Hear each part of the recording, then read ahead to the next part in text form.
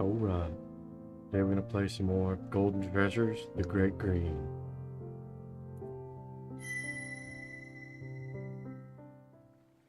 Assuming I don't die again, I should just have the third chapter left. Oh, I forgot to change the name of the episode. Why is it like that?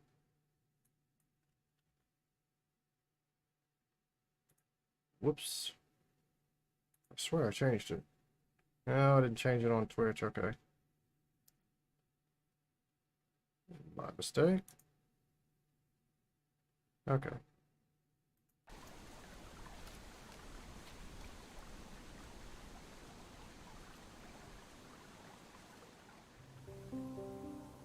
Oh, that looks different. That looks a lot different. Well, we know we need food, first and foremost. We can wait a day, maybe. Maybe two. That looks like... Yeah, looks like the no-tails have taken over the north side.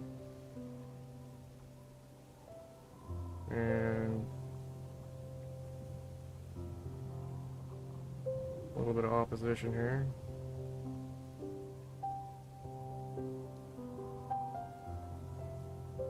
I wonder if the decisions of the last chapter affect that.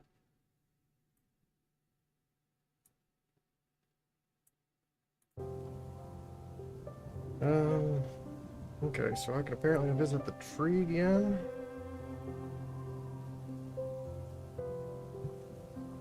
Which might not be the worst first move.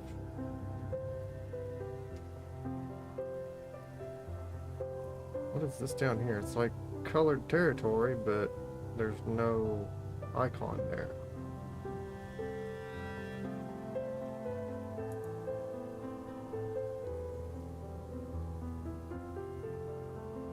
Well, that's annoying. Because the only one that isn't here is the one I wouldn't have minded fighting because they were not respecting my borders anyway.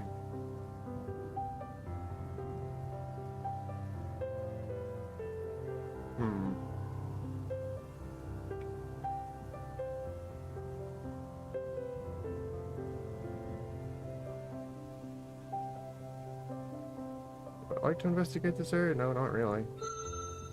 Yeah, I think I'll just go to the tree first. And then food, and then figure it out from there. Sacred Glen. Though your eyes see only a wooded hollow, your whole being can sense the deeper truth. This is a living labyrinth, tenderly maintained by the many subtle beings who have been drawn here over the ages. The essence lines of Earth herself converge here. Each pathway a vein or artery, coursing inexorably toward or away from the heart, where old is made new. That you have trod the clouds, you can bypass the maze and fly straight to the center. Only the worthy may stand in the glory of the living one. Dare you approach? Apparently we're not worthy anymore. We're 3 stats short, okay. Then no.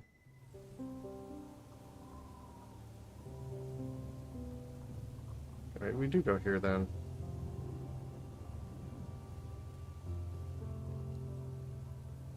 Maybe I have enough treasure to negotiate for some territory.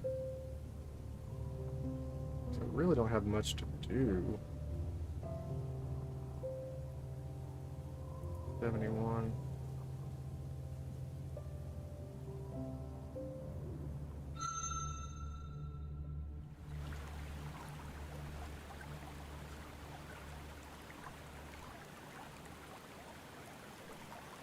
Is this the Riverwood? That bastion of purity zealously guarded by one of your own? Where's its kinlord scent boundary? Certainly things changed during a great sleep of turnings, but you never thought such a sharp transformation was possible. Why would Warden allow no-tails to build a hivelet here? Air betrays you with a shift of wind. It is fond of doing that, which brings your scent to the enslaved clan singers who guard this place. They begin yelling frantically. Danger, danger, danger, danger, danger. Help, help, help, help. You do not hear or smell any tailless nearby, though a few tree tails dance up the trees, startled by the racket. You could just leave, but with no tailless about, this might be a rare opportunity to enter one of their highputs and learn something from them. And who knows, there may be a treasure inside. Danger, danger. Help, help. Apparently, clan singers lose their minds when they join the no-tails. This is very annoying.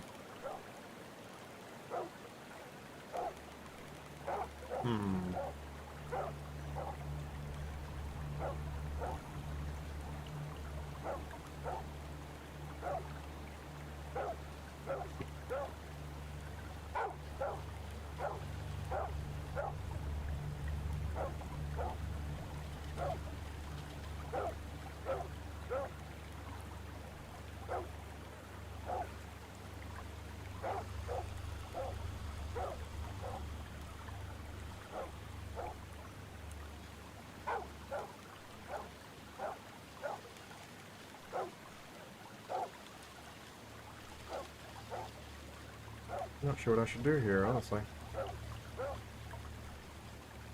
Try to sing for them. You're bad, very bad. Nimini. Foe of the gods. Yes, your blazing breath and sharp claws, your colorful feathers. These things are not part of the new way. Leave now and stay away.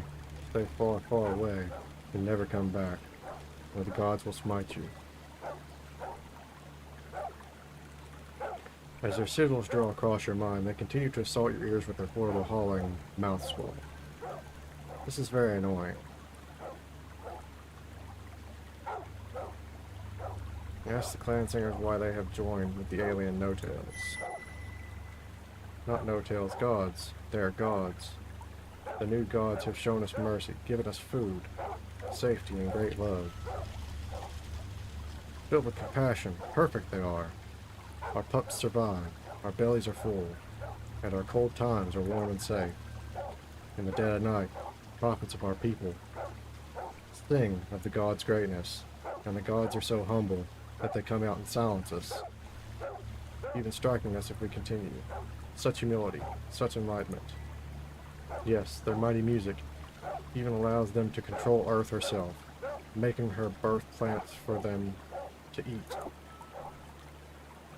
They can even fell mighty hillbacks without even touching them, bouncing sharp things into them from afar. We have sworn an oath, a mighty oath of binding. We are theirs, and they are our gods, forever. In 10,000 turnings, the Drac will be gone, slain to the last by the gods, but we will remain, and trust, and sacrifice. And even then, it will not be enough to show our love for them. Praise the new gods. When they attain the stars, we shall go with them, while your bones will rot in the dust. Earth and sun gave us nothing.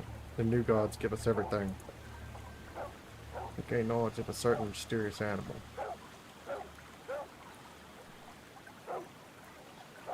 Okay, maybe challenge them.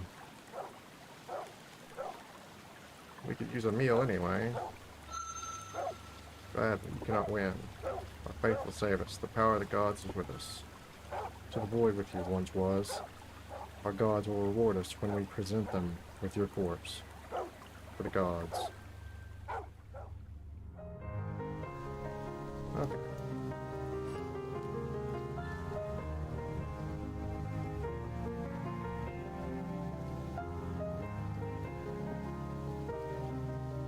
Do I have their info? Where are they? There they are. Not enough for their attack pattern. Oops, I knew I forgot something. Oh.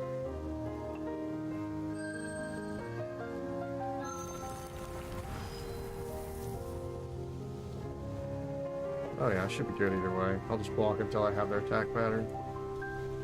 Shred. blue, red,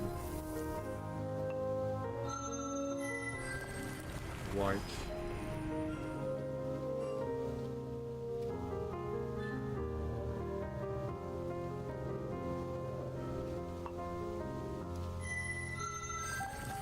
Red, blue. Is that what they're gonna repeat? Yeah.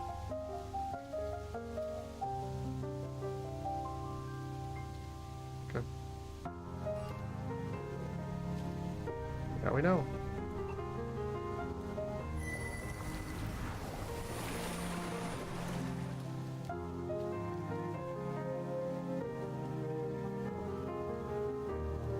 And then we finish with Power Strike.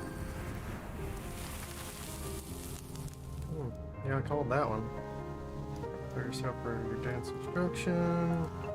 Here you start on your cycle. Red. Blue. So red, white, okay.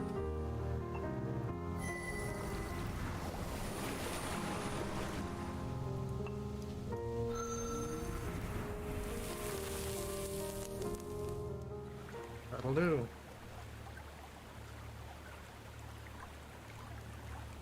Once clan singers have been defeated, they still cling to life, but can no longer dance. They have also stopped yelling, probably because it is too painful in their current state. Destroy us then, Dratkin. We will never break our oath to the gods. The gods will surely punish you for this. They will find you and end you with their incomprehensible music. They're unpleasant, or unrepentant and helpless.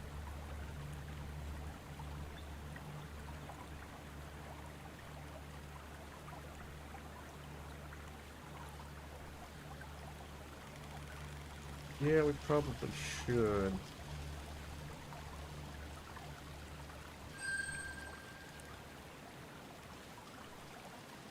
We've gained some energy. It constituted a fine light meal. Now, for the hive whip. It's been patience of fierce survivor. That's not the direction I was trying to go. It's rather dark in here, especially with your hindquarters blocking the entryway.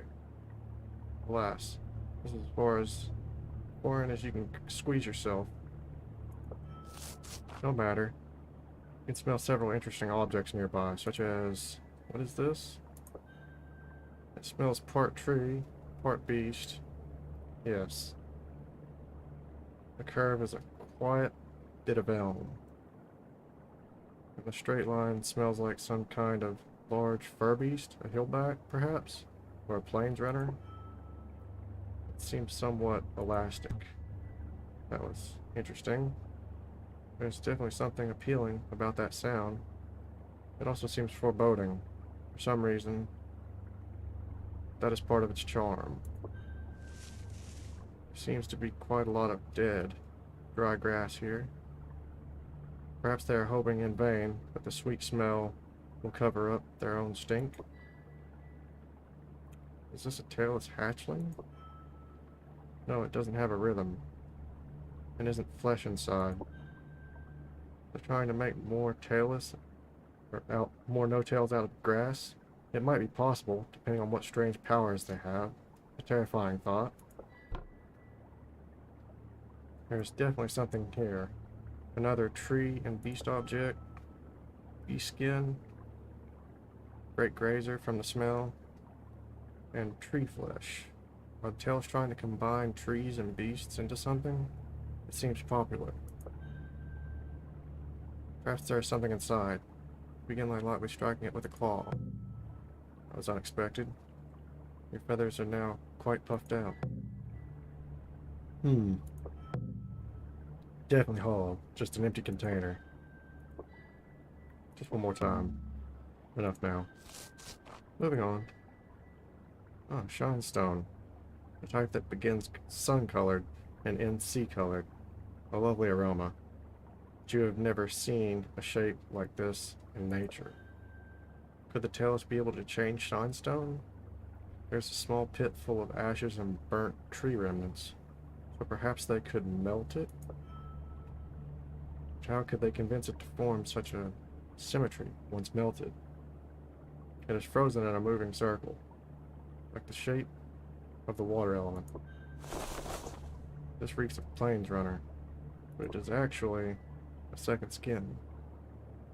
These are those slaying good beast pelts with which the tailless cover up their bodies. Obviously they do this because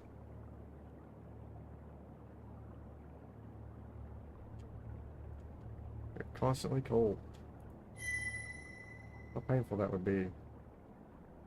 That would also explain why they keep fire spirits in the small central pit. They should learn the fine art of sunbathing, or just go warmwards, like the feather beasts in season. It's difficult to know what to make of these discoveries. The objects are too well used to be part of a trove, if the tailless even have those. You've gained knowledge of a certain mysterious animal. Still, perhaps they might have some value. The tailless, they return.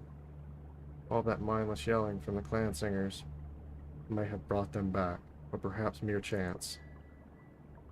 In any case, you still have a chance to escape. If you quickly leave empty-mouthed, you may escape unseen, but if you take these souvenirs, they will surely spot you as you go.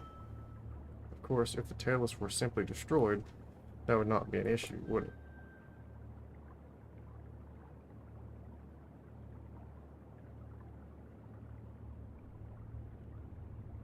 Let's see. Leave now quickly, gather up these strange things and return to your lair. Face them in a dance of destruction.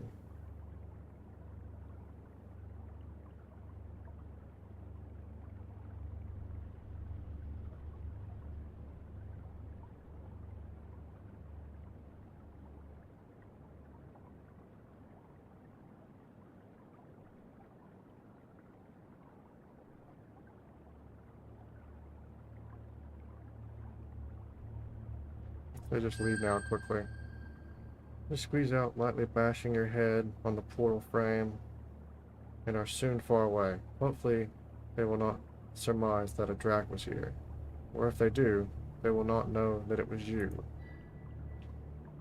You have not yet discovered Warden's whereabouts, nor why the tailless are so close to your lands. The trail leads coldward, deeper into what was once the Riverwood. Need some air and water mastery.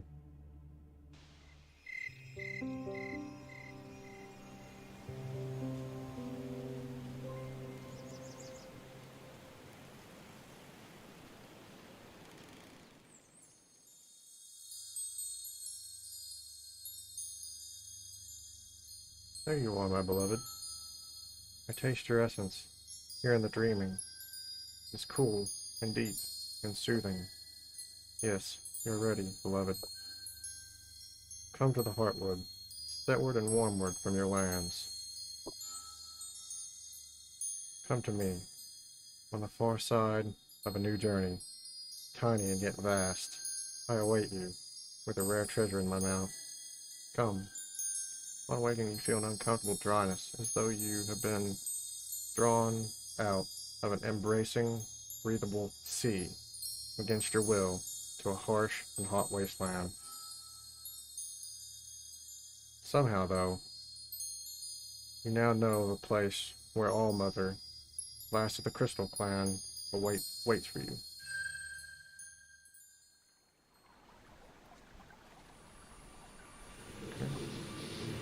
You're able to control your body to such an extent that you can alter your own scent. This doubles the time it takes for prey to sense your presence during stalking, allowing more time for observation and preparation.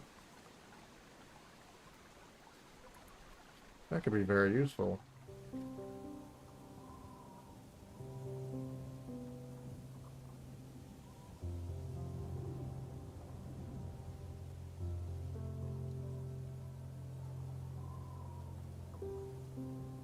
I think this is where we're supposed to go.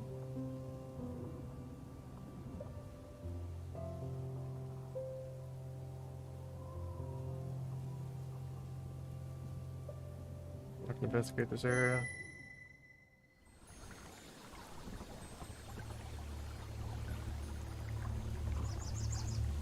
Is it dreaming? Is it waking? Is it even possible to tell the difference?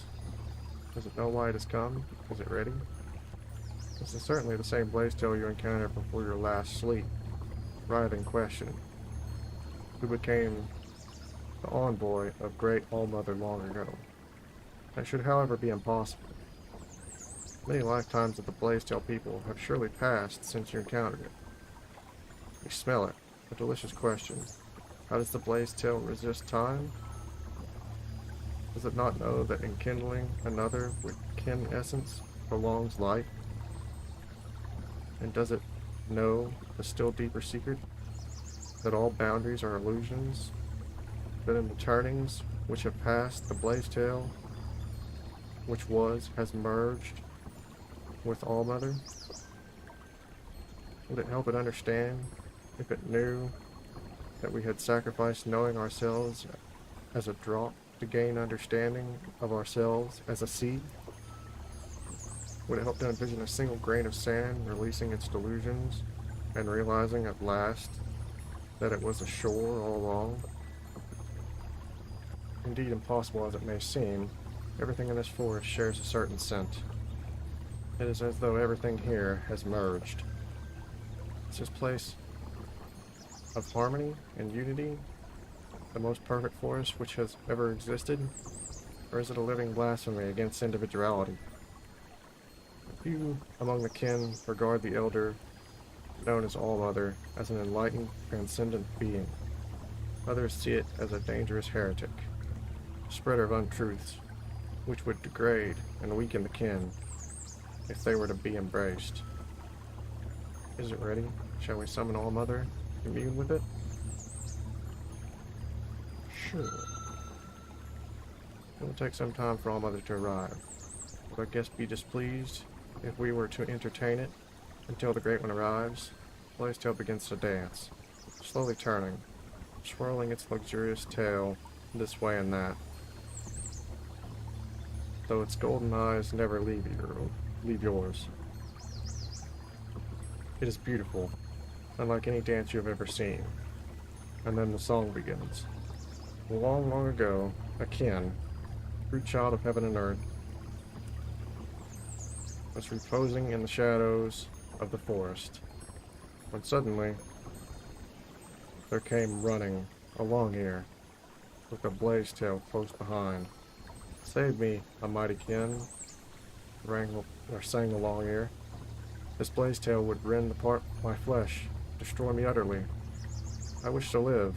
I wish to feel the wind in my fur, sun on my face. I wish to create.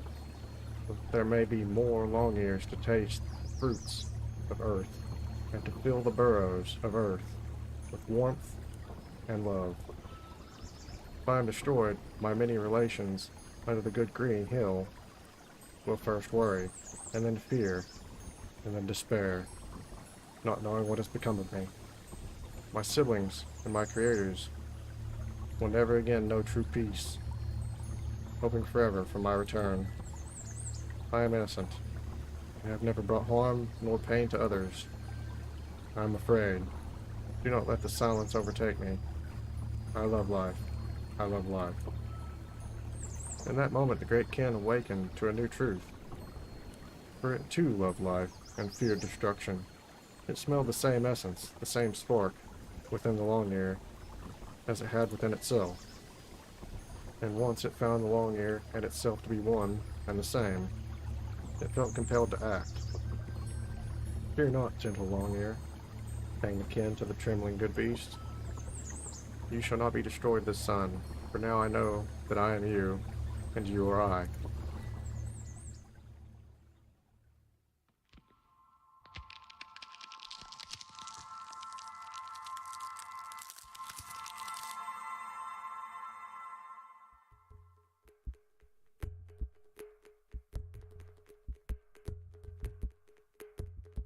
Place of beginning, many cells. All I, love all, as I.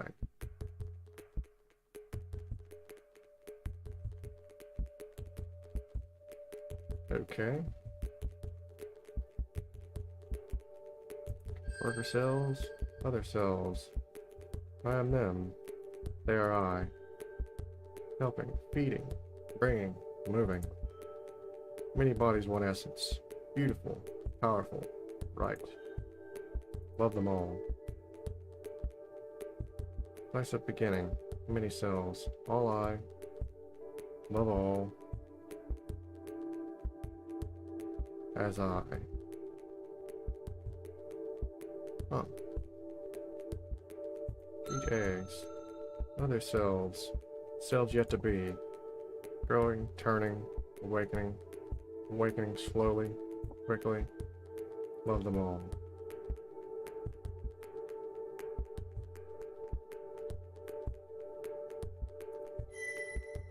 Care for larva. You've lost some energy. Children, cells yet to be, so many. Clean them. Comfort them. Feed them. They are I am they. Care. Love. Forever.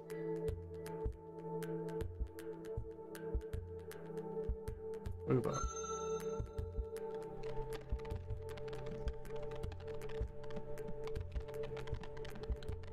She. Her. Part of self. Creator. God. Source of self. Source of loving. Beautiful. Perfect. Her.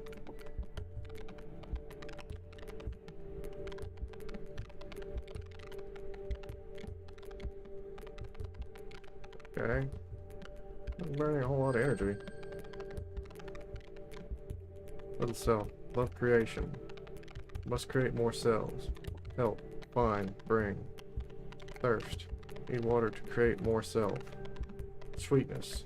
Need sweetness. Sweetness becomes essence of yet to be.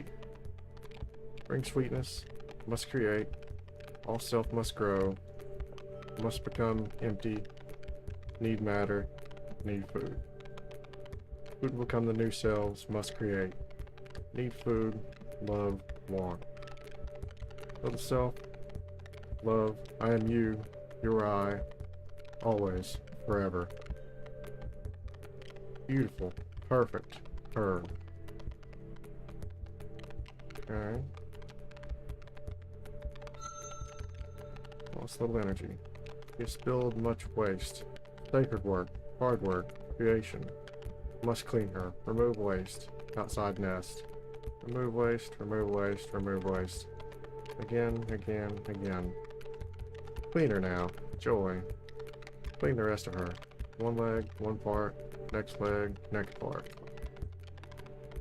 She is the greatest self. Her joy is our joy. She is clean. Joy. Joy. Beautiful. Perfect. Her.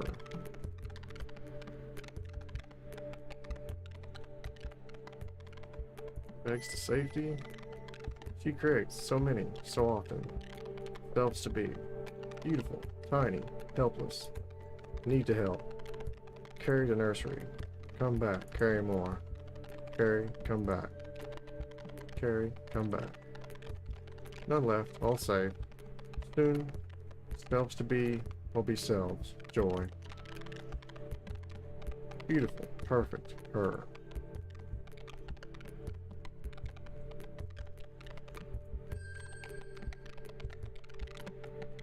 Little self, love creation. Must create more cells. Same thing I said before, but it still burned energy. Ouch.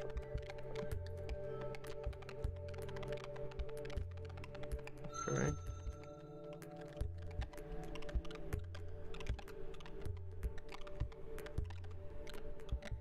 So many. So many cells. Keep moving. Keep helping. Keep growing.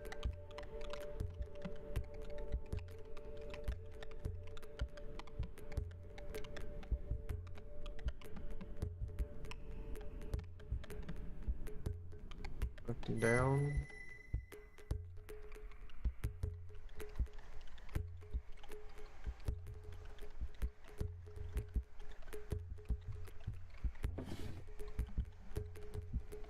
Explore, help, challenge, colony. Colony must grow, flourish, challenge. So many cells, so many. Oh, I just have a way back, or out?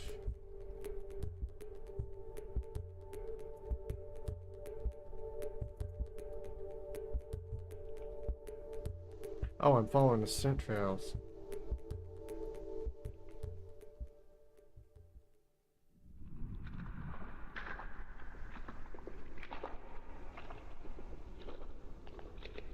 Beastling, consuming, becoming. Dangerous big child. Slow, resting. Good. Soft flesh inside. Can become food, but heavy. Hard biting. Stone-jawed child. Also juicy plant egg behind. Beastling stirs. Heart dancing. What to do?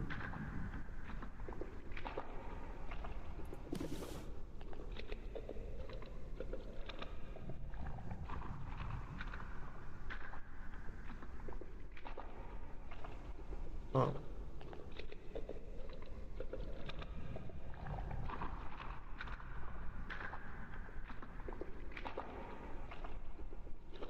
Well, that really depends, wouldn't it? Whether or not I have help.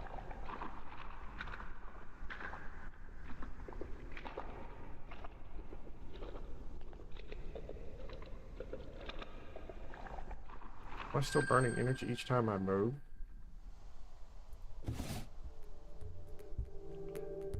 I am.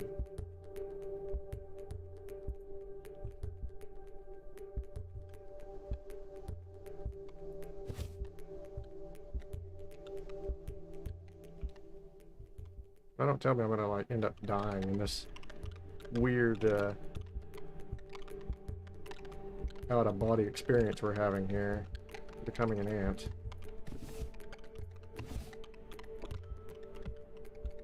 Get back.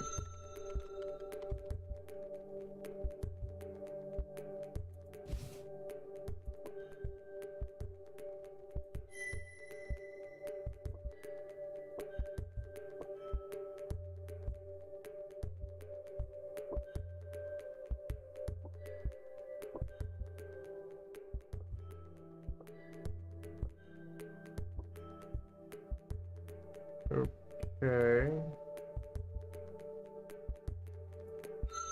How do I get my energy back?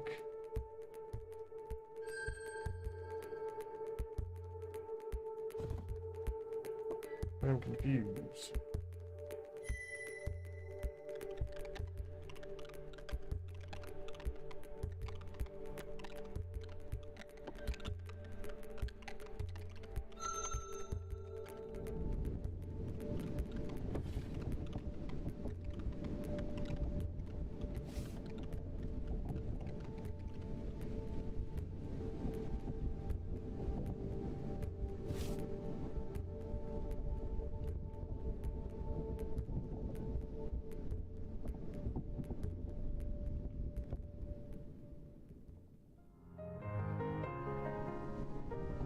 Okay.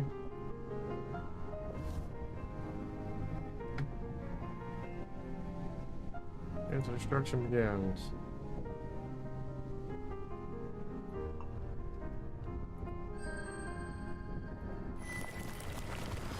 Attack me, dealt a lot of damage.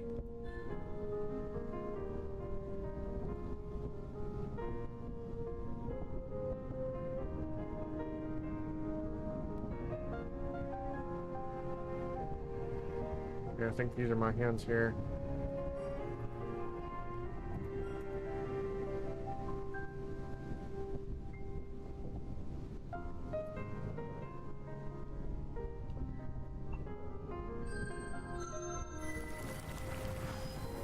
Okay. I don't know the attack patterns of the ladybug. So far, green, red. Green.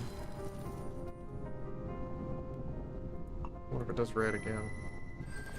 White.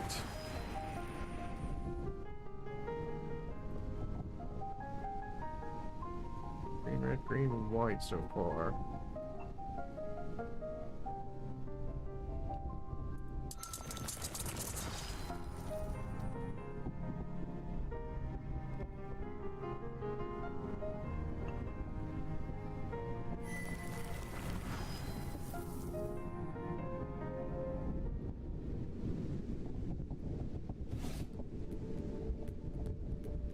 If it didn't feed me at all.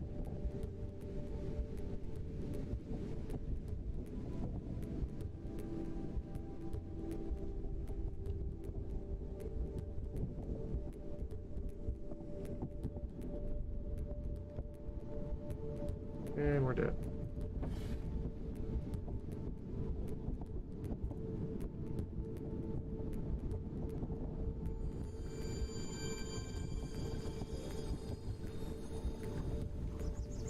Well, you open your eyes and yawn.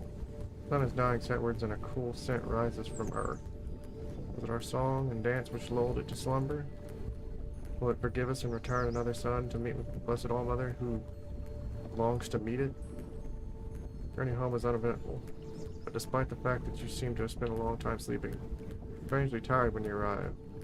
Sleep comes straight into your jaws, and swallowing it, you are at peace. Okay, so it's going to cost me a day each time I try.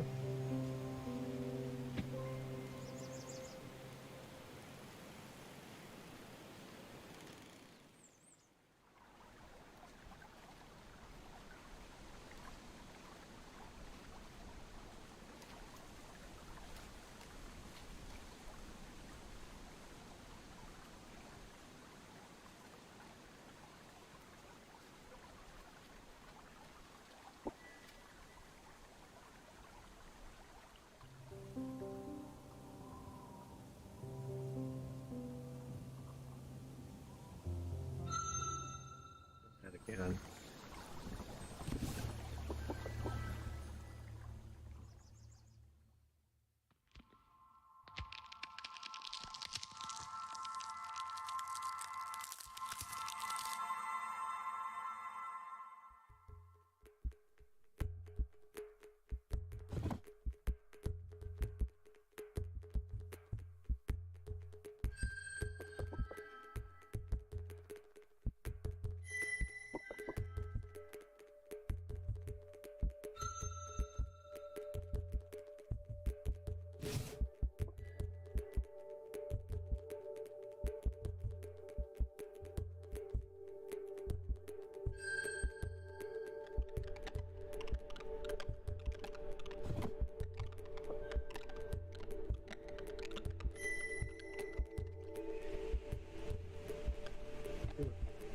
This way. If I find a way to sustain myself.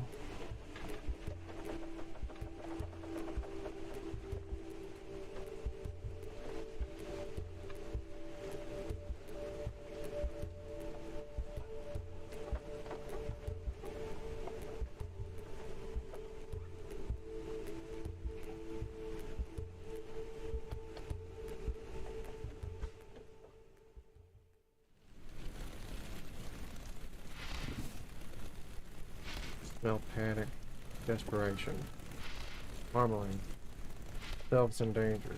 Feel their pain, their fear. Only two selves, marveling, large and hungry. No time to fetch more. Make free and dance, or escape as one.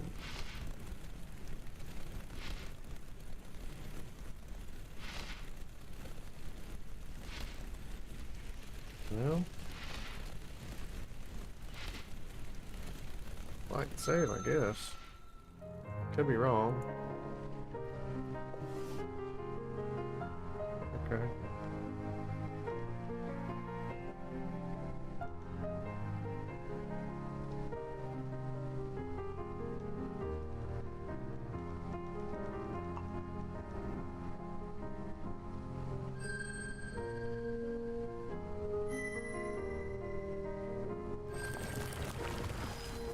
Serious damage to it, and it deals serious damage to us. Oh, but this looks like we're winning that fight.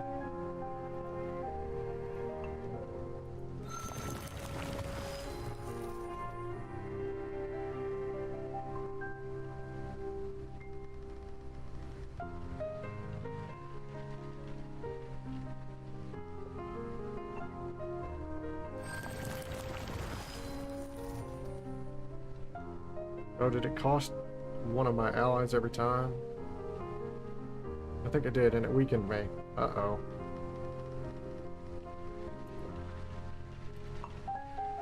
That's not good.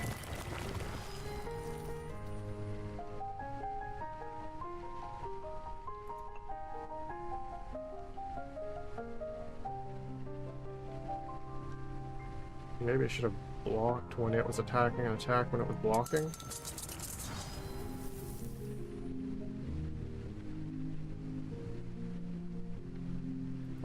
Careful near destruction.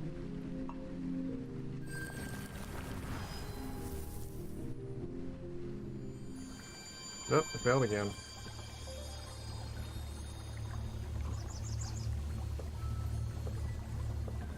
Oh, that's annoying.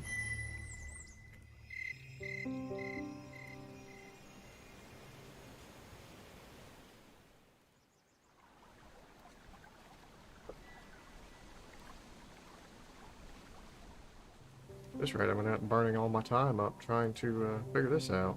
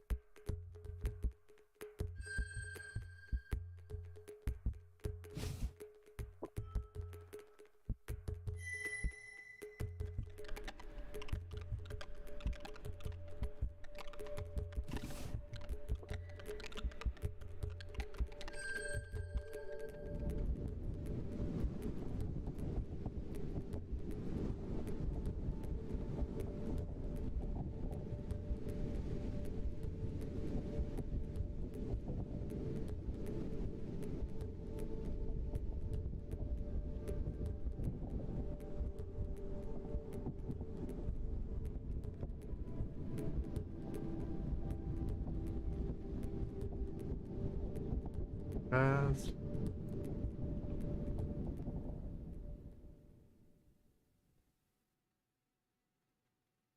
That definitely looks like it would work. Move forward, antenna lusting, sweetness, such sweetness. Tree egg, spilling perfection, enough for all. Trade itself will consume it with pleasure. So many future souls will grow. What to do?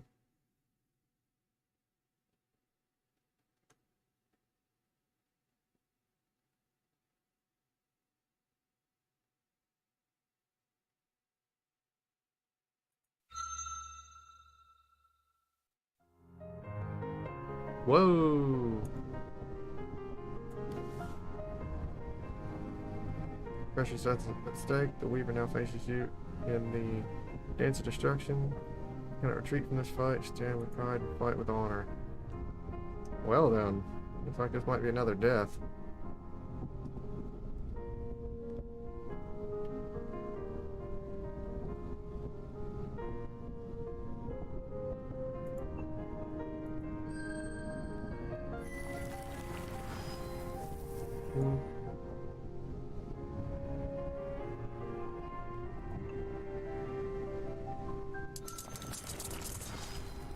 You're dead.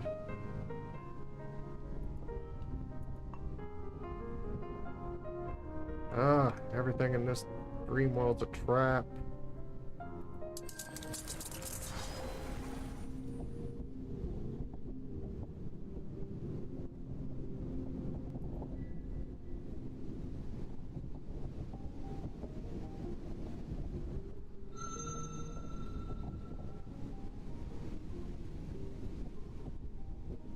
Red, green, blue.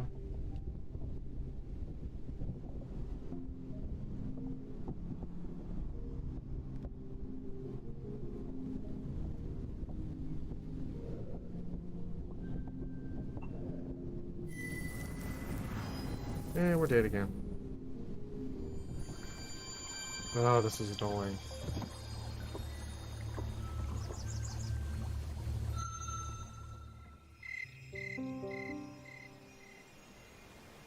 Being ant is hard.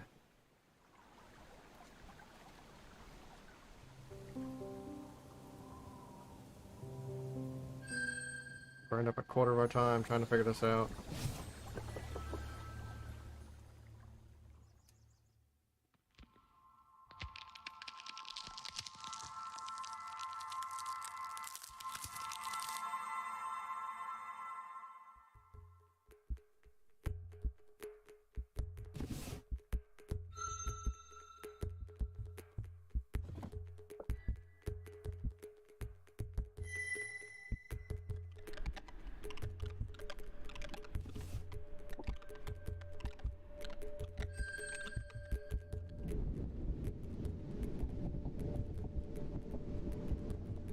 And I think no matter what I picked for that, the spider would have came out.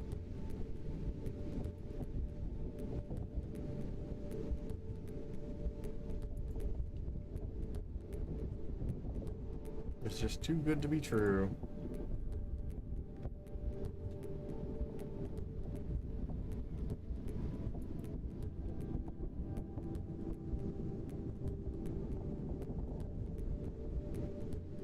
Weaker scent trails.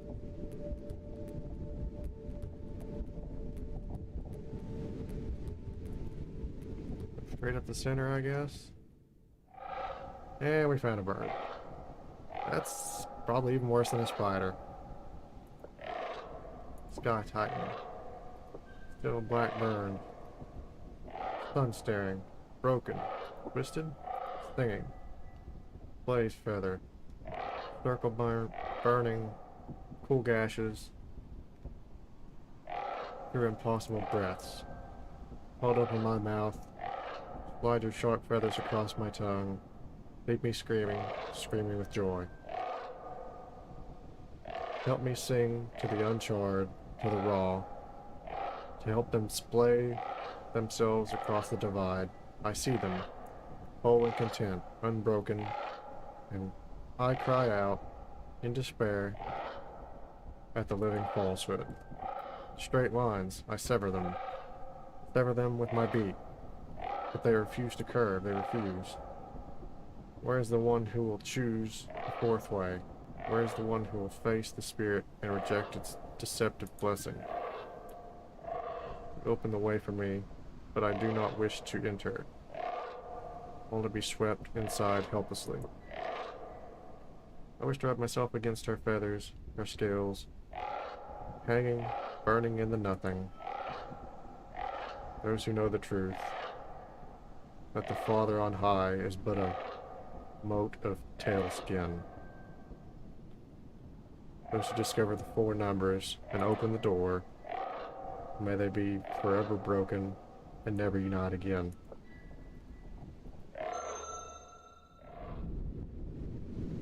Okay.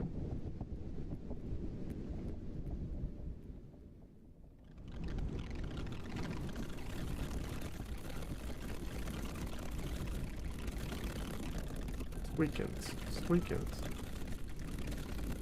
Living sugar falls. Stroke their sides, taste sugary, sweet sweat. Underside, huddling tide, sucking tree blood, losing perfection. But danger, fairy back prowling, ruining, gluttning sweet kin flesh for just one, leaving nothing for the many.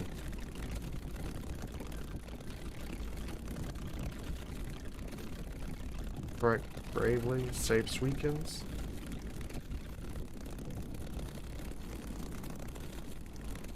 Sure. I have beat one of these.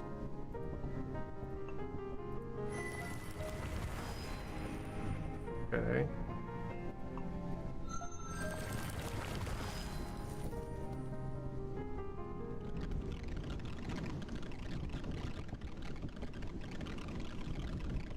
Victory.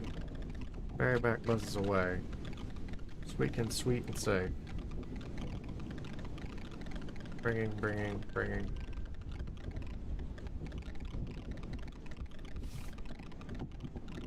Sweetness enough for all. Protection, safety for sweetkins. Sweetness for cells. Benefit for all. Flourishing and prospering.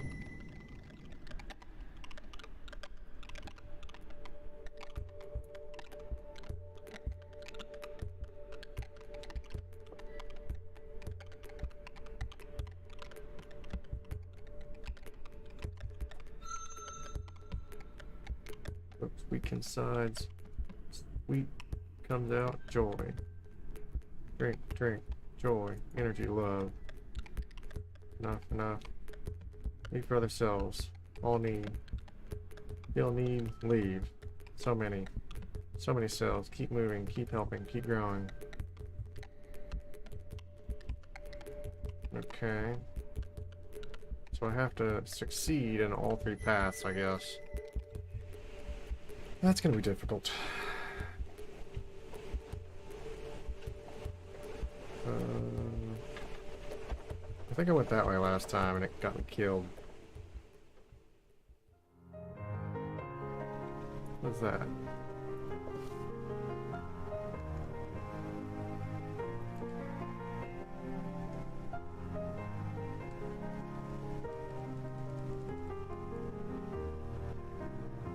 I think it's going to use air.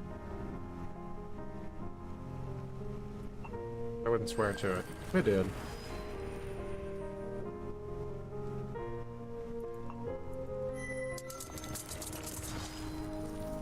Injured.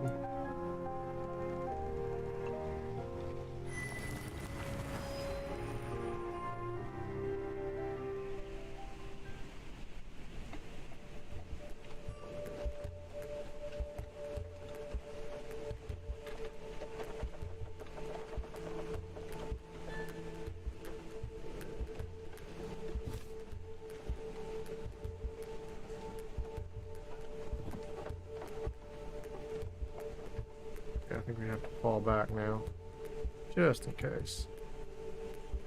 We don't want to cost ourselves another life here. I think we just healed.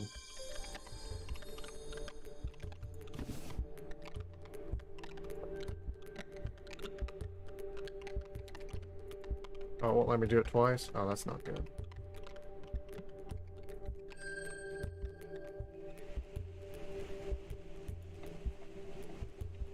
I know if I'm fighting a big opponent, I was going to have issues. So we got right.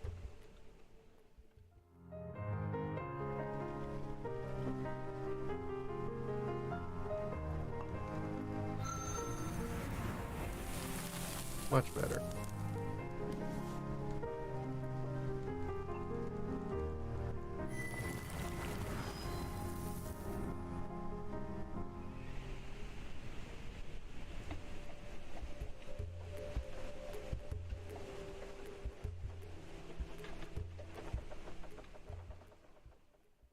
They both just loop around at the same place? Oh, there you go. Something's already dead. There's a lot of dead ants there, though. Meat hole. Fallen Sky Titan. Ripped silent. Still much essence, much flesh. Flesh for strength of many. Strength for suns and suns, moons and moons. A shredder nearby. Watching. Waiting. Flavoring. Hungry. Scythe claws, razor jaw, very dangerous. If I'm alone and it's very dangerous, that's just asking to get killed. Yeah, we'll just leave here.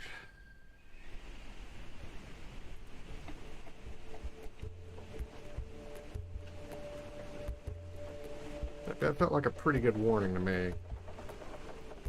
Like, hey, this is very dangerous. Slow energy.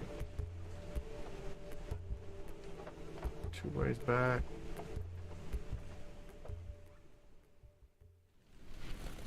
Leads to this again. Okay. Smell panic, desperation.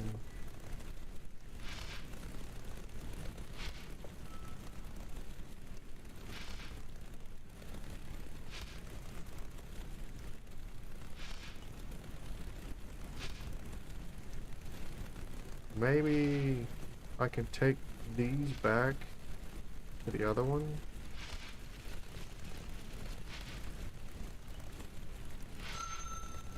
Carry yourself as more. Carry yourself as most. Self can make more cells. Ignore the cries, the overtaking on existence.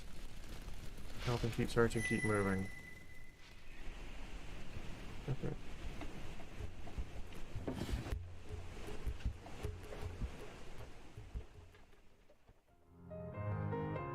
It's just me still. Maybe I have to figure it out. It was just a cycle of green attacks though, so I had another way I thought of beating it, but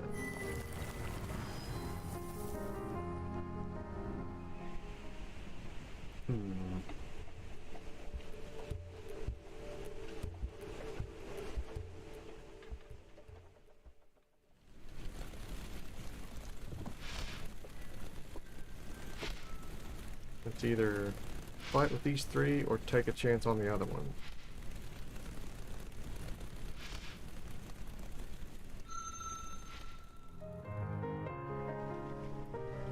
Okay, so I think we started with brace. They brace too. Okay, well that's unfortunate. I was doing a cycle of brace and that.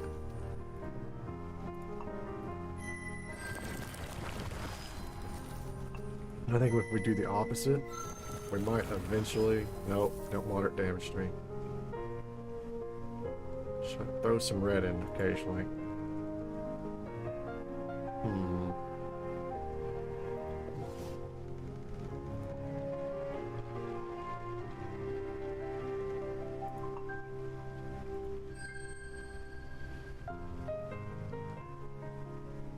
Maybe I just run blue?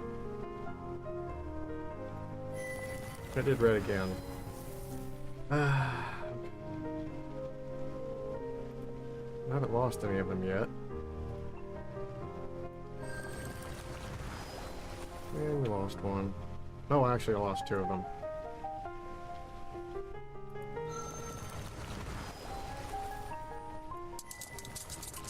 That's not good. Holding out for it to do a red attack again. It is not. There we go. But it still dealt serious damage to both of us.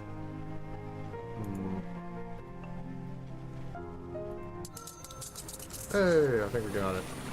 Ooh.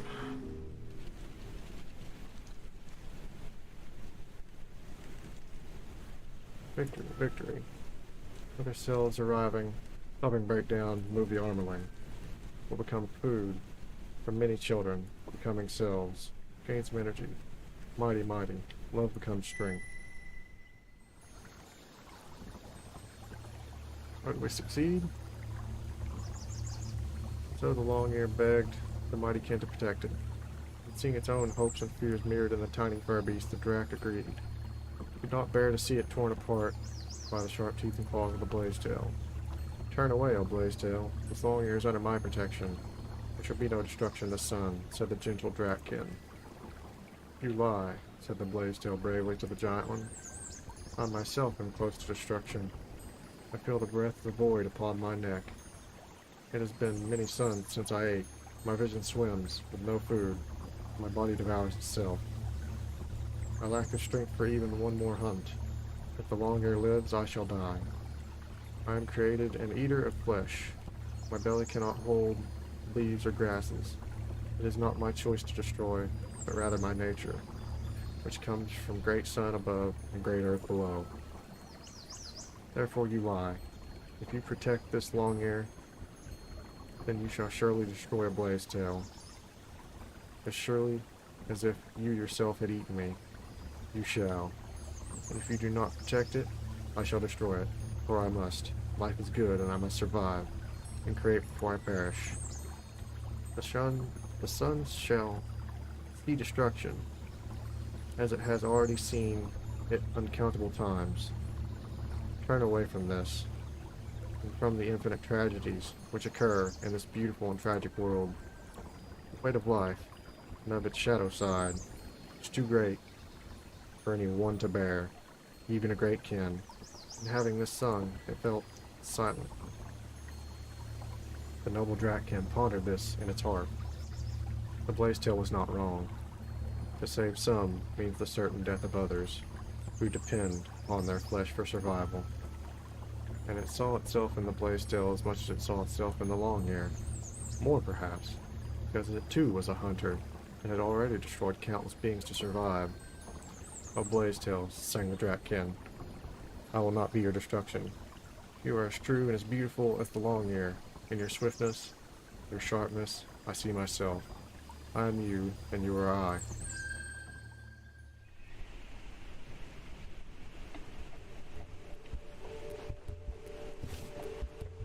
Okay, I guess we're back to being the ant. A very hurt ant.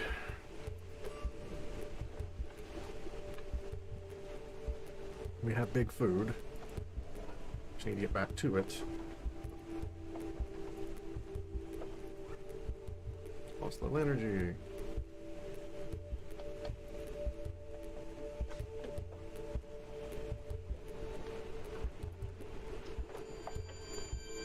Okay. Didn't fully heal me.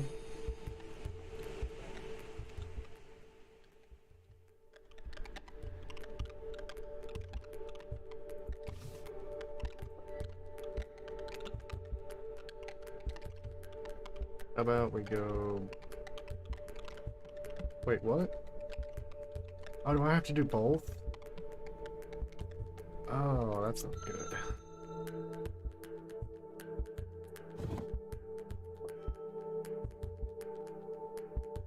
I wonder if this will heal me.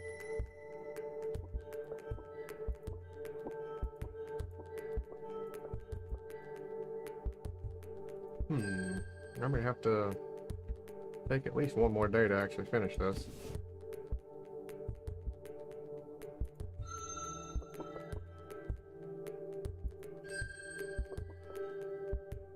So I didn't get the recovery I'd hoped for in energy and in life. But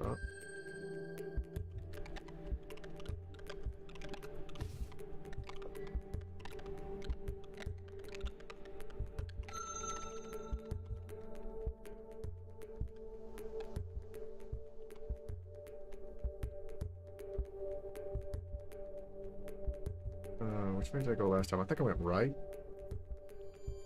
And it got me killed, so awesome.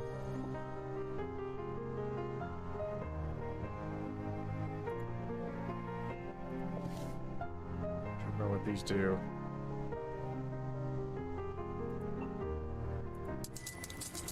Air.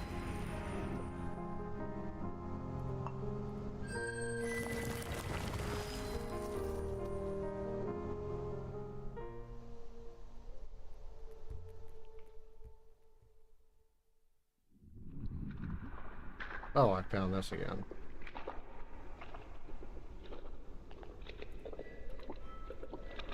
I think I just left it last time.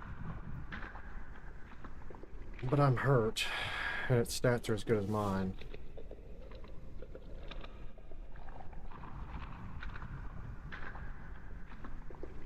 It's tough.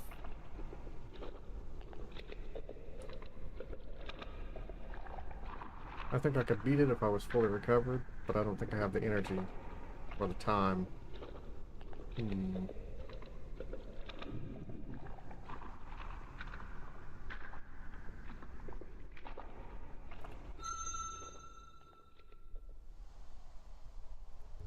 Unfortunate.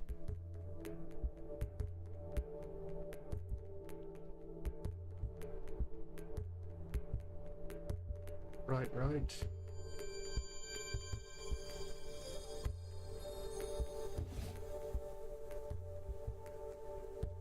Right?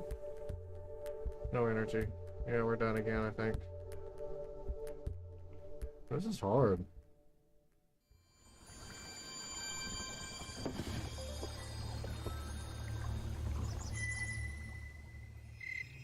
There's no way someone could actually finish this in one go. No way.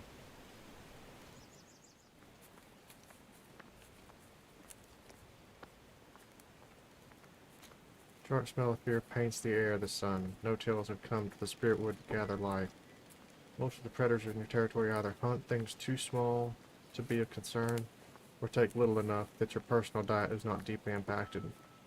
New hunters, however, are different. Able to slay from a distance, give their quarry no chance to run or fight. They visit frequently and harvest many large good beasts each time. None of your favorite hunting grounds will soon be affected.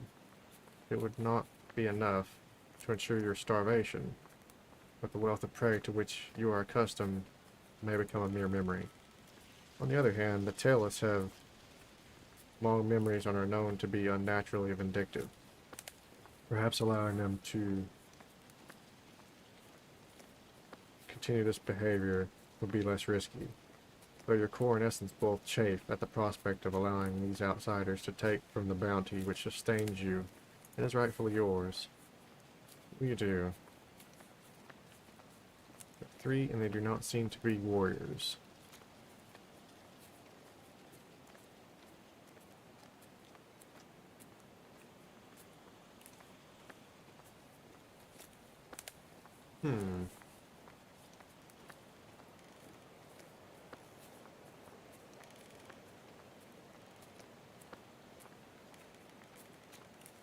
Let them wait, but let them live. The flame belching and deafening song of challenge is enough to set the food thieves fleeing away, leaving some of their gains behind. Nice. There's no point in leaving the good beast's bodies to rot. You enjoy a nice meal. Hopefully, it will be wise enough to inform others of their kind to look elsewhere for their prey. Time will tell. But for now, the spirit wood is yours and yours alone. And we got a backdoor compassion reputation. Okay.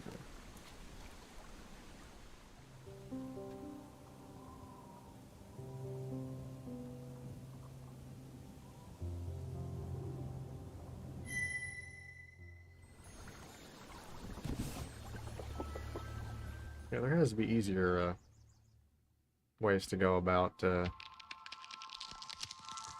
gaining an ally. This is pretty ridiculously hard. Okay, go back to full energy, full life. Maybe we go quickly for the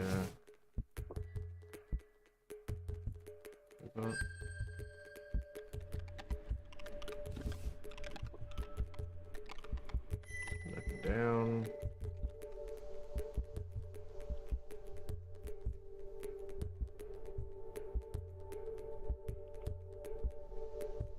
Now I think we'd make an attempt at it.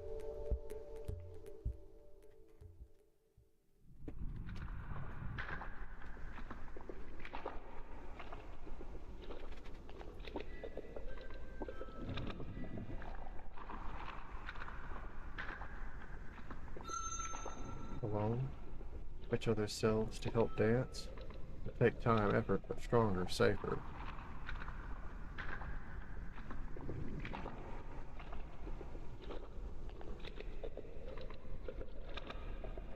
That's a few, I think. Other cells work together, dance strongly. Whoa, I got 4 this time.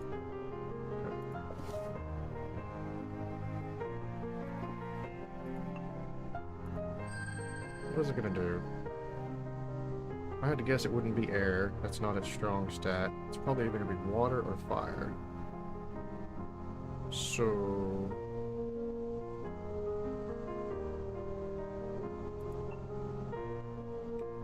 let's see. Water's the safer choice. Because water versus water is a draw. Well, actually, it'll be above because my symbol's much stronger. Yeah, let's just go with water. That use green, of course. Oh, well, that was effective. Just did green back to back. Whatever. I'll take it. And it's finished. Peaceling, silent, empty. Juicy sweet plant, egg, still here. Smells sweet but also strange.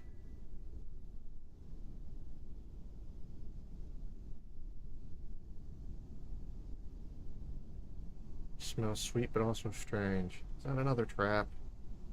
It feels like another trap.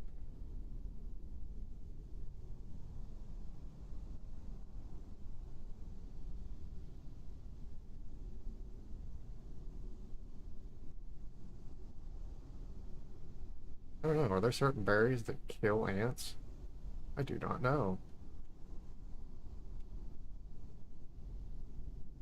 I don't really know that much about ants. Oh well, guess we're gonna learn. Juicy, sweet, tasty. Tasty, so why pain? Pain, darkness. Stay away, other self. Stay safely away. Bad, bad fruit. Wow. Okay. I was right. It's a trap. Wow.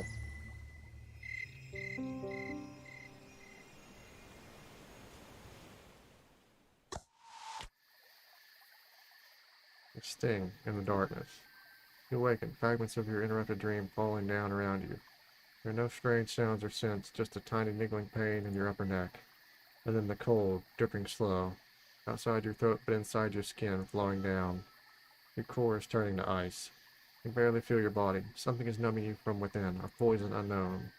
You twitch, scraping your head against the wall until something falls away. A tiny claw. There's some kind of fluid on it, which smells like a well-crafted insult to life. This will not stand.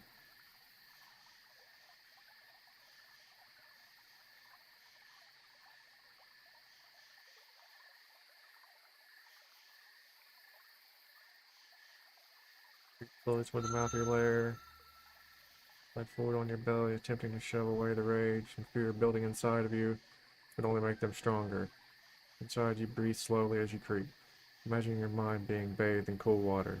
It's dark, but all of your senses are open and clear. Even so, you just barely notice that some kind of strand, like a thick piece of weaver web, has been laid across your lair entrance, a fanged height above the ground. Following carefully, you step over it, arching your back so that your belly does not disturb it. Once you are well out of the way, you trip it with your tail. There's some kind of forearm made of severed, sharp, twisted tree flesh. Had you not been moving with water's own clarity and grace, those awful claws would be embedded in you. Okay. Alright, now they're just asking for it. I tried to be peaceful. The screen is alive with the usual sounds. The singing of tiny beings, leaves brushing against each other gently in the breeze. Your enemy must be very skilled to tread the delicate surface of night without disturbing it. The moon is thin and veiled. Your eyes will be of limited use. You flick your tongue out, tasting the wind. Small traces of tree tail and various small feather beasts linger in the air from sun time. You can taste a few tiny beings of the night, placed with a bit of shrieker drifting down. A denser smell, the tang of the great lumber, that is no surprise. They often amble about in the darkness, hunting, resting woodstriders and smaller night beasts. And then it hits you, borne on a gust coming up from warmwards. No tail. At least one of the tailless is nearby. Absolutely nothing else smells like that. There is an even more interesting zest, the scent of a kin. Certainly that would be the biggest threat. This must be investigated. Huh. Are they working with one of them?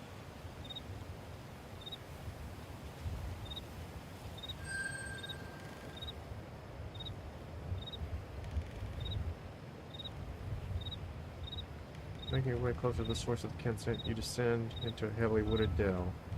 Trees crowd around, anxious to bear witness to your vengeance, no doubt. And the scent, it is an emerald kin, and hiding just inside this rather undignified hole you approach has been very quiet, and from downwind, of course. What will you do?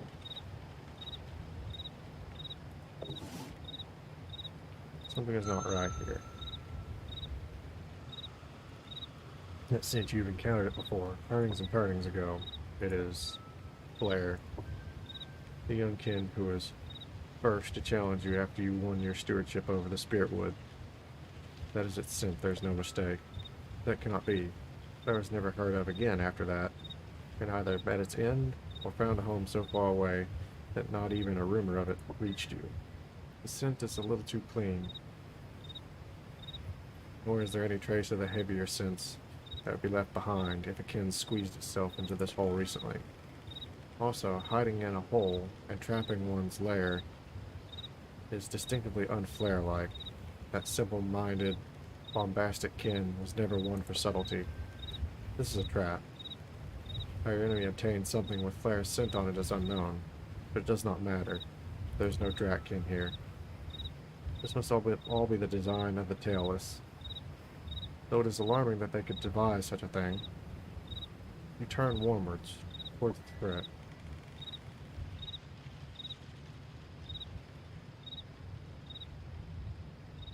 The source of the other scent rests here.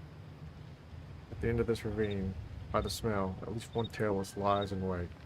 As you approach, a sudden stampede of stone charges down the slopes at you from both sides. A trap, and mighty enough to cripple or even destroy you. Can anything be done? Dodge and fall like a stone. Flight is impossible. The ravine is too narrow to spread your wings. You twist your body this way and that, dodging the oncoming stones. Dodging hundreds of falling stones in the dark would be impossible for most, but you move with air's own elegance. Slithering between the crashing rocks, you squeeze yourself beneath a small overhang within the ravine. Parts of you still get stuck, but damage is light. This was very close. This was a trap made to destroy Ken, and only your incredible speed and clear thought saved you. At the end of the ravine, you discover a heavily soiled pile of huge tailless second skins. It was nothing but a decoy. Both of the obvious clues led to traps, which leave you with only one possibility.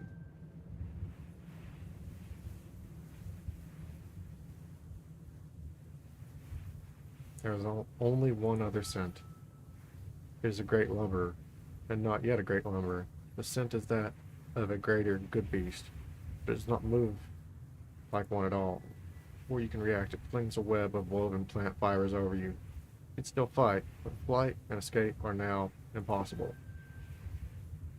Only by destroying this knot of lumber will you end the terror of this night of destruction. The dance most grim begins.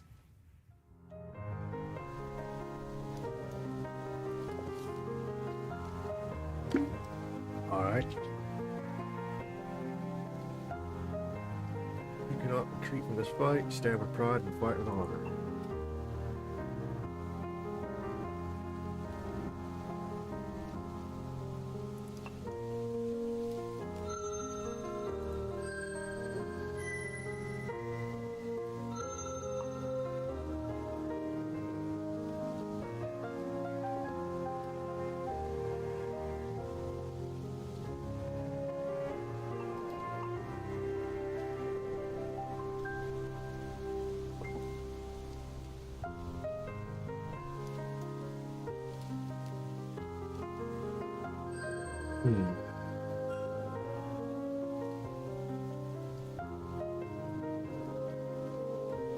Not sure what to do against this one.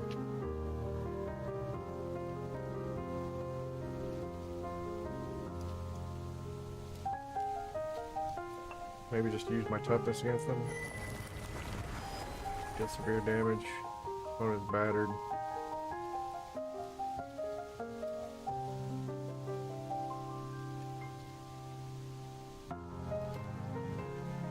So weaken my fire. That's fine.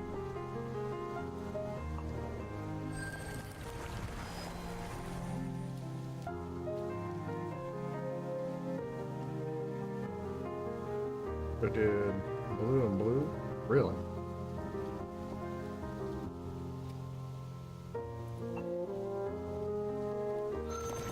Green.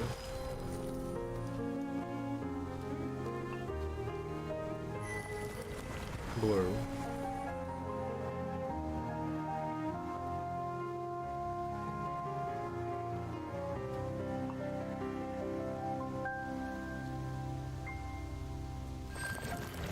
Green.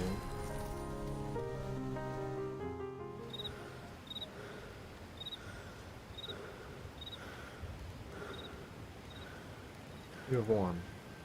Red is over. You will live to see sun again. There was a tale us all along. All the traps, all the suffering came from a simple no-tale. He went so far as to bathe in the essence of a great lumber and wear its skin, that you not suspect its true identity. Doubtless your recent actions against the no-tails caused this. It was their revenge. No matter, this wretched, not even a beast, dared to make a mighty kin its prey.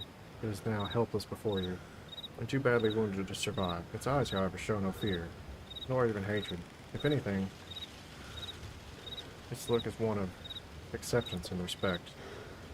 You can only hope you never have the ill fortune of facing such a clever and strong-souled enemy again, as long as you live. 2 hidden options. Manipulate the minds of others, only have the power to heal wounds.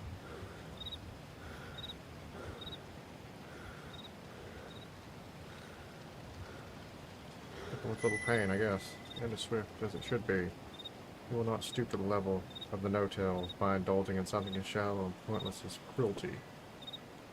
To earn your reputation as a fierce survivor among the kin, you do, however, take your time, enjoying its body once it is quiet. That salty, oily taste is exquisite. Gain some energy. By sunrise, the great green is abuzz with the news of how you survived an especially vicious attack from a deadly foe and feasted on his remains.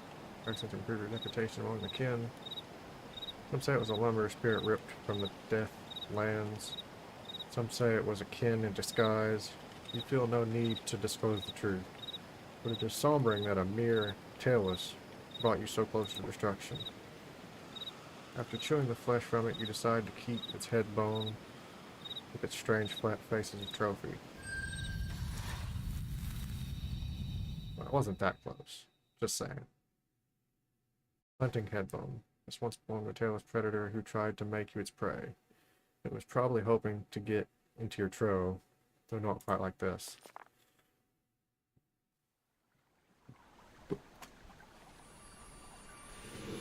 Seven great fire. You now fall into a holy rage for the remainder of the fight. While in rage, you feel no pain, being immune to mind tricks such as hypnosis, and receive a temporary bonus to your strength. But can only use abilities of fire? Is that what that said?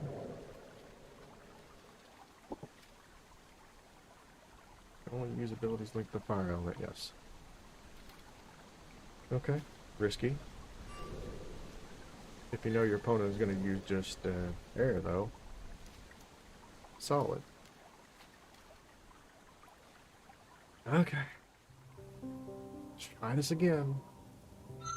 Without eating the poison fruit this time.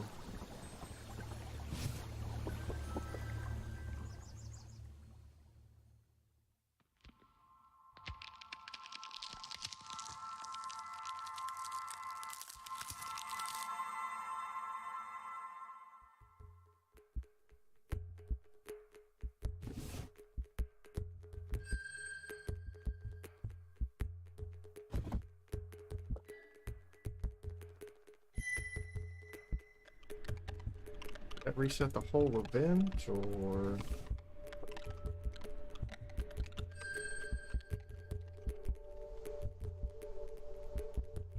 I think only the completed parts stay, unfortunately.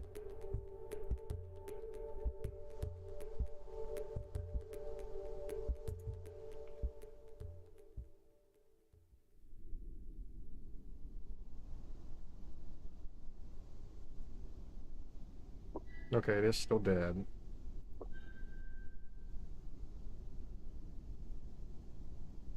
Not consuming the plant egg is a terrible idea. Lift, carry. Heavy. So heavy, but strong. Other selves help. Carry, carry. Finish now. Little becoming selves fed, but need more. Much more for her. Her source of self. What do? Leave that alone. Do not want. Let's see if there's another path.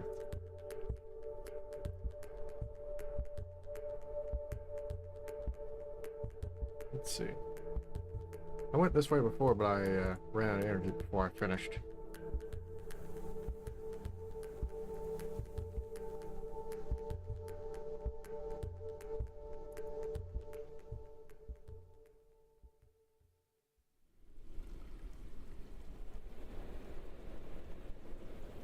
Okay. Water close. Container fresh coated with cool cleanness in the breeze. Sand pits here, many, deep. Can go through. What to do? Okay. No, the pits are bad. Something in the pit.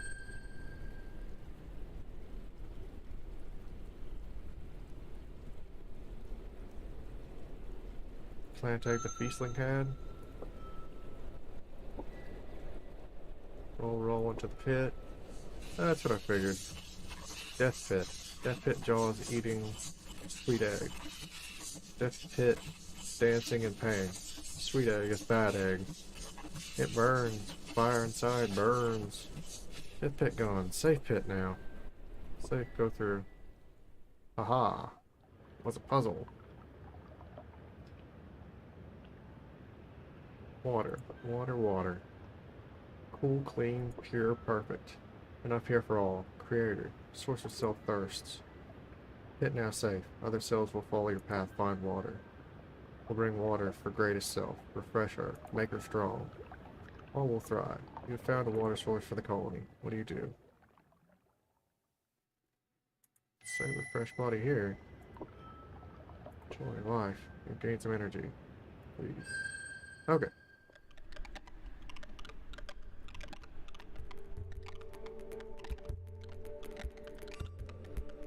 Have water, not tired, have sweetened. We just need more big food from the center. So unfortunately I do have to find out what the other option was.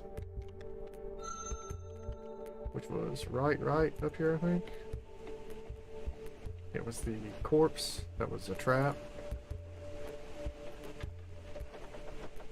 Maybe now that I cleared the other one, I'll have more backup over here. I hope.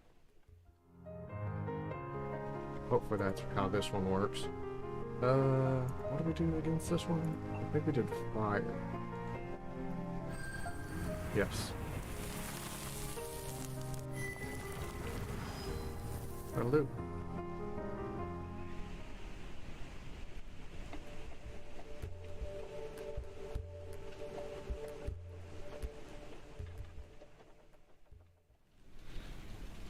Okay.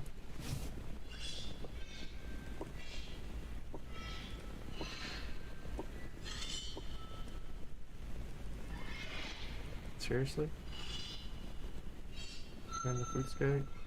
Deadly shredder, tall, thin, lonely body, shape to destroy. Dance alone, fetch other selves to help. Definitely fetch others.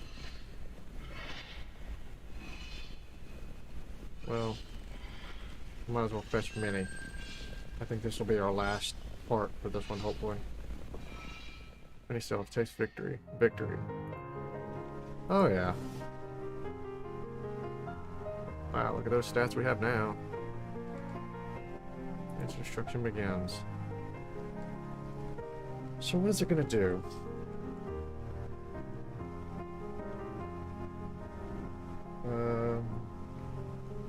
Probably wind.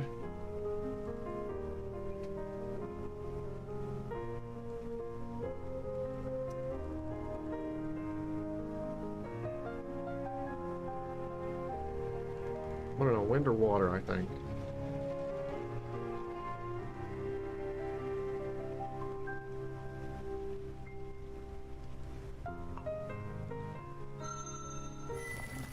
Fire, okay. What else? Fire, earth. Wind.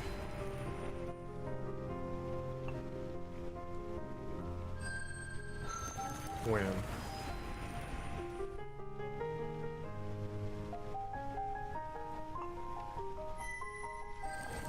Water.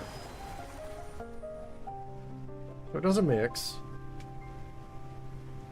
I don't know if there's any pattern to it.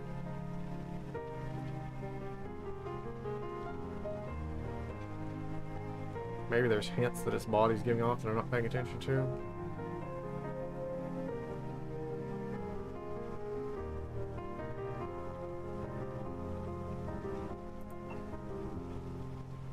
Arms in, maybe block, maybe green.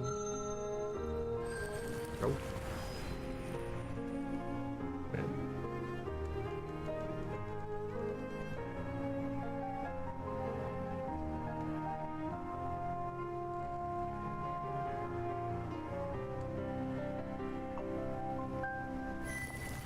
Fire.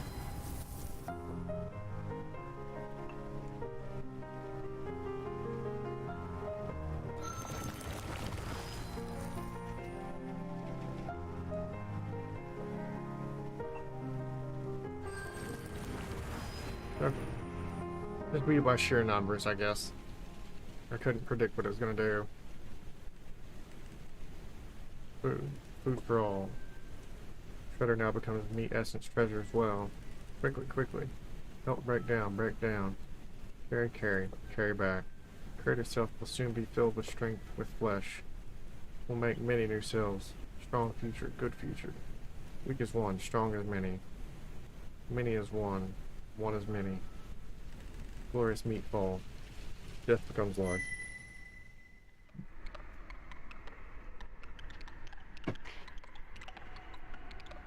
Quality thighs. We are. We are. Creator self swells with life. New selves coming soon. Tiny life poetry goes on. New beginnings. Bridging was and is. Fear, terror of many. Sweeps in on the wind. Pungent, alarming. Return to colony. Help selves. Titan. Titan. Danger. Giant. Fearsome. Living disaster. Creator self. Selves yet to be. Other selves in danger. Falling. Dying. Colony must be saved. Fight. Fight the Titan. Join together. Become greater through sacrifice. Many are one. One are many. Not retreat from this fight. Stand with pride and fight with honor. Yeah, this won't end well.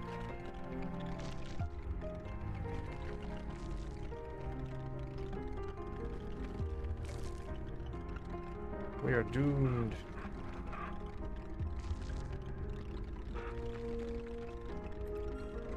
Maybe it'll do the same moveset? Did I ever even finish their moveset? I did not.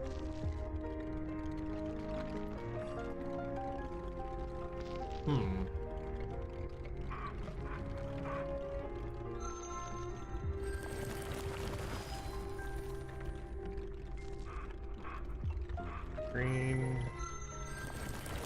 Green.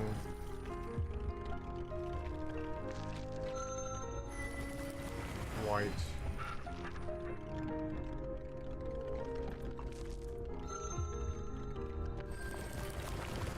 Green. White.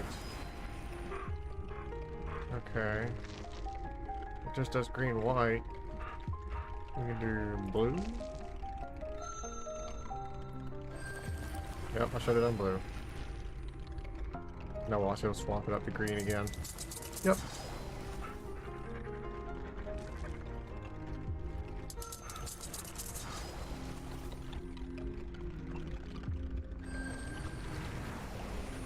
Not that we stood a chance to begin with.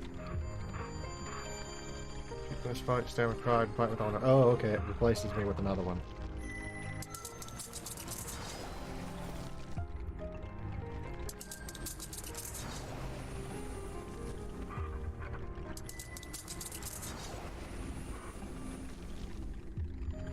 Alright. Starting to beat it down. White.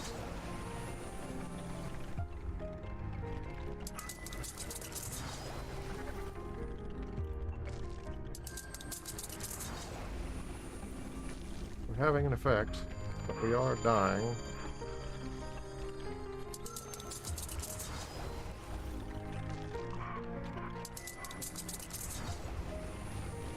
Still counts as a win for them because they have so much more power than me.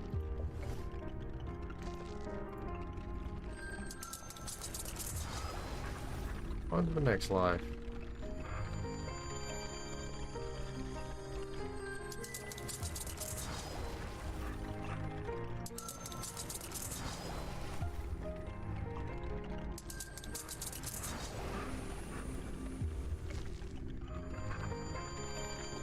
Huh? No serious damage to me and moderate to it. Moderate damage to the Titan.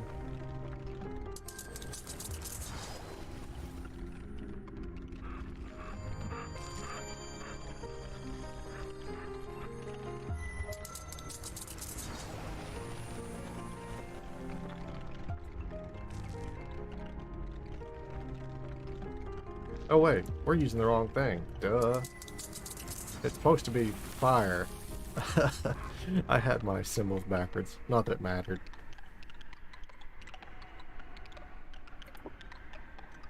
over, danced away, calling us safe. Self body wounded, broken, but still self.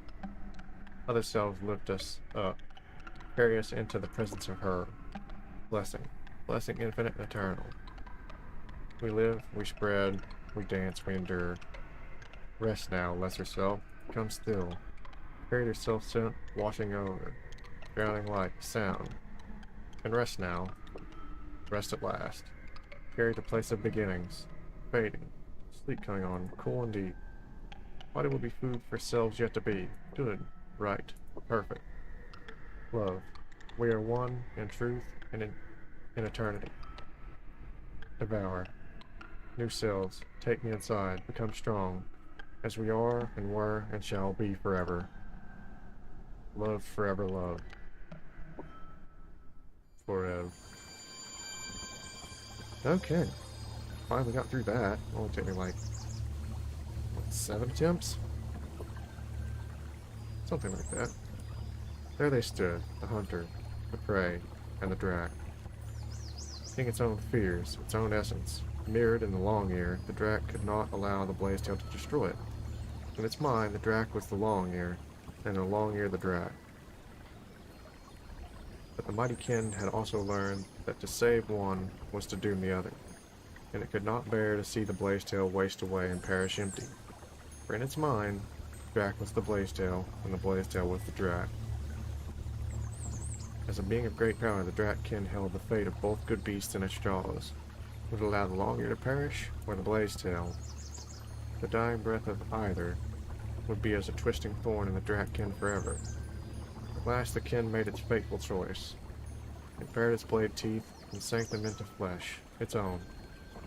It tasted its own essence, carved out a generous portion of its body, poured away, then placed it on the cool, good earth before the blazetail and blessed it, and sang, "Take this, my flesh, O blazetail, that you may live and thrive, and you, long ear, depart in peace, and partake of the endless green forest without fear. I have chosen a third way, and though my form is diminished, my innermost self, essence of essence, sings with joy and health. For I am you, and you are I, and we are one forever." So ends my tale. The Dratkin had dispelled the great illusion of separation. It had seen that all things which appear separate are in fact part of a greater whole, collective, eternal, and immortal. To all beings that encountered it was a loving creator, giving health, life, blessings, and wisdom. All beings were as its own, hatchlings, whether small or great. And so it was that Drac was named by those it encountered, nurturing birther, creator of the great oneness. All-Mother.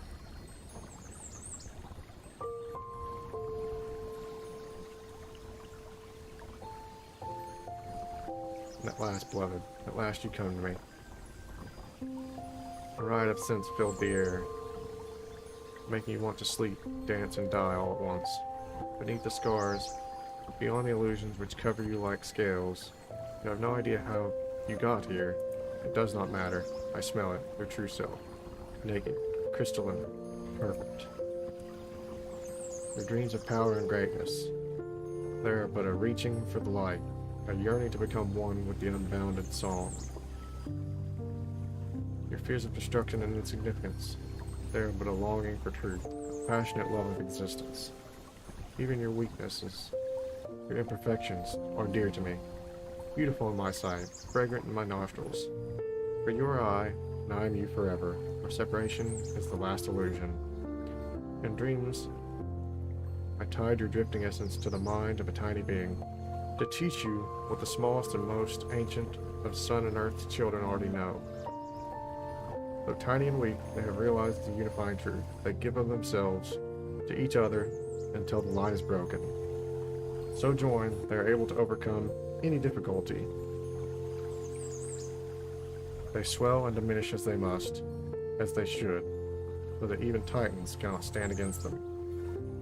It has been sung among our people always that cooperation, the binding of ourselves to others, is a degrading weakness, that it allows for the survival of the weak, and encourages sloth of the mind and essence. We are lords and strong, and hold fire in our throats, destruction under our claws, We were meant to be alone, strong rivals to all those. So it is sung. But this is a blindness, a stain on our spirits, a lie.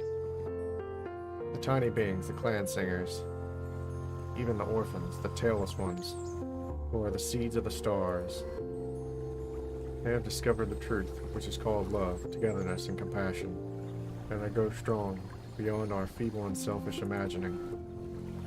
They are destined to rise. The orphans shall inherit the earth, and we alone, giant, shall be no more.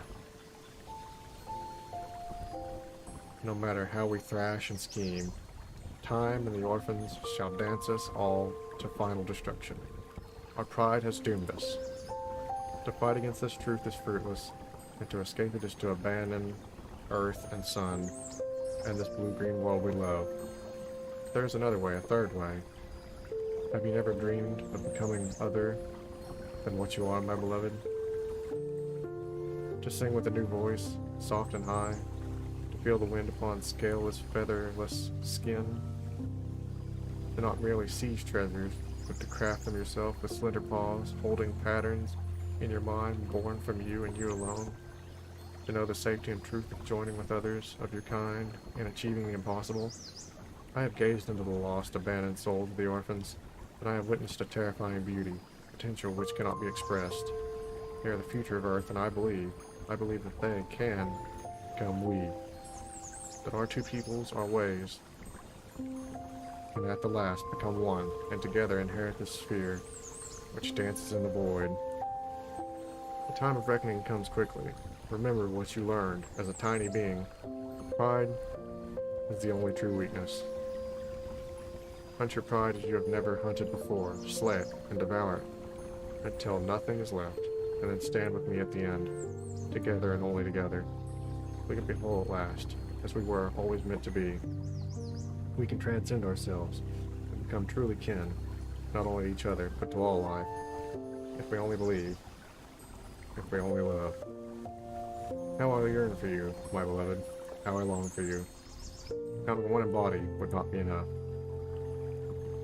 May we become one in essence, like streams, which lose themselves in the distant sea, and become it, always and forever. May you be blessed.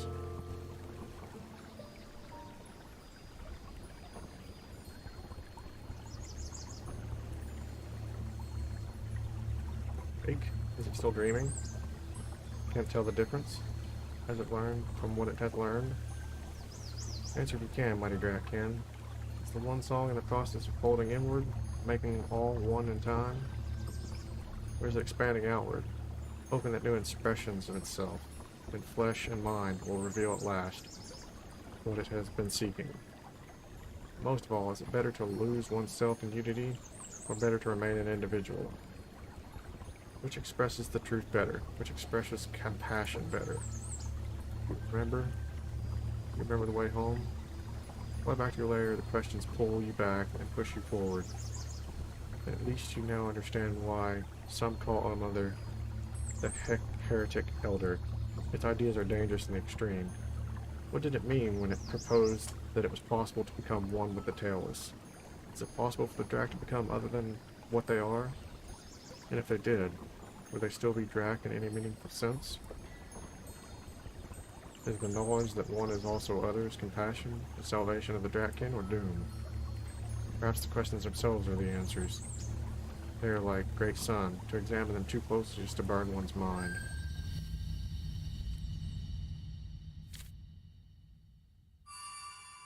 The sun. Praise be to the Radiant One, around whom we joyfully and helplessly revolve. Grants bonuses to fire and earth.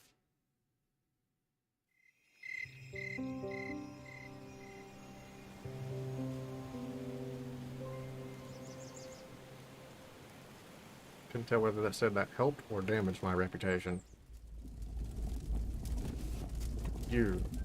I feel you. The heat, the light, the burning. Come to the fire mountain, forthwhere. Be prepared to triumph and gain much. Be prepared to perish and lose all. Come. Be awakened, you somehow have knowledge of an island. Far and yet near. where the Elder of Fire waits. Even a dream of it filled you with pain and smoky hot ambition. Dare you answer such a call? Okay. 8th grade water. Your intuition is very powerful. By spending energy, you can see with certainty whether you will succeed on any given story action and know when an opponent will. Whoa. Say what I think it said? Once per combat, you may now negate the power of a single element, preventing its use either by you or by your opponent.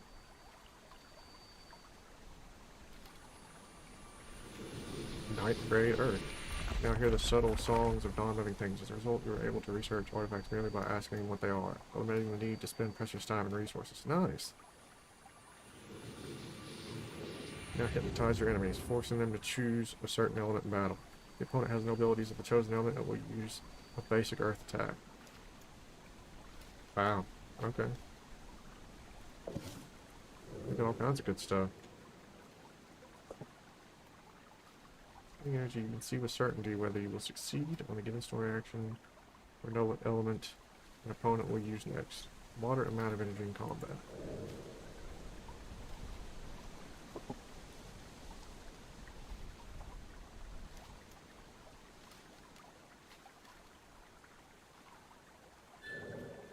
Do I have any I need to do that with? I think move the survivor by other kin. I have both. Good beast, sing up your strength and wisdom, spreading your renown far and wide.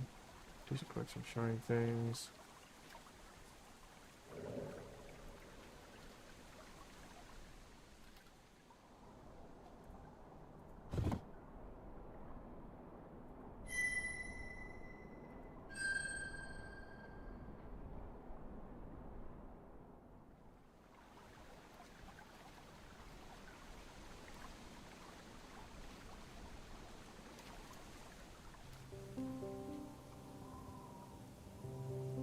Oh, is that the one I just got?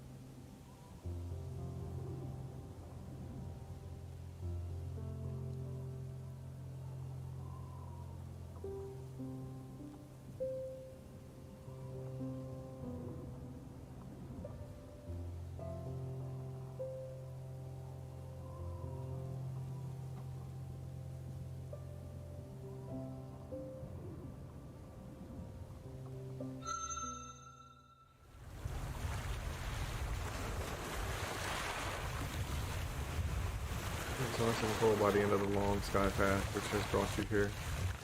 The chill, though stubborn, is wiped away by the smell of earth, fire, air, and crystal water coming together. The flowing taste fills nearby clouds.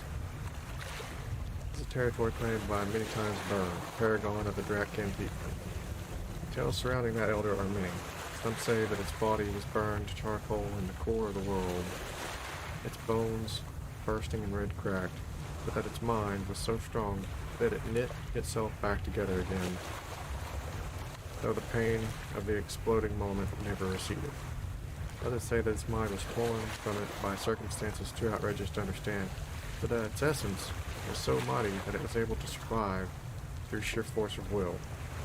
No one dares to claim that its essence is what was broken and incinerated by reality. That would be either a blasphemous falsehood or a truth too horrible to consider. Landing on the mountain, you roar out a song of renunciation. Hardly any time at all passes before you are greeted by a strange bear tail. Its essence, a lurid blaze, even against the heat. 3 and 3 make 6, 9, 1 and 0.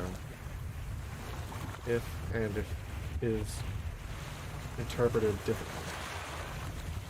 By the enlightened mind I bear, be welcome, mighty kin, in the name of the undying master. This one is never ever, convoy of the sun's shadow, pulled together and apart, that many times burned. This is the one from the first chapter, but since I restarted from the second chapter, it counts as though I never met them, unfortunately. Is the fourth layer of the master not beautiful? Behold, earth reaches out for the great abode through her burning essence. Is it sun that she yearns to become one with, or the void? One wanders, one wanders. We are expected below. The way is steep. Take care not to harm your magnificent body. Yet. Yet? Hey now. I don't like where this is going. Never ever leads you to a place where the air itself seems to be constantly melting. Though you were kin, one who bears a fragment of sun's fire within, you are nonetheless uncomfortably hot. That a bear tail is able to survive here at all is astonishing. Far down you can make out a shape within the essence of Earth herself. It's so huge that at first you mistake it for a dark hill amidst the radiance, but no. Behold our master imperishable. Even the Great Mother's own blazing belly juices can no longer dissolve its hollow body. And behold the proving pit, fourth layer of the paragon of fire. Know this, many come and few leave. We do not threaten, but only advise, great kin. Tell us, why have you come here? To meet with great many times burn? You do indeed possess the ability and the will to survive. Then you will not have come in vain. However, you are not the only aspirant, great kin. Many wait in the chambers. Most have come to begin audience with the Master. The Master's time is valuable, and the ephemeral and soon gone are unworthy of it. In its unfathomable wisdom, the Great One has created a means by which one might earn such a rare treasure and others besides. In descending through the spiral walk, you shall encounter the beholden. Each one holds treasure of one kind or another, and will not suffer the weak to pass. If you destroy your opponent, you are entitled to its trove. Whether you seize its treasure or not, though, victory shall bring you further down, closer to the Master. Should you, young as you are, prove stronger than all others, then you shall reach the base and become worthy of the invulnerable one's attention. Be twice aware, the Master witnesses all which transpires here. Only its body sleeps, only the body. There is no room here for shallow and false compassion. Survival reigns supreme in the pit, with wisdom a welcome guest. All other virtues shall be as walls separating yourself from success. But you may leave and return to continue the descent at any time. If you wish to do so during a dance of destruction, a ransom must be paid. 10 shiny things to add to your opponent's trove. Are you prepared to begin the descent?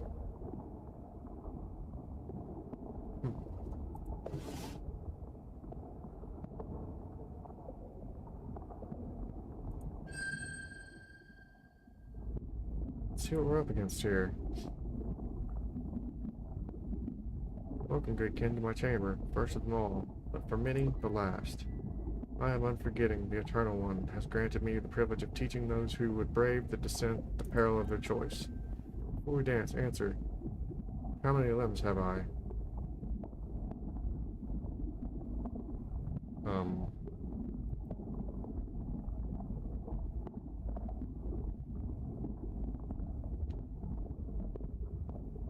This feels like a trick.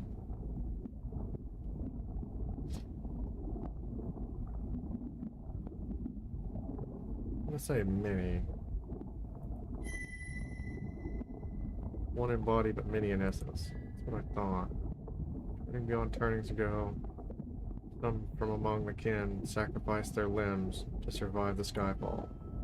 We, the tailless people, or tailbeast people, are their descendants. My people have forgotten what it was to run, to fly, to breathe out destruction upon others, to reign. Most kin saw us as fallen, as degenerate, as food. But the Great Burning One saw us as beautiful. We were willing to sacrifice all for the sake of survival.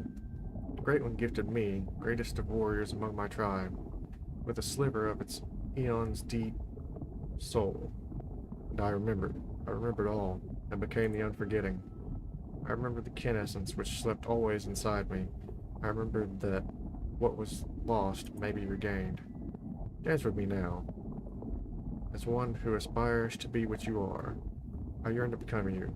Show me the fire, the essence of the kin. Okay.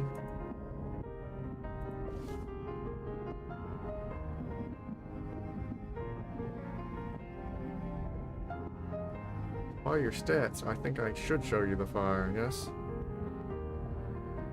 Cornered, unforgetting, and so begins the dance instruction.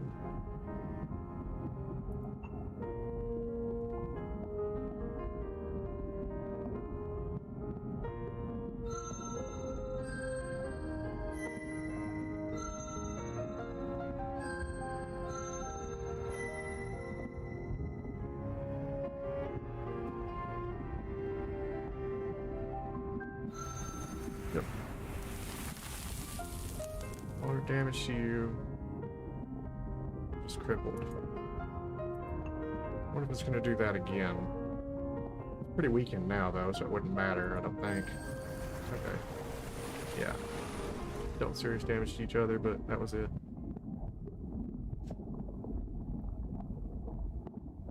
This is the power. This is the strength. This is such a rare honor to fight a true kin, within and without. I lower myself before you. You may pass. You won the right to continue your descent. However, you may continue the dance until true destruction if you wish to take the Guardian's treasure. It seems as though unforgetting the mostly tail beast, has a small pile of shiny things. There are nearly as many as you have teeth.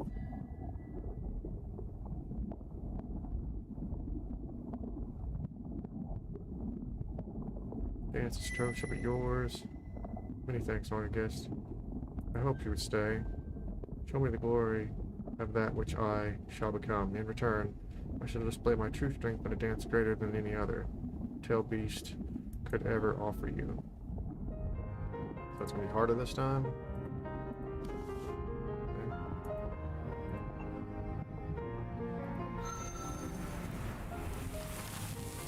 Okay.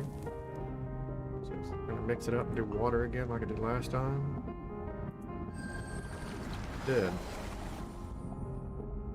Which I should have done air too, but yeah, whatever. Yes, the glory, the horrible, terrifying glory. Prove your reputation among kin. This is what I was meant to be. I was meant to be you. Take me inside you. If I am not worthy to come before the Master, to beseech the Great One to complete my transformation into a true kin, then I beg you, fill my wish, consume this body, add my flesh to yours, my essence to your essence until it melts and merges. Then you become you.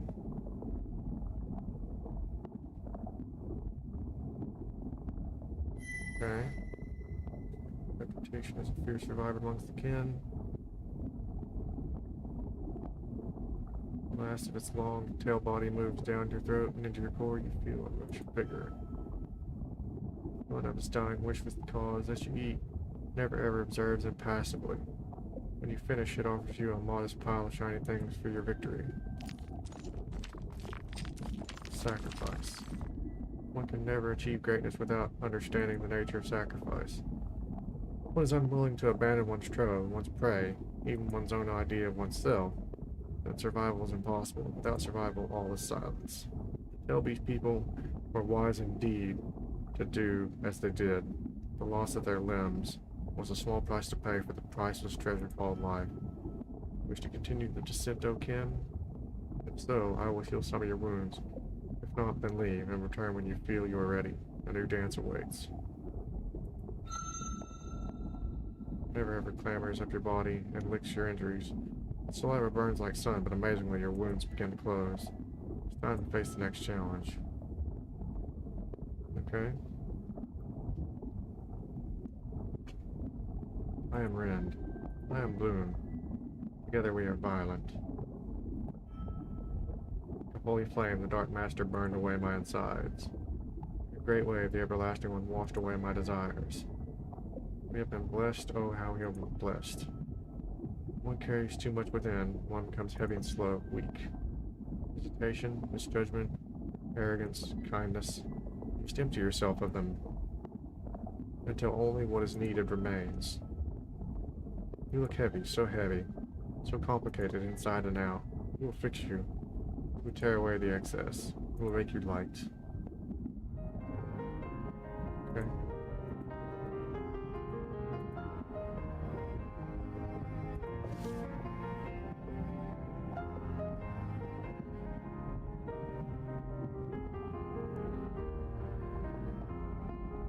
So what is this thing gonna do?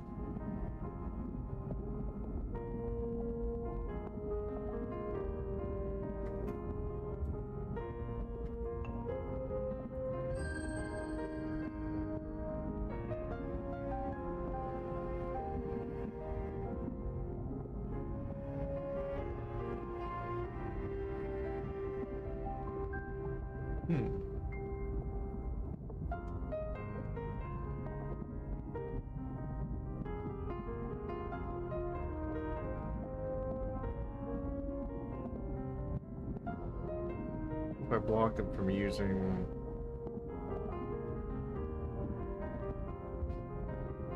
air, I don't know. We'll block a couple times first and see what they do. Air, fire.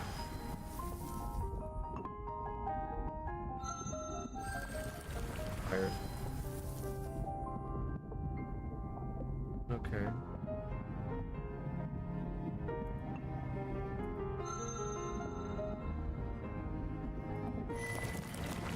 Burn.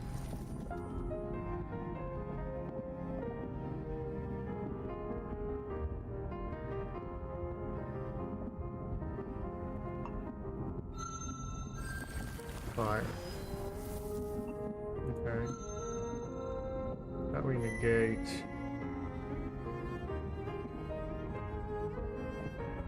air. And then do water.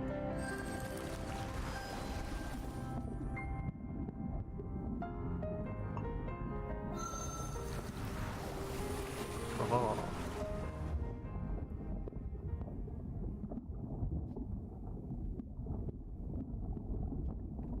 Less burden than you appear, so little hesitation, so few contradictions. You are clean nor light. You have proven yourself to the guardians, who now roost protectively on a small collection of shinestone and gems of various kinds. They are more than you have teeth. I want to issue a final challenge.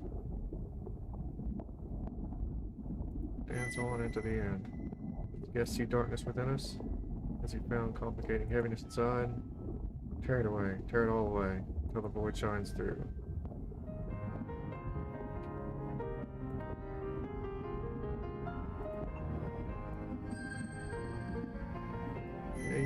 Air again. And water. Oh, now they swapped the water on me. That's okay. Still a draw.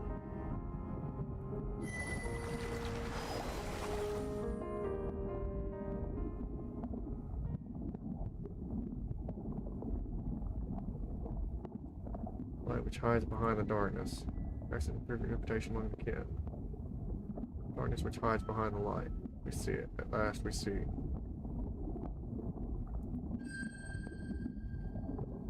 Qualities and riches for yourself. Others take a little work to get past, but their chest flesh is clean and light, so very light indeed. It's a bit heavier than I thought in a good way. Do you understand, great kin? Or maybe two, maybe one. We carry many burdens within ourselves. A few we need, or we would come apart. But most clutter and cloud the water pool of the mind, the body. There's something weighing you down, leave it behind. Then all of your dances shall be light and graceful, true, final. Come. Next of the held, await your generous attention. I will close your gaps if you will seize the moment.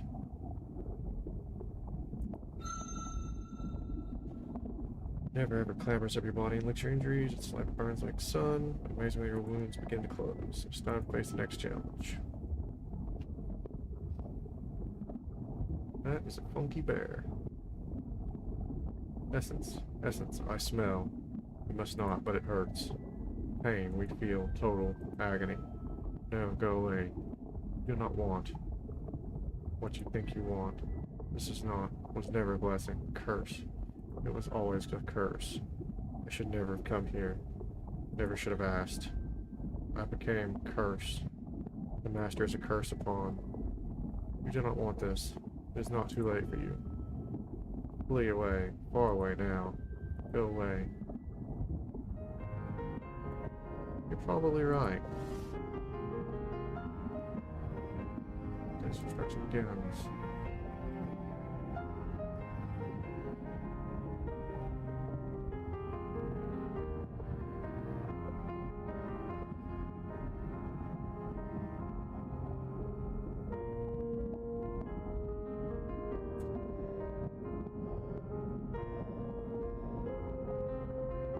Ninth, 7th, and 7th. That's what it looks like.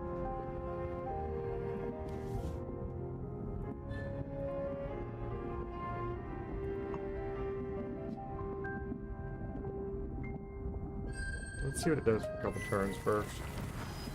Intimidate. Some red. Wait, what just happened there? Why is it hurt now? Okay.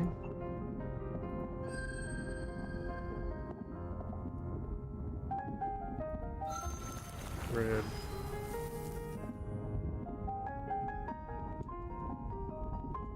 Is that all it does is red? Nope.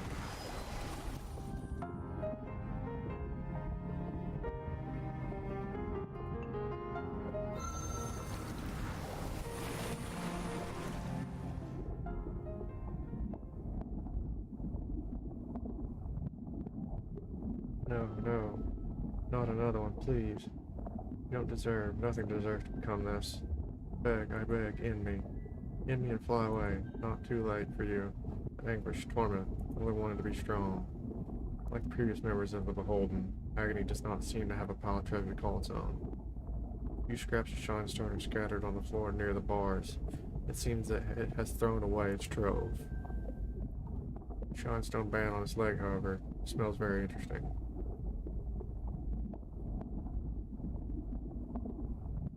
Agony's torment forever dance. Thank you, please. Do not stop. Don't stop until...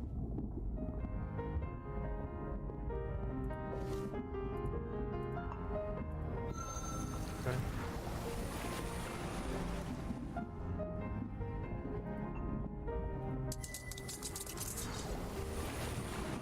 I actually took some damage there.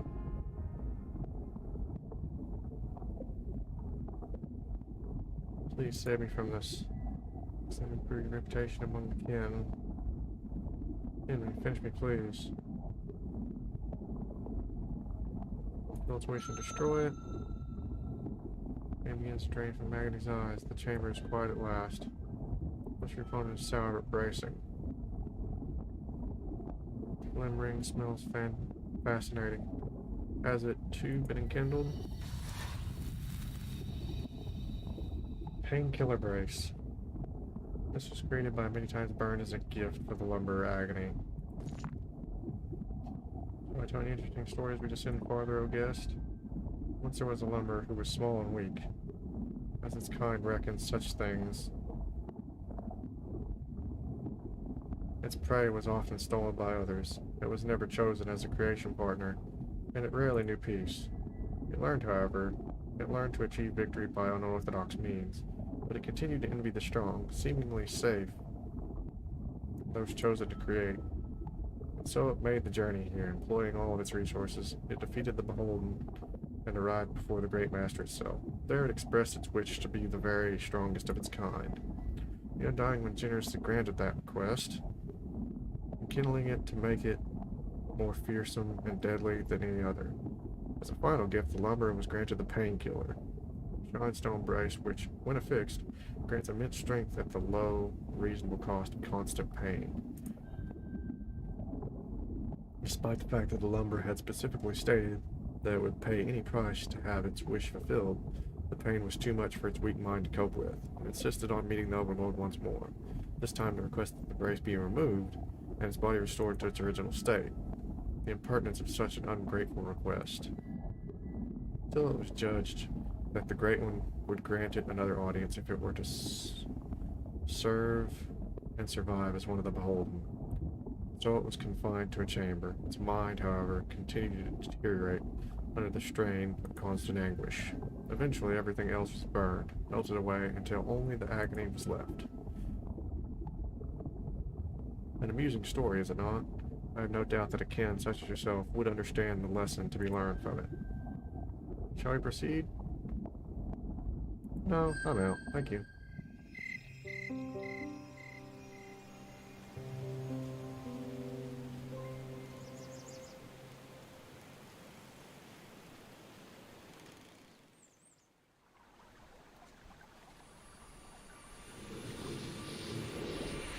Throughout the void itself, you can now silently destroy most opponents without a fight. Your ambush strike has become extremely deadly.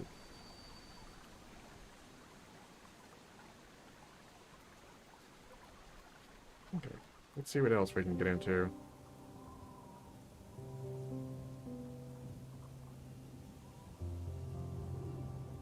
You don't need food. Got that covered.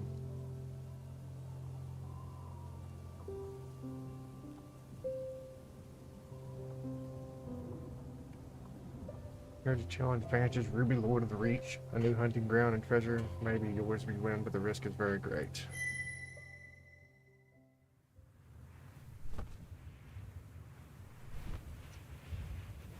Skyward Reach, the cold winds tease your feathers as you survey that dry land just under the clouds.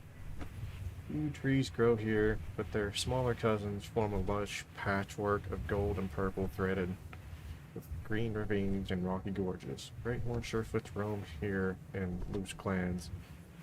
Caves shot through with shinestone veins sleep beneath the hollow hills. Time has come for it to become yours. Drawing in as much air as you can, you unleash a song of challenge against its protector.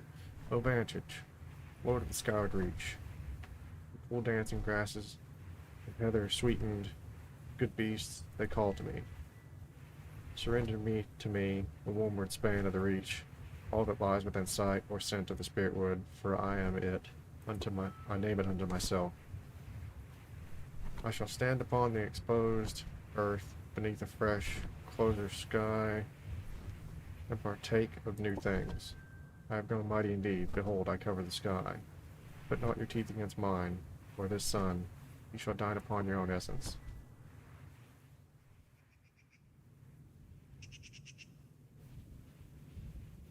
What emerges creature, however, is not Vantage, but a white-black. The glinting, shiny thing held in its beak draws your attention, and you follow it to the ground. It stings to you. Welcome, Sovereign of the Spirit Wood. Great Vantage has accepted your challenge and will dance you to destruction. Please proceed in an earth body to its lair. So Vantage will not meet you at its scent boundary in accordance with tradition. Breath of Rubicon is hot beyond fire. If you were to dance here, the Skyward Reach would be set ablaze. The overseer of the Skyward Reach will not risk the health of the land. Great blow is better suited for dance of destruction.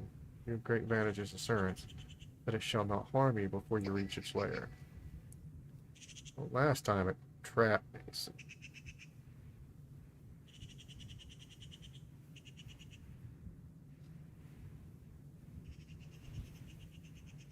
it's about Vantage. Great Vantage, the true and just kin lord of the Skyward Reach, is wise far beyond even its many turnings.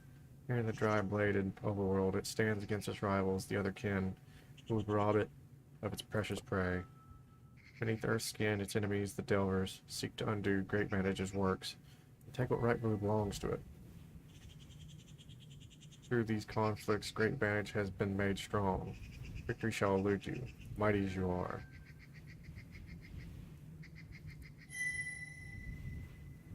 Ask after the magpie and the shiny thing in its beak. This one is all that glitters, humble servant of Great Vantage, the true and just. The contest was held among many white-blacks who called this land home for the privilege of becoming the Great One's herald. This token I bear as proof that I have pleased our Lord and have been given the right to hold its authority in my mouth in my song. I am the 26th to do so. Being able to comprehend such a vast number was instrumental in my victory. What do you do? Descend, I suppose. The hole is so narrow that it nearly chokes on you. Eventually you twist and flow downwards and away.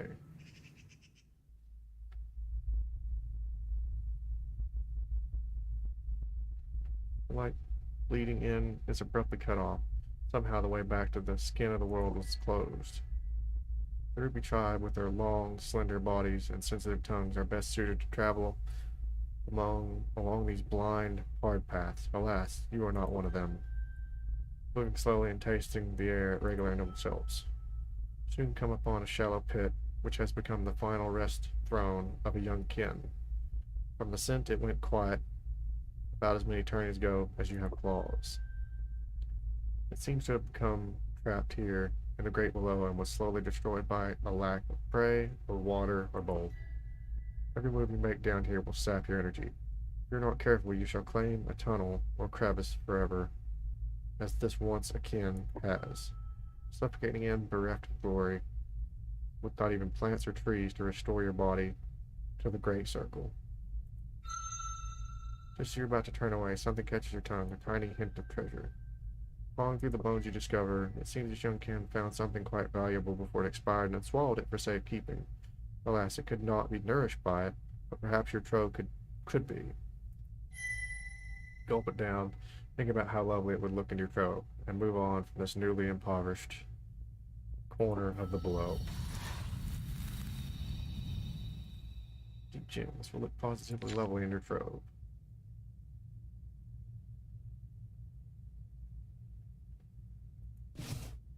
Pathway dips, rises, winds, and bends. At times you do not even know which way is up.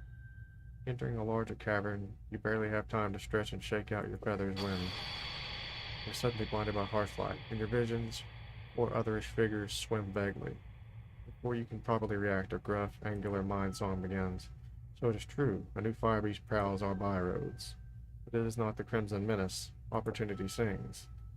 We are the sacred gatherers, true children of the gods. We collect treasure from the heart of the world for our soon-to-come masters. We also wage a sacred war against the ruby Drakkins, who pillage our vaults and savage our people. It is said that all Drakkin are rivals. If it has come to challenge the Red One, we share a common foe. If it will but swear to destroy our enemy utterly, we shall grant it a gift which will surely bring it victory and show the way to its lair. But it must swear to destroy it. Even if the enemy surrenders or attempts to retreat, it must show no mercy. The Cardinal Fiend must be forever silenced for the good of our great design and the wishes of the gods. With the gift we will give, the great beast before us will surely be victorious. Keep all the enemy's treasure and return to the surface never again to enter the great below, and all will be well. Will you swear to destroy the Red Bane, the disadvantage, despite any surrender or flight, for the sake of the great design and the powerful gift we offer? No. Seems this beast is a head like stone. Why does it decline?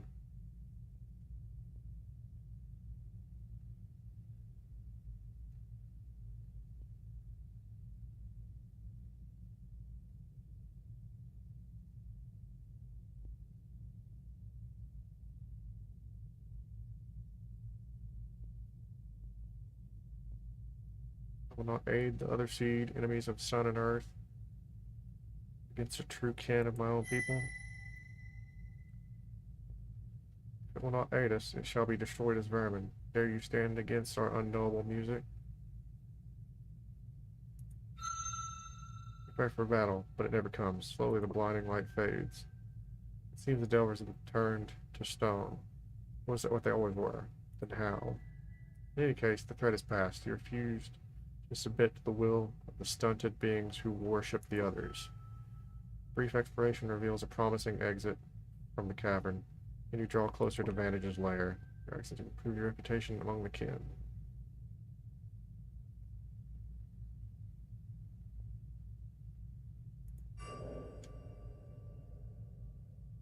Your fame is such that even mighty elders refer to you as a rising star among the kin.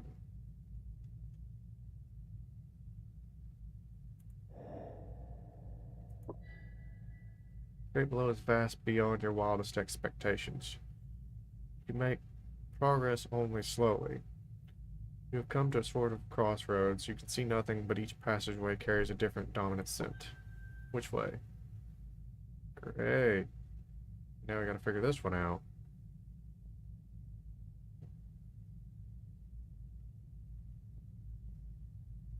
Let's go with red. Unknown amount of time passes to burst for both water and light. Another intersection. Which way now? Straight? Oh, straight whistles against the same stone. Yet another intersection. Left? Yes, this is surely Vantage's scent. It is getting stronger.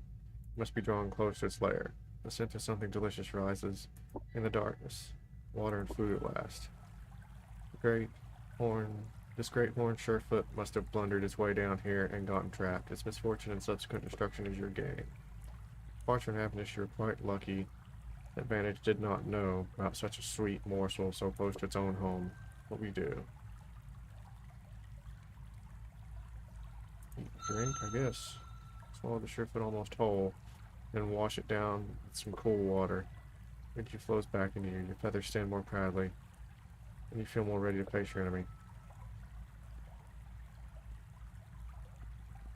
Wait, how did it die? Trapped. Okay. Hopefully we didn't just make ourselves sick again. Hopefully it wasn't a trap. Energy flows back into you. Your feathers stand more proudly, and you feel more ready to face your enemy. Refreshed, you continue onward.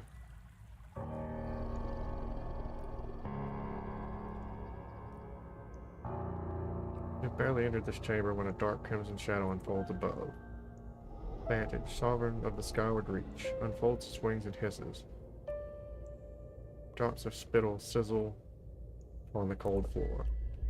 Welcome, guardian of the spirit wood. You have found my resting chamber. I am impressed. Two of my previous rivals now rot in the underpassages. For a tree-sheltered, light-loving emerald kin, you have fared better than most in the great below.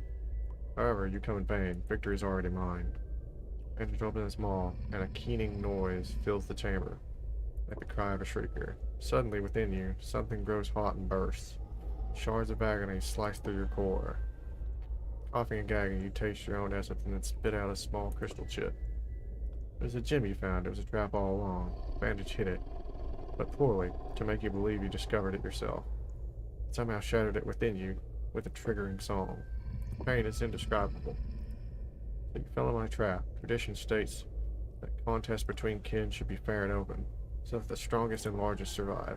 But did such tradition avail us the skyfall? Did it succeed against the threats of the others who dethroned us? No, tradition and victory are incompatible. True law of the one song is that the victor survives to create the future. Our enemies, the others and their seed, spread both above and below. If we are to save this world, we must cast away our traditions and become as pure and limitless as the void. As a true kin, I shall give you one chance to surrender and leave this place, never again to challenge me. Your next song should be one of thanksgiving for my generosity.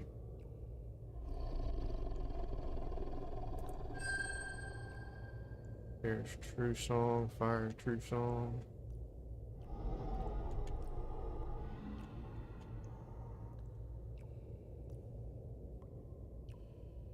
Repeat your song challenge, this time advantage is very face. Gain large amount of fire mastery. You dare reject my magnanimity? Magnanimity? Wow, I can't say that word.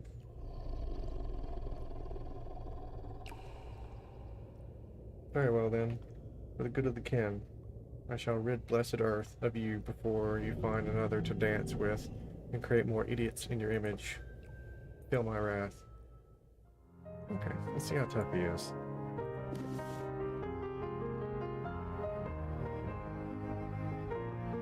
Slow you down. Okay. So, we're gonna make it so you can't fair.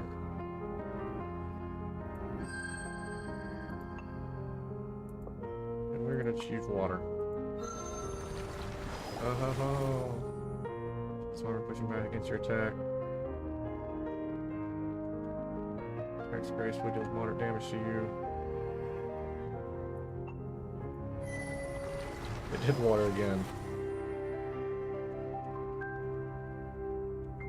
Okay, we're still winning. Because we are much tougher than he is. His tricks didn't help him. That'll do.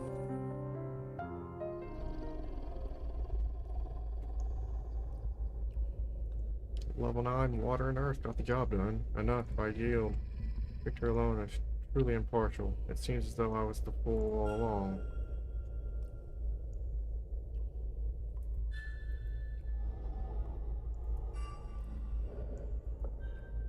The warmward hills of the skyward reach are now yours. Other kin hear of my defeat and attempt to take what is left. I must rest and prepare for the inevitable challenges from below. Before you leave, hear me. I baited you to the great below, where the emerald kin are weak, and plied you with many traps. I used my mind to try to win this battle before it was begun. I defied tradition, which dictates that challenges should be met openly, that the strong of body should be victorious. Was I so wrong to use the mind I was given to escape from the bonds of tradition, to explore another way of being? Judge me. The wrong for your way would have led us only to deception and weakness in time. You were wrong, for tradition is sacred and beyond the grasping of any one mind. I directed you as you did. Innovation may be the savior of our people yet. Richard directed do whatever you could to win. Survival is our true goal. There's no such thing as right or wrong. Eternally, silently.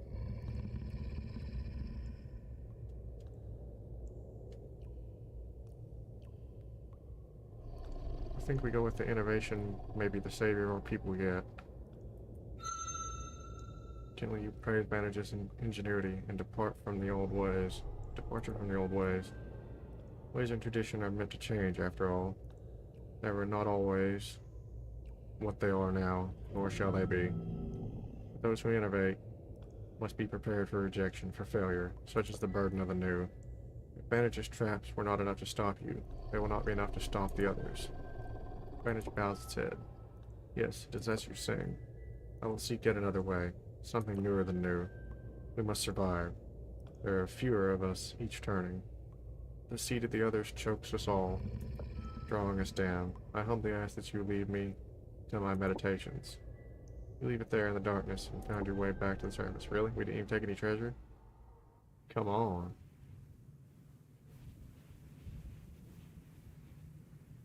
The stillman is now part of your own. Succulent good beef from the lands shall be good prey for you. Perhaps there is more to discover as well. For now, it is time to rest. No dreams come that night. Even the void seems to understand the concept of mercy. A hanged one.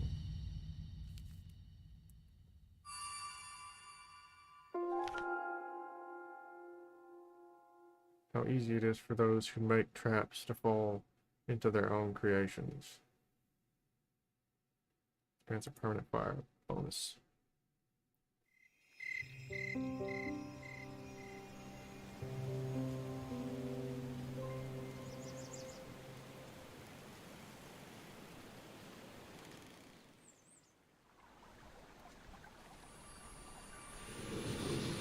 Use the 8th grade mastery of fire.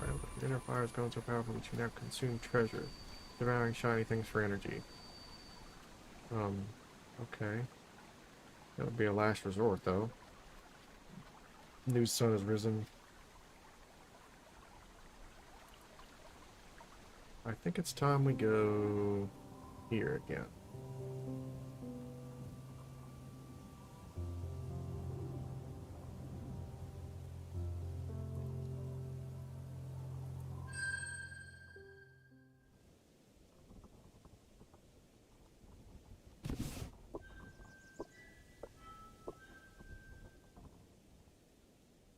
Hey, we actually passed all of them now.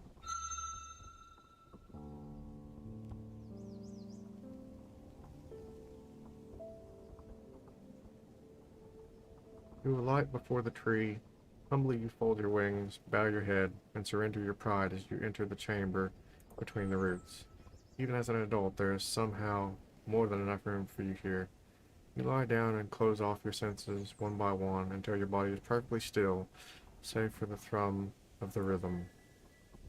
Sleep sets into your flesh, and your mind is tempted to follow one of millions of false pathways leading to shallower pools within the dreaming.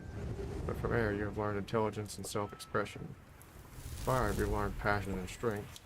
From water you've learned flexibility and perspicacity. And from earth you have learned humility and fortitude. Do not be distracted or deceived. Your way cannot be barred. Temptation is powerless before your hard-forged will. Poised in the center, you abide. Multiplicities and distinctions fade as the many become four, and four becomes one.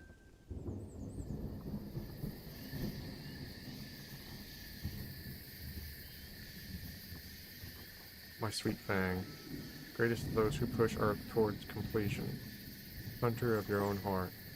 Your body and essence are nearly full wrought. You are etched the numbers and painted are the signs. Before you lay 3 paths.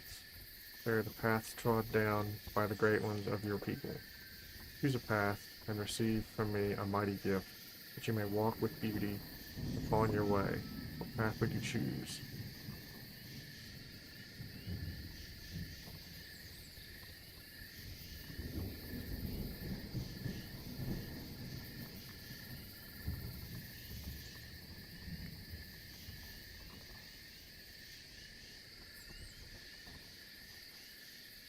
Path of wisdom, I guess. Wisdom, beloved of earth and sun. Wisdom by which worlds unimagined are revealed. Wisdom which embraces neither victor nor victim, but only those who do not fear. I grant you the blessing of air and earth, pillars of wisdom. Large amount of air and earth. Mastery, and also a warning. This path shall crumble and fall, unless paved with glittering myriads. Follow the way of your people and gather. Gather at the last, the lesser shall avail you, the greater shall not. The great green is more than a covering for earth alone. Fear not separation from me. For wherever there is life, forming deep patterns, there am I, always. You awaken much later. The sun is dying, and you know better than to be here when darkness falls, for night and the great green are lovers.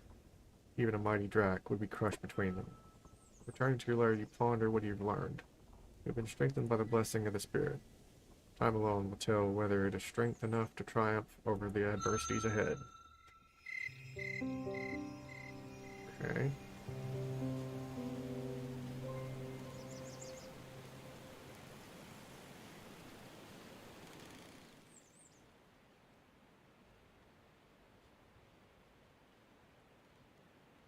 All of a sudden you hear the crashing death scream of one of the forest guardians, a mighty tree which has stood for turnings, beyond counting, near the boundary of the great green. It's not at all rotten or diseased, and as you cannot imagine why it would fall, you decide to investigate. Doing so reveals a strange truth. The no-tails are murdering trees. Murder, a new idea which now comes to you. Standing for destruction without defense or consumption. A cold thing, where new strength and life does not come afterwards, but only a hollow space. One by one, holding shinestone, void envoys in their forepaws, you watch the no-tails destroy healthy tree after healthy tree. Perversely, they ignore the old and brittle ones, who cry out to be harvested, and take only the vibrant, the unappointed. When they have murdered as many as their enslaved grazers can haul away, they depart. You approach the root-sprawling foot of a proud, generous tree you knew well, which is all the no-tails have left of it. It was home to many tiny and small beings, and a beautiful being in its own right, sprouting from the earth and slowly, building a righteous empire of flesh ever sunward, stretching, reaching for the light. Now, that centuries-old empire has been felled in mere moments. Silently the stump screams, attempting in vain to understand its demise, calling out desperate questions with its fading soul. You know it will take many suns for its suffering to end, and for it to attain true quiet. The sweet, sweet scent of its sticky, slow-flowing blood dances morbidly on your tongue. A sickness and a rage builds within your core, echoing through your essence. No being each trees, and the trees were not threatening the no-tails at all. Your voice joins that of the bereft stump, left behind. Why? You soon learn that the incident is not isolated. Regularly, the no-tails come to the boundary of the great green and murder the trees, taking the bodies away to their hive and an unknown fate. What will you do?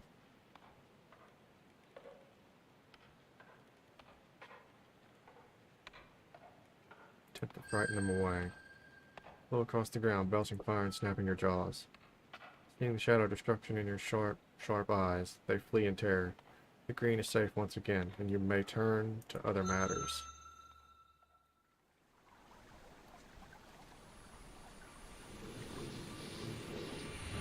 Now store living thunder in your body and unleash it upon contact with an enemy.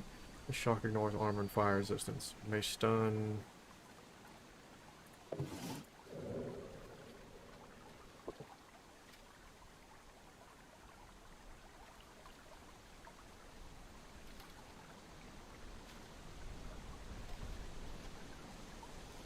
Ignores armor and fire resistance. Your enemy is stunned for 1 round and cannot make any attacks. Cost a small amount of energy. Well, for that price, it's probably worth it.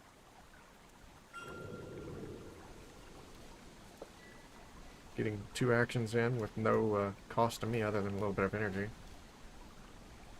Gain some more fire. So 8, 9, 9, and 8.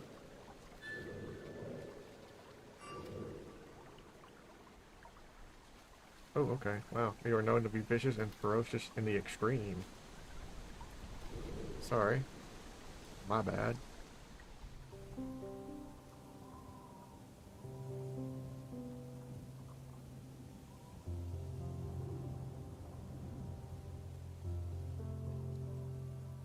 Let's see what this one is.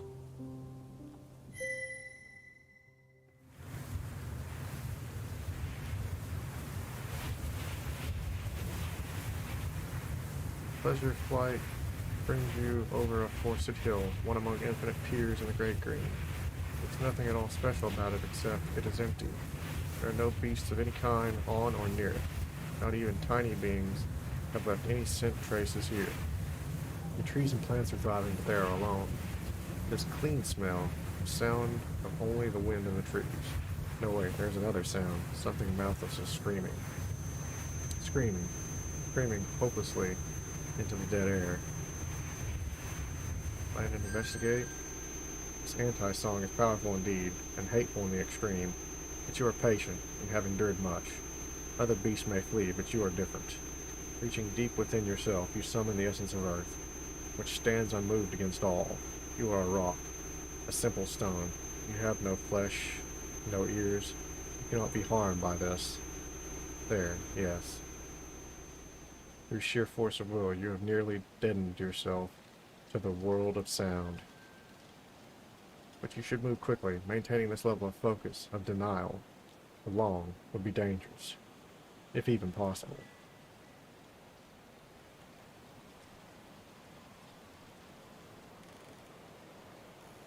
This is what is killing the air with that noise. It seems to be made out of shinestone, though of no familiar kind.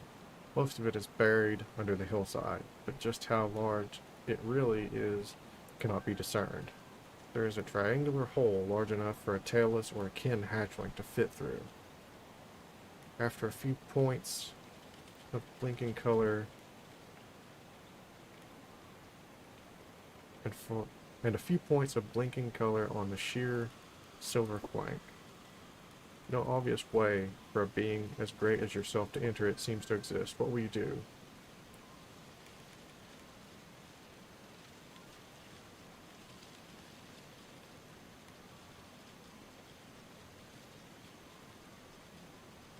Examine the colored lights. Lights blink and shift, dancing jerkily across the mirrored surface. The presence of the terrible keying noise makes it difficult for you to focus. At last you recognize a certain pattern to the movement. It takes a long while and quite a few tries, but you discover that touching them with your muzzle in a certain sequence causes them to move inwards towards each other. At last, you get all the lights into the same space, and the opening widens, allowing you to enter. Interesting.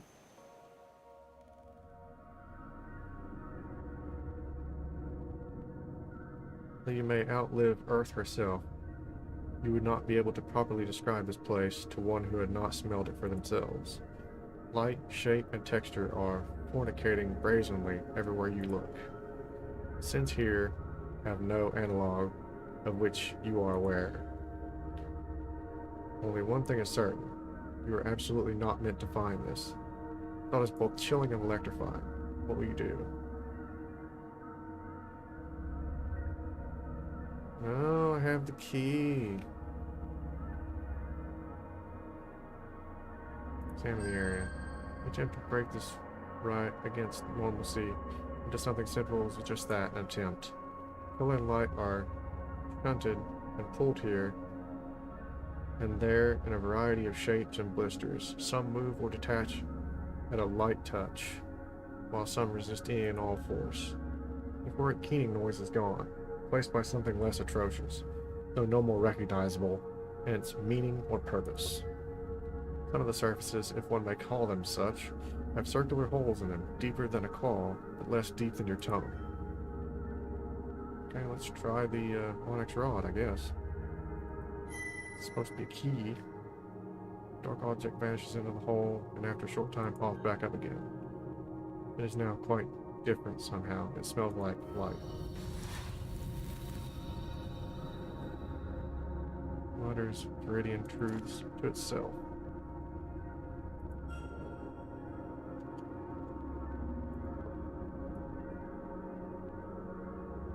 Tries to restore damaged flesh to its former healthy state, albeit only once. It was worth around 50 shiny things in its charged state.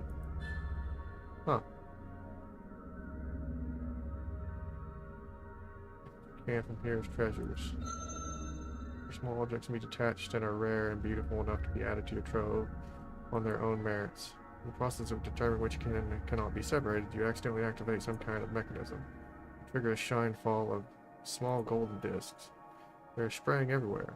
What are they? They have small holes in the center and reflect rainbow colors. In any case, they constitute a mountain of treasure that smell perfectly amazing. This discovery alone has made the risk more than worthwhile. What do you do? Okay, interesting. You have a lot of shiny things. Means your mind is hungry for something it can actually comprehend. Gentle Order of the Great Green is relief after such an experience.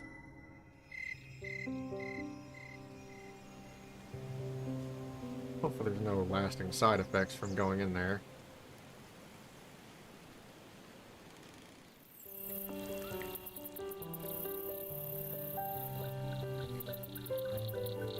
Turn of a foot, twist of a long, graceful neck, a brush light, a feather on feather, a leap away, but then a turn in midair as they are brought back together by a power sacred and mysterious. The great spear striders are dancing, splendid among the brave first flowers and the last shimmering frosts. Their dance heralds the beginning. The time of creation is nigh. Sweetly, sweetly, it burns within you. It is the future. It is possibility.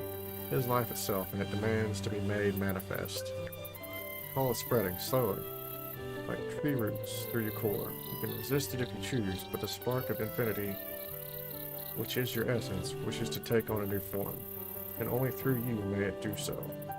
In accordance with your trove and reputation among the kin, you may receive visitors who are interested in performing the sacred dance which begets life with you.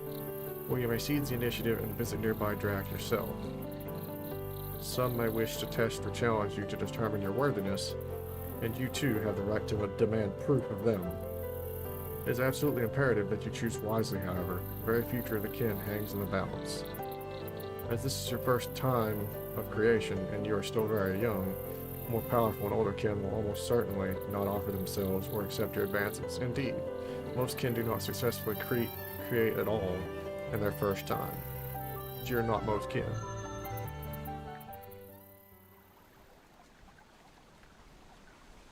Okay.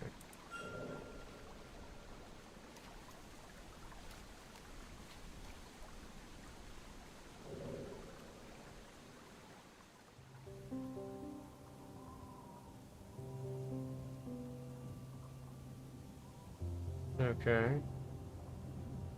Looks like we have 3 new opportunities here, which are probably the Dance of Creation. Oh, 4.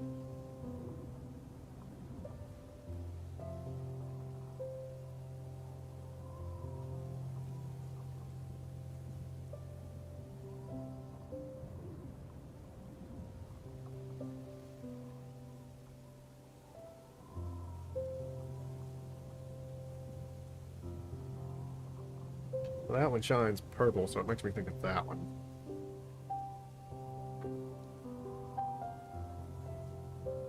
Green.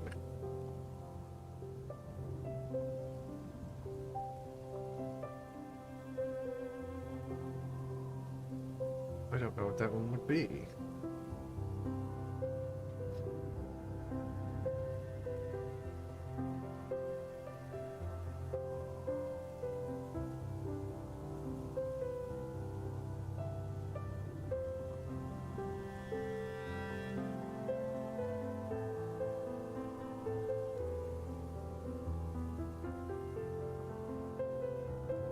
Let's just go here first and see what happens. Maybe one of them come to me.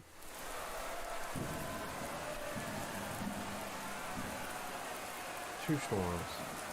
One in the great above, another below. Neither yet begun, both inevitable. You do not need to understand the yelpings of these tailless givers to know what is going on. Though they all look and smell the same to you, the group on the left must represent the local hive due to their positioning, making the group on the right foreign invaders. Probably isn't a full-on territorial challenge, like those the Drac issue. Surely, more would be fighting if everything were at stake. Still, it must be a serious matter if they would do the dance of destruction in the rain, on just two thin legs. As you look on, from just inside the cover of the Great Green, they begin casting things at each other. Stones and fang sticks, from items of razor skin and dead tree, trying to harm their enemies without directly risking their own bodies. When this fails to resolve the situation, some shinestone-clad warriors, gripping long, heavy-looking false talons and fangs, charge their enemies, and a practical jamboree of destruction begins. The rain makes it difficult to see and smell. Only your hearing can be relied upon. The yelps you hear are often pained, and several of the dancers now lie on the ground, most still moving and a few not. None of this is your affair. There may be an opportunity here for a brave or cunning Drac. Attack the local no-tails, aiding the invaders. Attack the foreign no-tails, aiding the locals. Remain hidden until the dance is finished.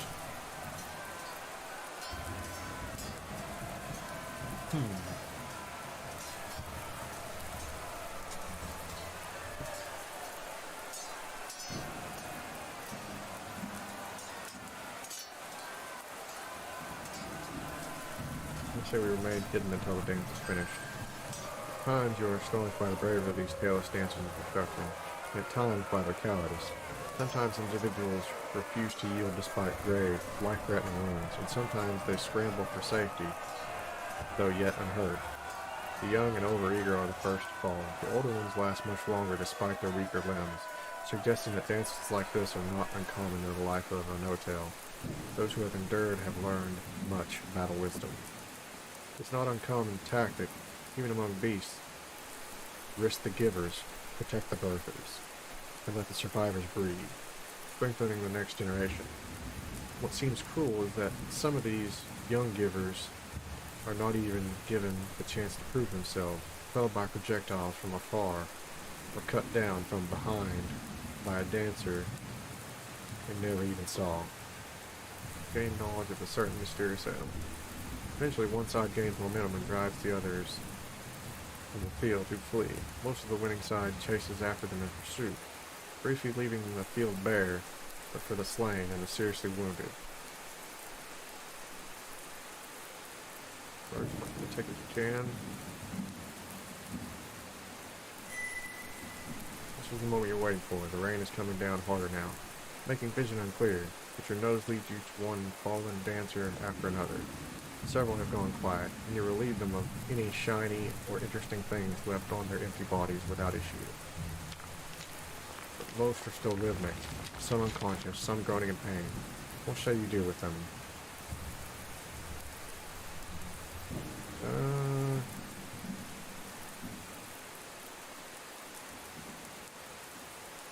I want more of a reputation of being merciful, but, yeah, I think I'll end in the feast.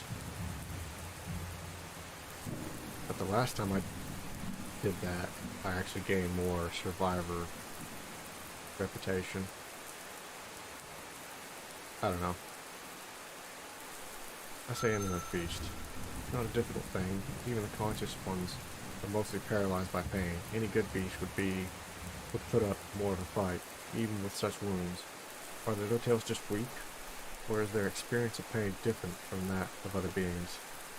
Gain knowledge of a certain mysterious animal. At any rate, they're an easy meal. You eat rather well. You gain energy. A very interesting scent suddenly makes your tail grow rigid. Treasure. Along your nose you come upon an older warrior, bloodied and unconscious. About its neck is an object made of that precious shine stone known as gold, which glows like sun and never rusts or fades. A younger tailless with a very similar scent is attempting to drag the heavy body to safety. When you draw near, it slowly and gently places its elder on the ground and turns to face you, death pole, clutched tightly in its forelegs. It is babbling something at you, but you cannot understand.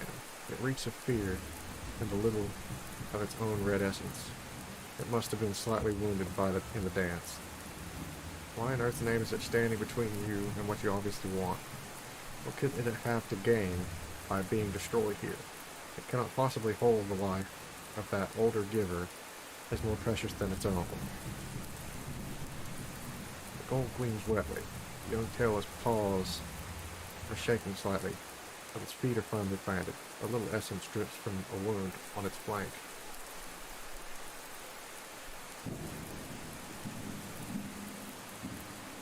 You know what? Just this once I think we'll turn and leave. In the future, if asked, you would have difficulty explaining why you left without the treasure. You were certainly not afraid of the one young, already battered tailless warrior, though some will think that you were. Protection among your kin is diminished. There was something stopping you, however, a scent, if you could call it that, coming from the young one. A strange blue fire, of an invisible kind, face death itself. If such you are to them, in place of another, madness beyond madness, stupidity most extreme, but also somehow, won't even say whether it was simple fascination or admiration which moved you to leave these two alone, but you did so.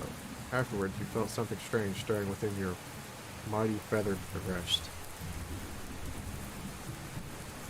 Something which you could not name. Why are you so glad, so content to have lost treasure?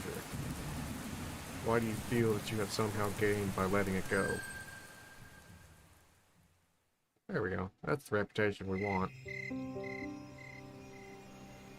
We don't want to lose reputation, but we do want to have somewhat of a balanced reputation, I think.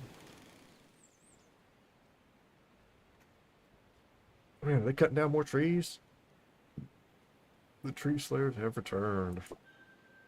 This time 2 warriors of their kind, sporting shine stones, second skins, and long, sharp, false fangs, are keeping a close watch over the proceedings. It would seem that the tailless are rather bent on continuing this behavior. You could, of course, simply allow them their desire, but this is happening increasingly often, and with each fallen tree your territory shrinks. The good beasts which you hunt, having less space, may also grow fewer in time. What will you do?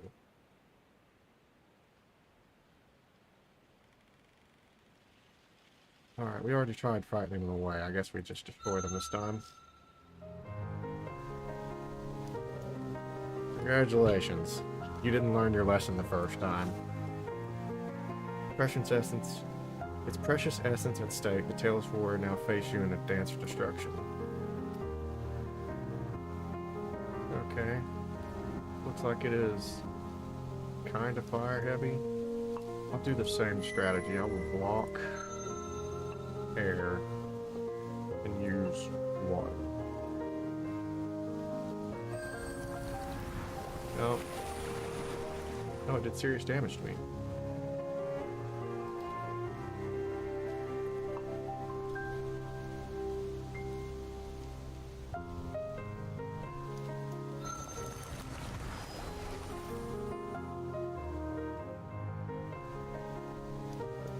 Essence at stake. The tailless warrior now faces you in the dance of destruction.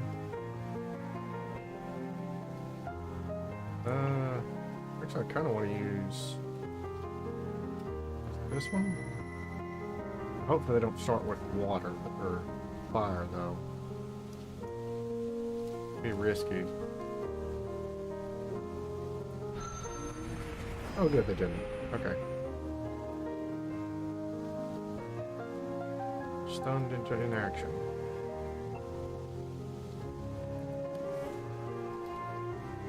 So now they can't move.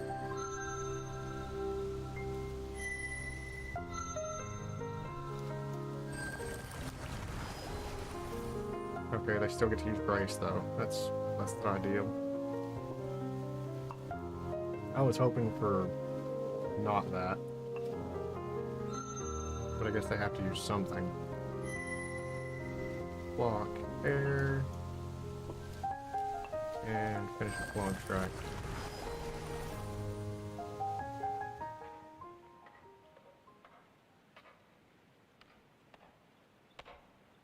Hiding behind stone skins was not enough to save these interlopers from the flames of your wrath. The others flee and do not return. Your territory is safe once again, though surely the No-Tails will remember this defeat. For now, though, you may feel proud in having fulfilled your duty as the living Fang of the Green.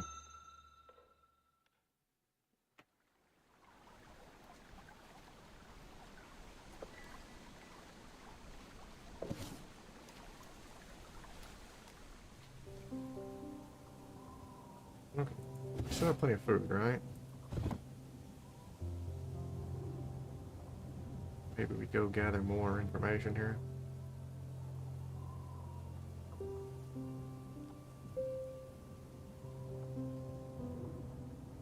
Let's see what this one is.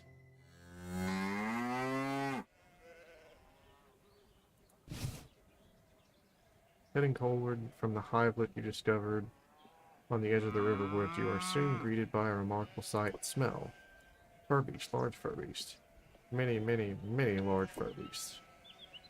It seems as though every great grazer, slave surefoot on blessed earth has gathered here to feed. The scent of them and their prodigious ways carries across the territory. A small group of slave clan singers on a nearby hill growl and curse and run, no doubt to raise their tails masters against you. Of course, the grazing fur beasts are fearful. The brave surefoot Berther asks you cautiously, "Have you come to hunt, Great Drac?"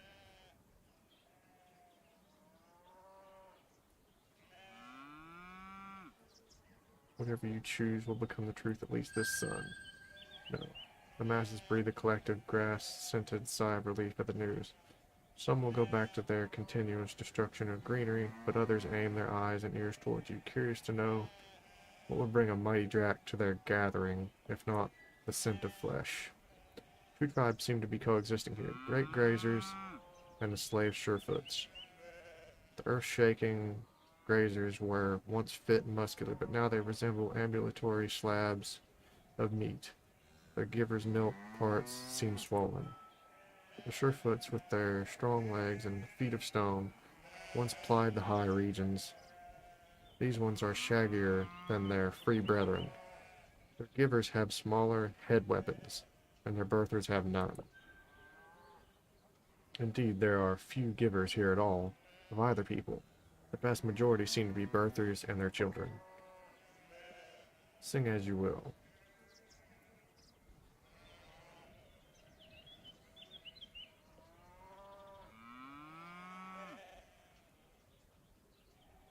Why they traded their freedom for servitude.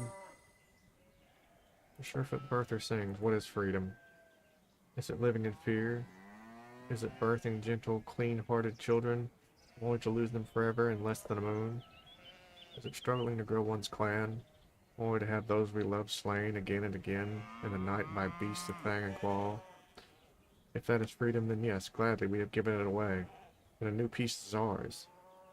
The new gods watch over us, closer than sun or even earth." Grazer matriarch sings, "It is so. Whole suns, whole moons pass without fear. There's only life, only the feast. The No-Tails lead us to the horizon. There are prices to pay. The tailless burn strange sigils into our hides, divide families, lash us with the skin of the dead, when we are slow. Yes, they chew away our fur with shinestone teeth and pull us painfully by our necks. But when we are lost, they come to find us, and they sing songs which are strange and pleasant. They will do the dance of destruction with all who threaten us, yes, even the Drac. Such is their compassion for us, and we repay it with trust. Learn more about the way of the great grazers.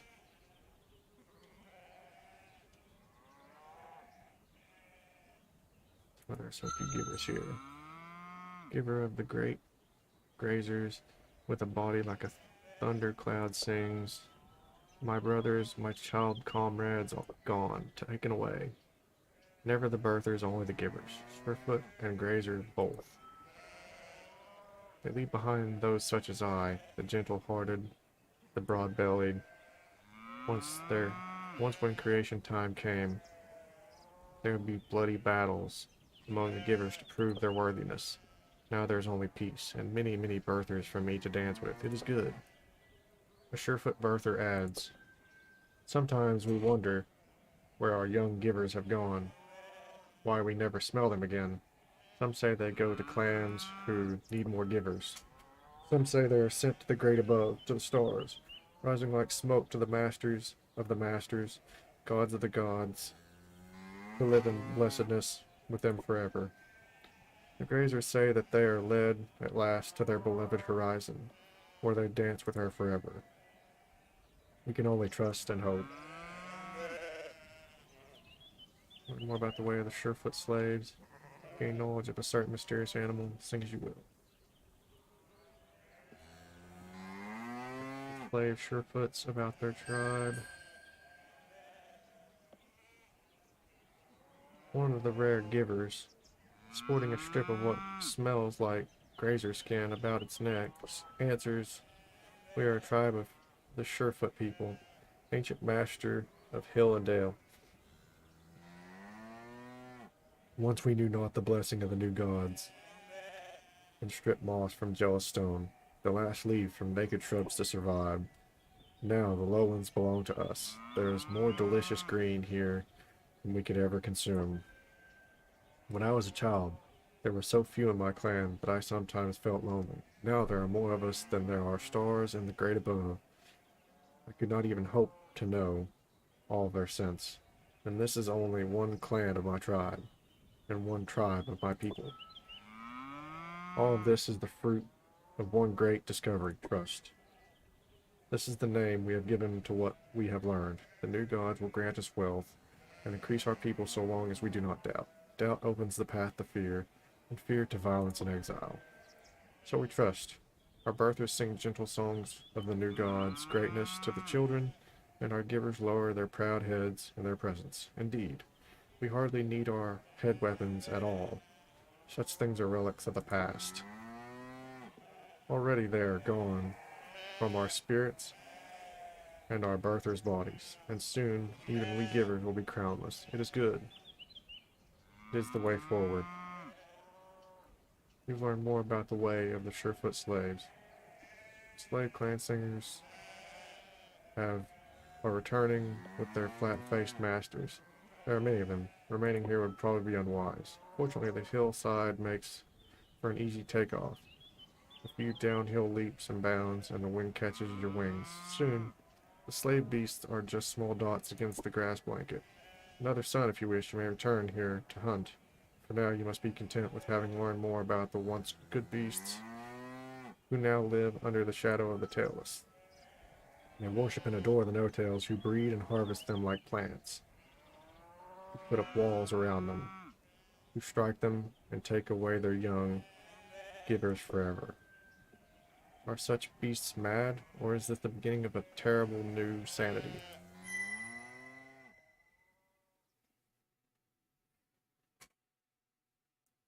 Once we were without protectors, our bodies food for the clan singers and the great slide claws. Now, these are far from us, and the no-tails chew on us with shinestone fangs. But still, sun rises each morning, and earth spreads herself before him, and the turnings roll on. Like earth, we offer ourselves up, and like her, We are used by many and like her. We do not change. We are the mountains, our horns cradling the moon as we lie in the fields. This is our way, the good way of the great grazer. Good master to the way of the great grazer, and your bond with the elements has grown.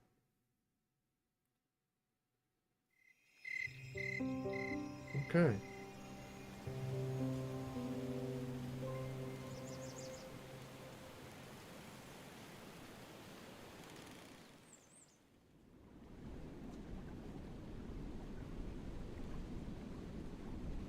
Sun is a healthful and agreeable. Your armor and your essence both are warmed by it. Stretch yourself out on your special stone to absorb it properly and drift into a heat sleep. Physically there are 4, but they carry the will of many, many more.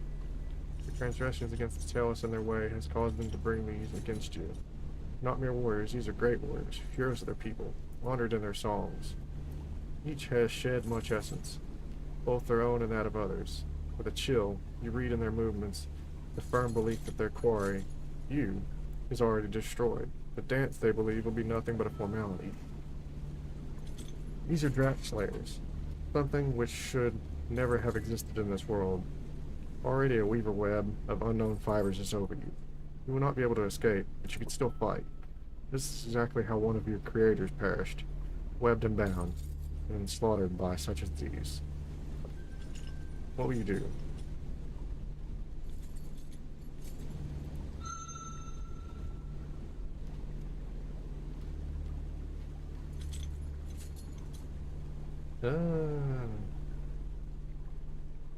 I say we try to communicate first, but I'm pretty sure it's not going to work out. You fix your gaze on the leader, and are surprised when it replies to your mind song with relative ease. It has clearly conversed with Drac before. We are your end, mighty Drac. Your greed, your crimes against our people, and the gods have doomed you. We do not make light of your strength. We know what we face. You shall fall like the rest. May the gods witness our dance together, so that they may rejoice in having left us to tend this world, which is their garden forever, and in which there is no place for monsters. That you, a true child of above and below, are being called a monster by this late-come other seed, would be humorous if not for the power of their conviction. What will you do? Alright, let's do this.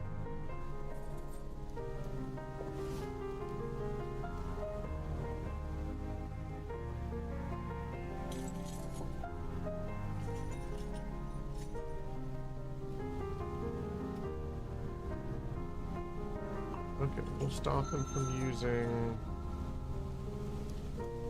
air.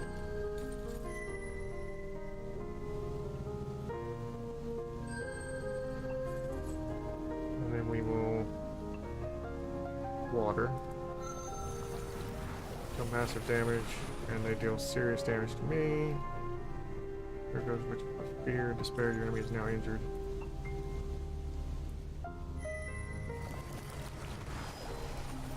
Deal severe damage.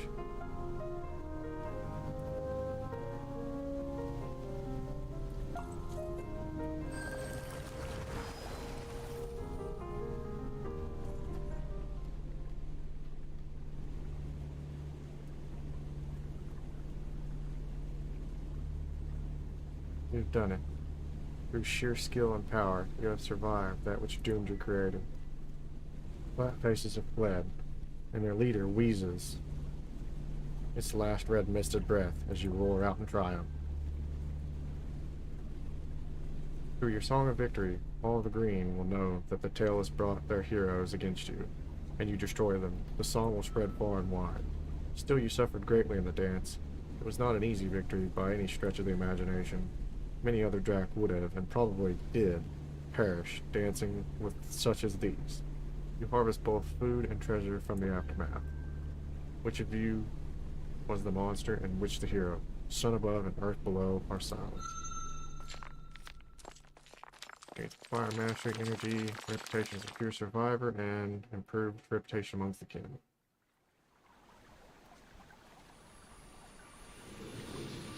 Achieve 10th grade master. You've been blessed with a true song of healing which can restore that which is broken to wholeness and strength.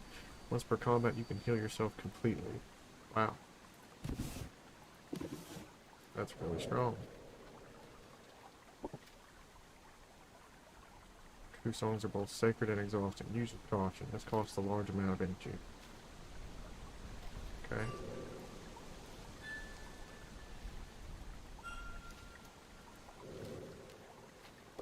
Here's quick healing. In a successful hunt, your injuries are healed twice as fast, and any disease is fade faster than normal. Right, okay. Well, nobody's came to me yet, so I guess I have to go out and,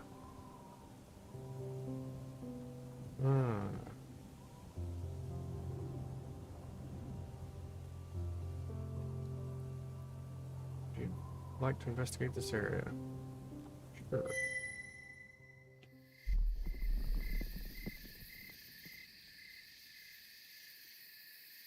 Tremor in the night. I am the chasm which separates life and death, being and non-being. Another tremor. I am the agendas which renders possibility impossible. There's a kin nearby. You must be able to see your eyes, as their song floods your mind with perfect clarity, but you can sense nothing. I am the void slicing through, leaving a cleft in reality. I am the rift. You who dare to sing true song, despite being tender and time shallow. You hold an artifact of true healing, stolen boldly from the other sea. You whose name is whispered upon the wind, as a rising dawn of our people. You who are not tempted by the shallow promises of false compassion, but deliver your own perfect justice and fire and certainty, discover me. Can it be? Rift, the shatterer of bridges, devourer of foes, is a renowned and mature kin of the elusive Onyx clan. They are very rarely seen above Earth's kin, preferred to nestle in her bones in the secret dark near her fiery core. What could it want with you? Smell it, see it, hear it, feel it. Yes. Behold me as I behold you.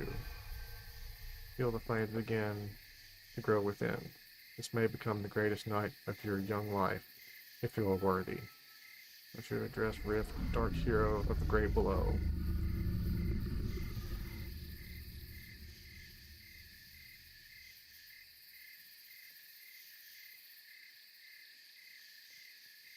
What is coming again soon?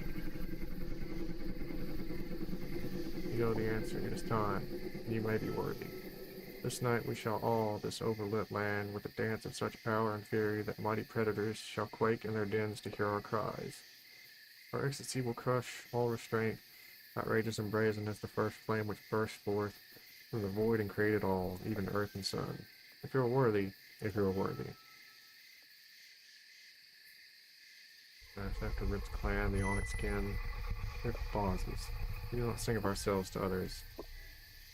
This night more stories, like unto our own, may find their beginning.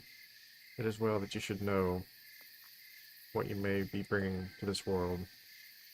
What a glorious and cursed existence you may create as wrapping for some wayward dragon's essence. We of the Onyx clan are unlike other kin. It is not the slow movement of nature which frames our bodies and minds. The first members of our clan were born when the ruiner empress mated with the void itself. We create a caste of warriors worthy of standing against the invaders from above. Who knew what she was unleashing upon the One Song? But so great was her rage at the skyfall and the ruin of her people that she did not turn away, but allowed the deepest darkness to take root within her. And so we were engendered. And indeed, there are none among the kin as mighty as we. Among colossal destroyers we stand supreme. Our bodies are largest and mightiest. Our breath blasts apart stone, and our minds can tear away those of our enemies. However, the void within us sings, and may never be silenced, even now. We see you decay, smelling the void peeling you apart in a work of centuries. Even the tenderest of newborn good beasts is but a writhing corpse to our senses, bones waiting to be uncovered by brutal time and then turned to cold dust. Yes, even ourselves, not for one moment may we draw the warm illusion of permanence about us. We smell our own decay as sharply, more sharply still than others. Only the void itself lasts forever. We cannot ever escape this truth, not even when we sleep. For true rest is forever forbidden to us. We were not meant to survive strong, but to be dark flame which purifies the world and then flickers out. Our minds, though beautiful and lush, never know sweet oblivion. When we sleep, even in our great sleep, our minds are awake, fully conscious. We can never escape ourselves, the simplest of gifts taken away. To never rest, never be apart from our own minds, is our great curse, greater still than the void sense, which renders all flowers to ash and all beauty to bones. So we seek the greatest challenges, the grandest adventures, the most perilous territories to distract us from our own existence. Warriors to the last, we continue our mission even in the face of ancient defeat. When our turnings grow too many, onyx can take the strain of unrest no more. Our minds break and we become one with the void. Taking on a final grand task, we willingly enter destruction. We believe that at least in destruction we may finally know true rest. But pity us not, Halloween. Your wood-scented clan cannot know the power in our explosive breath, the secrets of our ever-waking mind. No other vessel could have held this essence, and though I shall eventually strangle myself with my own mind, before I do, I shall accomplish feats of courage and power of which other kin could only dream, save those who survive to elder age. I have beheld the naked void, and it grants me all of its truths. There is no existence like unto this, and there are none but we who truly know how fragile and fleeting is this anomaly called life, and how precious. Tragedy is sublime, as is the respect for all of the doomed creation which it engenders. Such is the way of the Onyx clan. Rejoice that you should know even the skin of it. Share it with no others. I would not wish knowledge of our sacred torment even upon my enemies. Keep it secret, and be glad that you know it not, but only of it. Okay.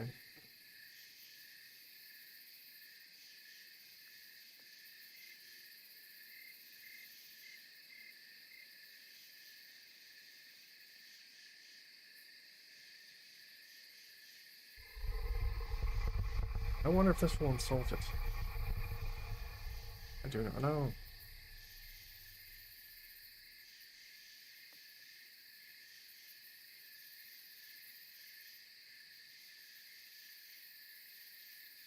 Yeah, let's take the risk.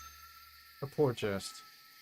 I am your superior in all ways, from age and might to thought and taste. If you would be so foolish as to reject me, do it quickly. There are many others with whom I might create, some of whom would beg to dance with me. Rather, you should gather your courage and prepare to prove your own worth. A dance with me is not lightly won. Okay, sure.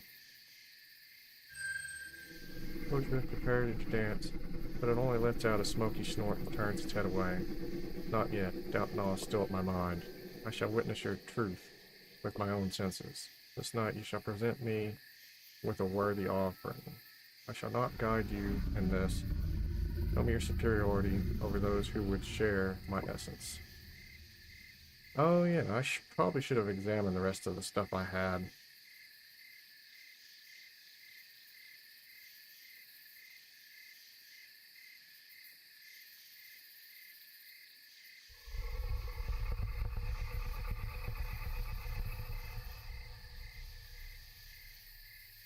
Through healing?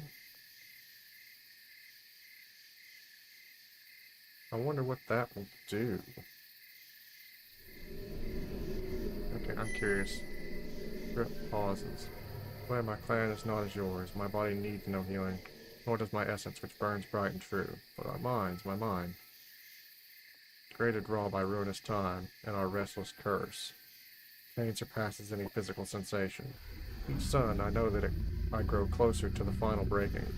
allowing no true rest. My mind sunders itself slowly. Great many times burned is the only one of our clan ever to survive the breaking. The means were too terrible to mention, let alone to emulate. If you could heal the pathways of my mind, extending my existence, and fending off madness for at least its time, then you would be worthy indeed. But can you truly grant healing and peace to one such as I, even for a moment?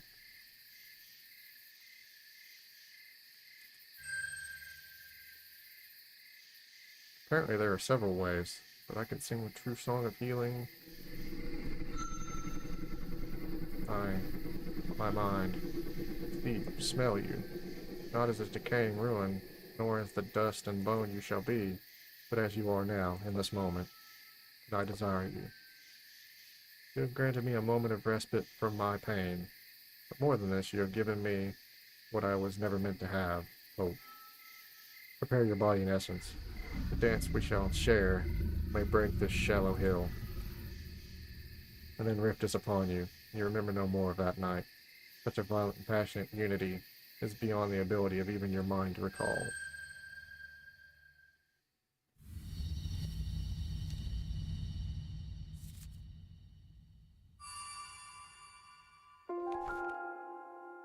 The tower. Each one of us is a single stone in a living structure of eons. This grants a permanent +5 to Earth.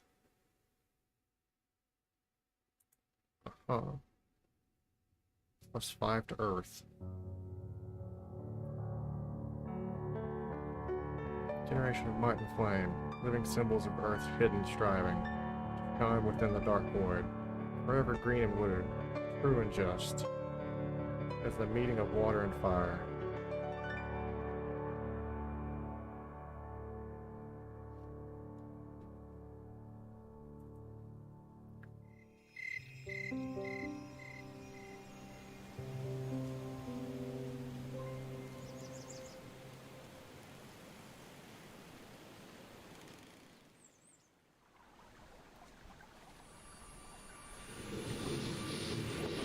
Since you have become one with fire, you are now immune to all forms of heat or cold damage.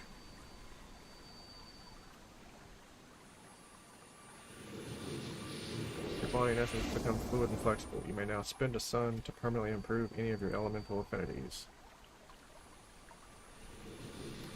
You can move a short distance in the blink of an eye, seemingly disappearing and reappearing. That worked really fast.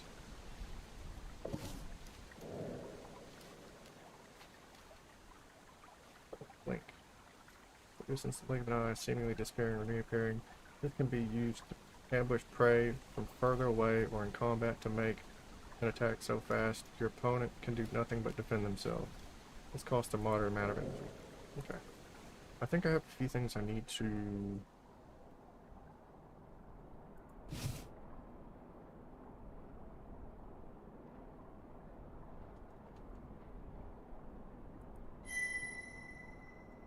Oh, maybe I don't. I thought I had a few that needed to be researched.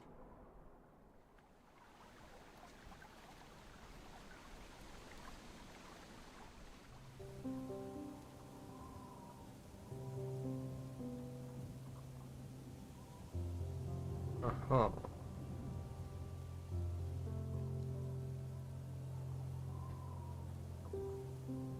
Apparently I have more options here.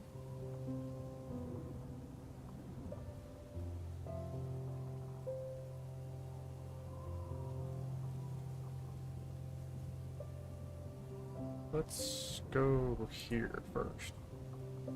Close to the high beat approach safely. Get your understanding of the tale to discover what lies here. What is it here? Really? I can go here, but not here?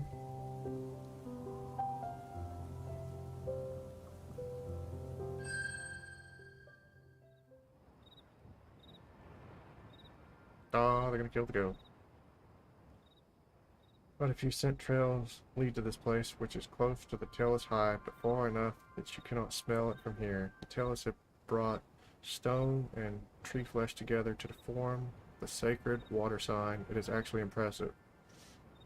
How do they move such huge stones?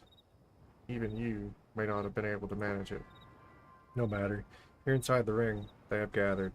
You know that tailless eyesight is poor when the sun is gone, so you'll be safe here in the outer dark. Crane your neck, looking up and over the stones to observe.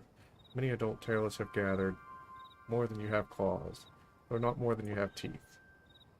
They are led by one whose whole body is covered in a moon-white second skin, and who seems to be treated with deference. It must be an elder. It has more face fur than the others as well. It barks a few notes of battle song, and the others all fall silent and still. For a moment, nothing could be heard but the plaintive cries of the slave Surefoot in the center. This is uncomfortable. Please change my situation. The tailless elder ignores his pleas, and begins to raise its voice in song, striking the same notes in the same sequence over and over. Others join in. It is a unity of number and sound, bringing them all together in mind and perhaps in essence. After a time, the elder places its forepaw on the Surefoot's horned head, murmuring something. The tone is gentle. A blessing, perhaps? Good, yes, unbind me. Then the elder turns its attention skyward. It begins to chatter and yelp at the stars above. Is it singing to them? No, it seems to be trying to communicate with something beyond the stars. Something above, something higher than the void. The elder's blabbering grows more intense, more high and wild, and as it makes noise, it slowly brings a sharp piece of shinestone to the Surefoot's throat. What is that for? I don't need that. I need destruction. With great intention, the elder plunges the shard into the Surefoot's body again and again, until the shard and its paws are slick and red. It walks about to each of the other tailless, marking their brows with a little of the beast's dark essence. They receive this mark with eyes closed, as if savoring the experience. Then, seemingly without cause, the wood in the Surefoot's body catch fire. The others lower themselves before the triumphant elder, or perhaps before the fire or whatever caused it. While the Surefoot's empty body burns to ash, the singing resumes, and all seem to be in a state of ecstasy. The elder often gestures upward, and is barking in an authoritarian yet grateful way. A strange contrast. There is joy, much joy, and a savage fulfillment. The sight, these sounds, these smells, they are quite dissonant, especially all together, but the tailless obviously rejoice in them. Eventually the elder gives a final gesture of its paws. In a series of locutions, the tailless slowly leave one by one. They seem somehow changed, as though they were hungry, but now have had a good meal. This entire act, it fed them somehow.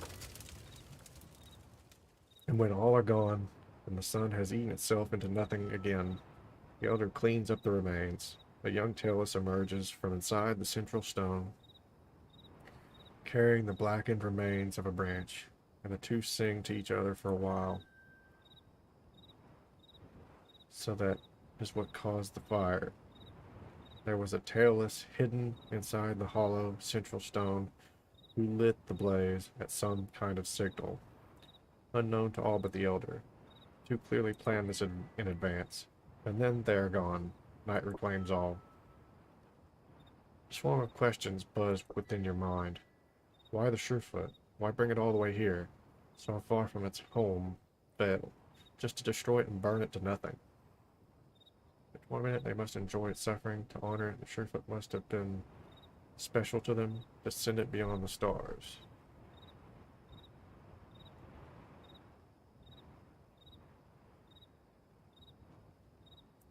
See that. Wait, what? Where did that thought even come from? How can anything be sent beyond the stars? And yet, the more you think about it, the more that tastes true. They were fixated on the beyond, both before and after the act, and the smoke rising from it. That's it, the smoke. They believed that they were sending it to the beyond through the rising smoke, which is pure idiocy. Its essence clearly dissipated into nothingness. Just as with everything else, the tailless must not be able to sense the spirit colors which you can. And besides, smoke does not rise forever. We have flown high enough to know that it does not even reach the clouds, much less the void, much, much less whatever is beyond the void. But every small gesture and sound made by the elder in the group resonates with with that idea. Somehow, you are fairly sure that is what they were trying to do. Gain knowledge of a certain mysterious animal.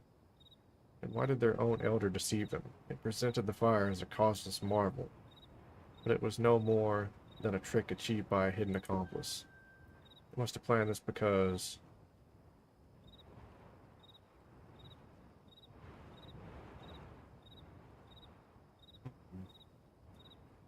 testing their wits, fulfilling their collective desire, or personally gain from this. I would say either personally gain from this or collective desire.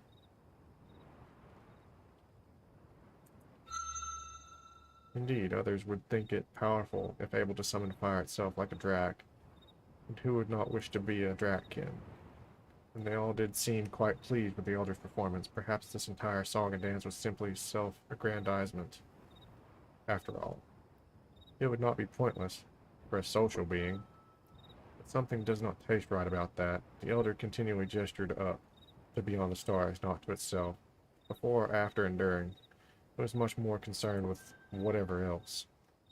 The Talus did not give the elder anything, dance with it, or even remain in his presence for long afterwards.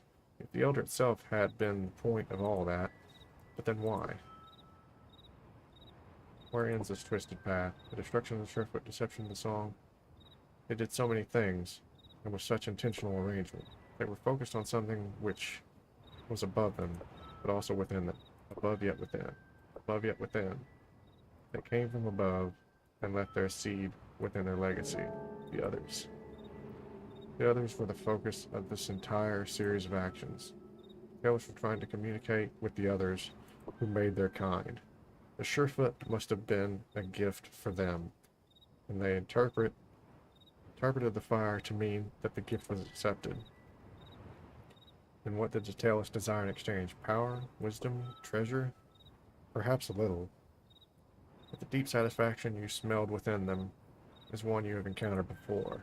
It is the smell of a small, lost youngling, finally reunited with its creator, safe, peaceful, bringing peace out of violence and fire.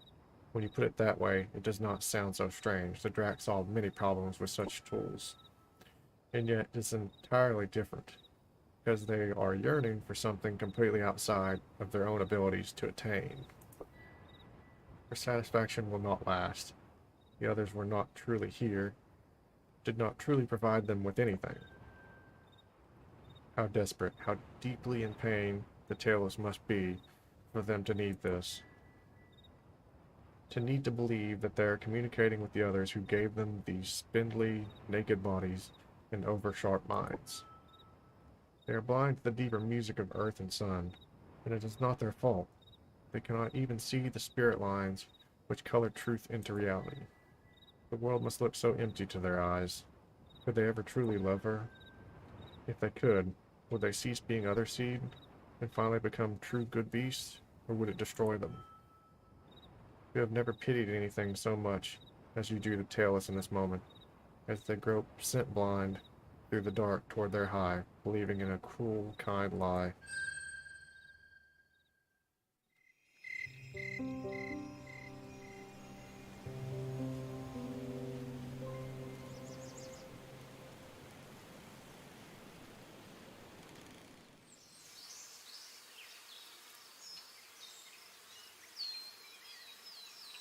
There is suddenly a place of gathering for thousands of tiny beings. These have only just become great enough to create, and many are actively engaged in their intricate dances thereof. And yet you notice that many are already going quiet, their miniature perfect essences fading away into death soon after completing their creative mission. You decide to call them sunflies, as their adulthood seems to last only one sun. As their birthers fly off to various places in the great green to birth their eggs and then die, one of their givers alights on your tail. It is exhausted and already having trouble controlling its body. It will soon lose its rhythm and go quiet forever. It sings to you with a humble, simple song. Great being, how many suns have you seen? When you reply that you have seen suns beyond counting, the ephemerid sings, great being, I wish I could see the moon wax and wane, and taste for myself the winds of autumn. When all is sweet, colorful decay, but it is not to be. I must follow the music of my people, and leave my shell behind, flying beyond the air with my essence into forever. But teach me before I go silent, is there more to the one song than the circle dance of destruction and creation? Have you tasted with your tongue of thousands of days something beyond, something which is outside the two forces?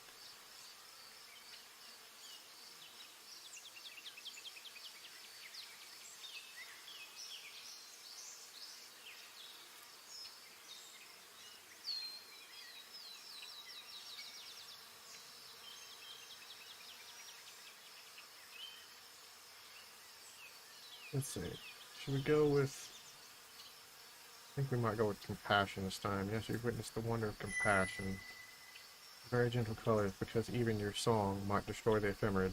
You explain that you have touched upon the beautiful, imperishable soul of the great music, and you have seen how the many are in truth all one. You have learned to see yourself within other beings, even in the sunfly, and to share in their pain and their joy. You promise the sunfly that its life was good and right, and you bless the sunfly in the name of the one song, which sees the end of all worlds, and yet never, never dies. The sunfly gives one last burst of song, a tiny yet perfect note of wonder and gratitude, and goes quiet. By the next evening, not one living sunfly remains. Their joy and their pain was sweet as nectar and bitter as ashes. What a blessed curse, and a cursed blessing, is compassion. You cannot help but think to yourself,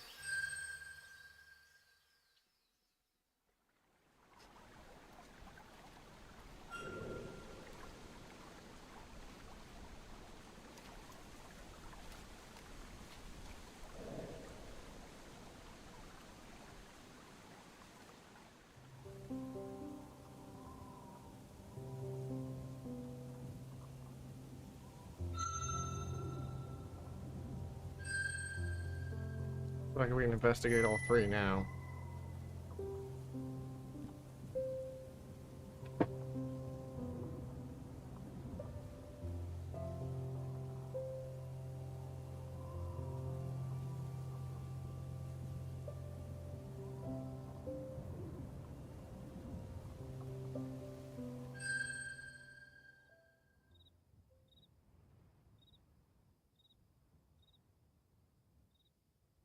See it from the lower sky. It broods there like a creator on its egg.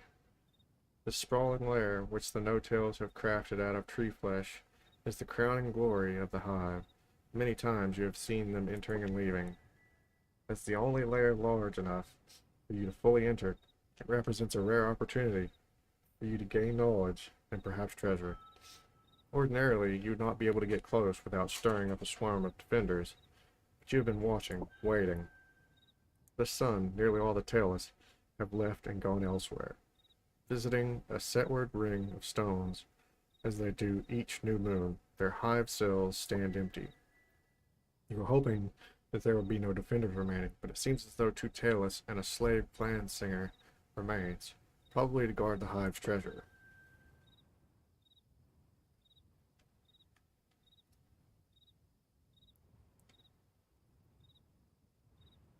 Create a distraction to separate them. Cleverly, you light and then stamp out a patch of grass upwind from their position. The twisting smoke which remains is accurate enough for even a tailless to smell, apparently. If one takes the clan singer to investigate, leaving the other alone, what now? Stealth now would be much easier. Sneak past the nose-blind tailless. The sky is rapidly darkening, leaving the tailless with only its poor ears and poor noses to sense you. It is, of course, not enough. You slip through easily.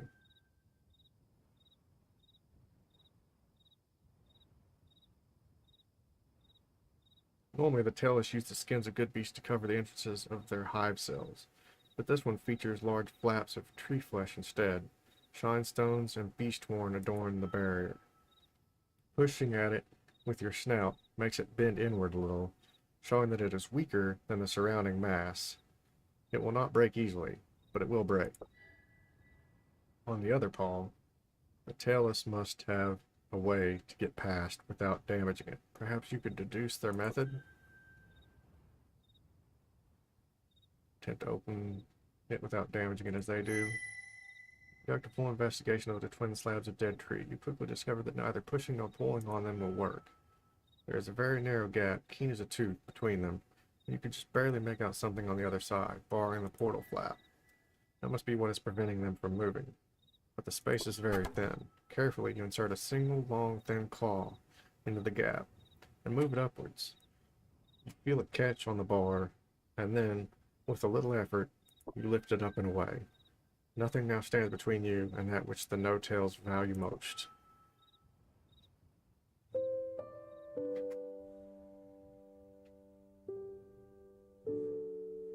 Thousand years of dreams. 1,000 years of dreams could not contain this impossibility which now holds you in its warm, sharp jaws. It is music, swooping upward and downward from side to side, under and over and around itself without ever making a sound. It is music, the soft, deep reality upon which all hard things float, stripped of its veil and splashed across the outer dimensions. It is music, bold magic of the stars, meeting the cloud-shrouded night of the mind. Powerful emotions rise within you, and when you scent prey or behold sun's beautiful demise over the sea, you can taste the very essence of several creators in the patterns. The curves, the lines, here in this place, the tailless have opened their deepest selves to each other. The intimacy of the act leaves you almost breathless. It is an altogether new kind of creation, one which requires neither maturity nor might, but the tender courage to draw forth one's own soul and let it stand naked before others. How do they dare? Do they not know that one's innermost self must never be shared? Do they not understand the power it would give others? Or is this at last the secret of their alien minds, the key to their powers? A new term is needed for what they have done here, because they have reached into their hearts and brought out half. You decide to name it art. Now, what now is your will?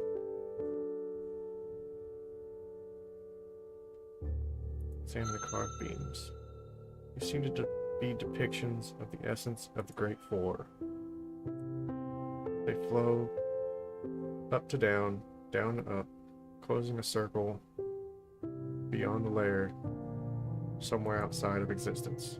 As the elements form the supports of reality, these carven representations support this large structure. The utility is both physical and spiritual. Powerful music indeed. Air, water, fire, and earth must extend far beyond earth and sun's domain into other worlds. It must be, or the other seed would not be able to understand them so well after such a brief time spent here. Examine the floor. These patterns are water-shaped, but immutable like earth, and with air and fire shades dancing within. 4 in 1. Ingenious. There does not seem to be any given pattern to the changes between them, at least that you can deduce. Each is its own beast, full of meaning and quiet life. Would it be possible for you to create something like this? It seems lewd to smear one's innermost essence out like this. It is indisputably brave of them to try. Examine the far wall. Multifarious reality has been immortalized here. Stern-looking clan singers hunt noble woodstriders across time itself, an endless dance of destruction. Outside of this lair, no tales seem to act without any regard to the sovereignty of the good beast who have dwelt here for turnings beyond count. It would be easy to assume that they feel no respect for any people but their own. But by such art as this, you may be certain the tailless do find sun and earth's native children beautiful in their own way. But if this is so, why do they murder the trees and chip away at the green, submother of so many tribes? Do they immortalize them here because they feel the music in the essence of the clan singers and the woodstriders, or only because they wish to them to be abundant for the harvest of their flesh, their skin. It is love they feel for those good beasts, or only rapacious lust. Too much of their essence has been poured into this for it to be merely the latter, and yet their other actions belie the former. And what are these? Are these how they see themselves? Merging of beast elements with other seed? Do they wish to become good beasts after all? Or are these depictions of the others who created them? Could this be yet one more technique by which they attempt to gain their favor, their attention? No, this does not carry the scent of utility. They are not trying to do any one thing by this. Instead, they are trying to express something, to rotate it laterally in relation to concrete existence, bending it, trying to look at it from a direction heretofore unknown, unsung perhaps. Whatever the intent, it is difficult to look away. Everywhere your mind rests, a new, small secret seems to lie half buried behind the forms. You obtain knowledge of a certain mysterious animal. What now is your will? Wow. Okay, we got knowledge of, like, every beast in the game just now. That was impressive.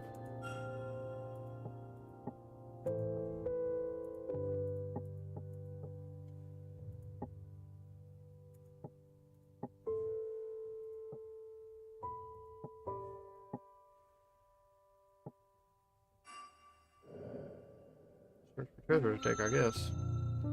Where to begin? This entire place is a treasure. There cannot possibly be anything else in all the endless one song exactly like this lair. If only it would fit inside your mouth. As for other things, there are some smaller objects elsewhere in the room which smell interesting. Color-smeared tree flesh baubles here, a few bits of shinestone there. You take them for yourself. Now what is your will? Leave this place. Wise were you indeed to come here. You have seen the secret soul of the seed of the others. Turn to leave. It was right behind you the whole time, gazing at you with dead amber eyes. This is what remains of the guardian of the Riverwood. By smell of it, it was silenced 4, perhaps 5 turnings ago. Did they honor it with a true dance of destruction, or was it tricked, trapped, poisoned? Did it end life in confusion? It was known to have believed the tailless to be nothing more than annoying vermin, easily quashed. Now, each time they leave this place, no-tails gaze upon its quiet head. Do they feel pride at having destroyed such an advanced being? Hatred for your people? Is it beautiful to them or ugly? They seem to have attempted to augment it, replacing the eyes with calcified tree essence and holding it all together with gut string. It makes it look all the more violated and unnatural. They are not even allowing it to return to the mother and finish the great cycle. What will you do? Return it to Earth. The tails will be wrathful to lose a symbol of their own power, such as the head of a kin. They might seek revenge. But you will not allow one of your own beautiful people to be divorced from the way of life with this false immortality. Seizing the head in your jaws, you abscond with it. Taking flight, you travel for a short while before dropping it into a deeper part of the shallow river near the Guardian's old home. The water and silt will help it find the disillusion it deserves. Soon, nothing will remain but the bone, and then nothing at all, as it was meant to be. To attempt to preserve a body against the will of time is blasphemy. The void is worthy to receive all. Tiny portion of the late sovereign of the Riverwood. Quite attractive. You wonder if Warden had the chance to create before it perished.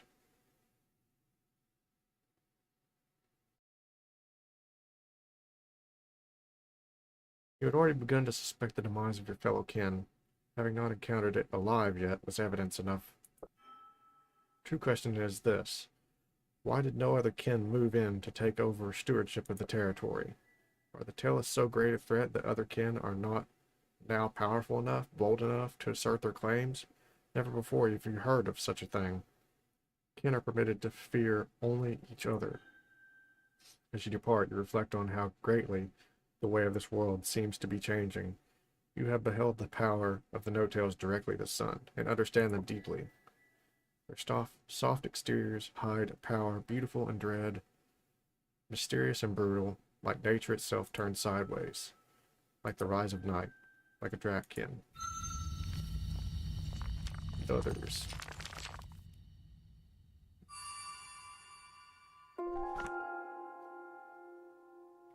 The most powerful chains are always invisible.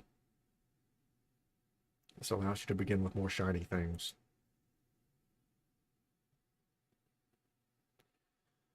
We are the people of the far-telling song, who sing our great secret to those who would hear. To be alone is to be weak, to be together is strength. Our love for each other is our true fur, our true fang. Only with others can one hunt great prey, and the greatest of prey is the knowledge of self. We are all pups of the great Den Mother. Drinking her milk we grow strong, her milk streaming bright across the night sky. This is our way, the good way of the clan singers. Master the way of the clan singers, and your bond with the elements has grown. We are amused. When other beings tremble at the whispers of our scent, we are amused. To taste the essence of others, sliding bright into ourselves, we are amused. To wallow in sleep, savoring dreams beyond telling, to be perfectly shameless in all dances, in destruction and creation, to be set over all other beings, to be the soul of destruction upon earth. This is our way, the good way of the great slide claws. Is it not amusing? You have mastered the way of the great slide claws, and your bond with the elements has grown.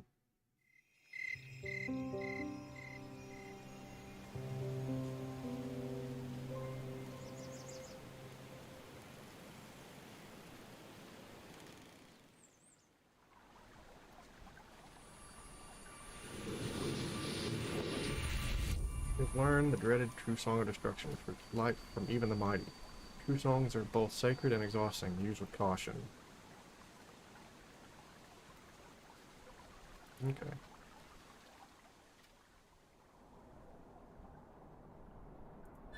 We have quite the treasure trove now. 327 shiny things.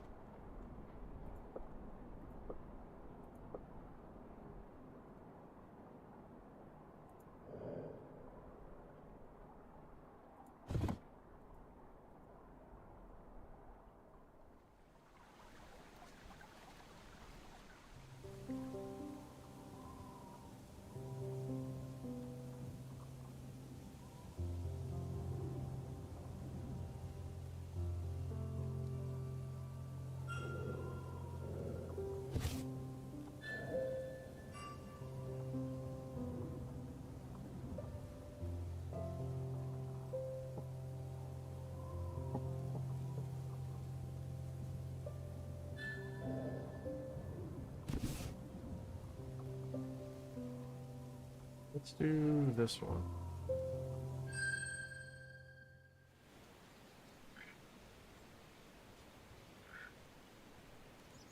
At last my quest ends. Praise be the Rainbow One, whose music is true, and whose being is perfection. A rather strange feather beast with a massive face worn has arrived in your territory and called you forth. It grunts pleasingly, like a tush snort, and rejoices at the sight of you. Chosen One, desire of my deity, I come with rapturous news. I am a sworn servant of the feathered thunder, the enlightened master, the fabulous, marvelous, transcendent, magnificent, rising flower of earth, open to beautiful maturity. Apparently it represents bloom, the beach-festooned kin whom you defeated in adolescence. My wondrous patron has sent me on a quest of many moons to find the one who so skillfully defeated it turnings ago. Yes, the truth is known to me. I am most trusted of the great one's servants, and privy to its secrets. Since being thwarted here, the Illuminated One has risen to fame and power in a far distant land across the Great Blue. There it secured the loyalty of my people, the Sunbills, and many others through adventures and acts of wisdom too many to mention.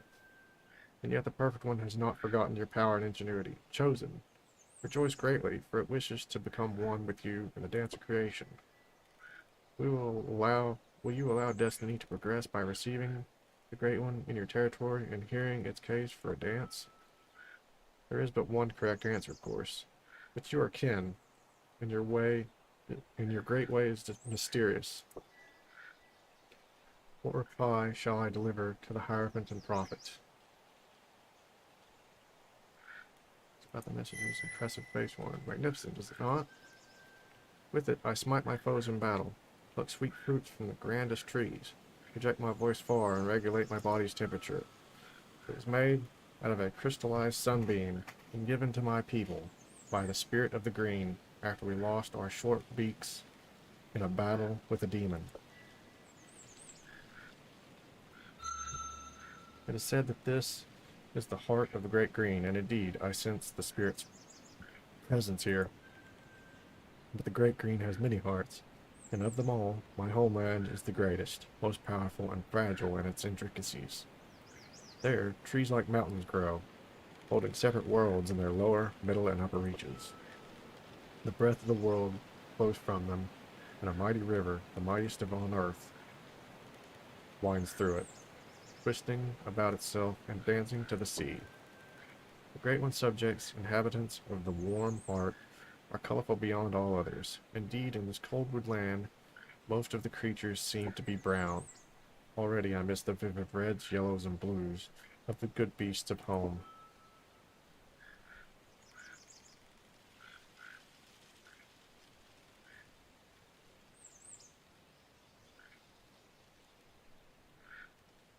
Answer about blooms well. The ambassador bows low. A wise question. I come prepared to sing of the greatest treasures, held by my wondrous overlord. Even now it slumbers upon a mountain of silver, festooned with amethysts and emeralds. The quantity is beyond the capability of any non-drac to number. Crystal itself seems to favor the master, and vice versa. Its possession a collection of 24 curious objects made from clear crystal, ranging from flowers to a tailless skull, which it had obtained through an adventure most daring. It has defeated 3 rivals to hold the blessed land, and is now unchallenged. Fathom, elder of the kin, prophesies that my dear overlord shall be remembered in far times as the rainbow-feathered serpent, who brought order and peace to earth's sacred lung. The great All-Mother has taught it a secret which it holds close. Of all its treasures, however, the loyalty and devotion of every good beast for long flights in all directions is most dear to it. It has been known to inconvenience itself for the good of peoples even too small to see. The Great One loves life, and life loves the Great One. One day it shall be an elder of the kin. So it has been sung, and so we believe. Praise to the Hierarch, who orders our bodies and essence alike, even as it partakes of our flesh.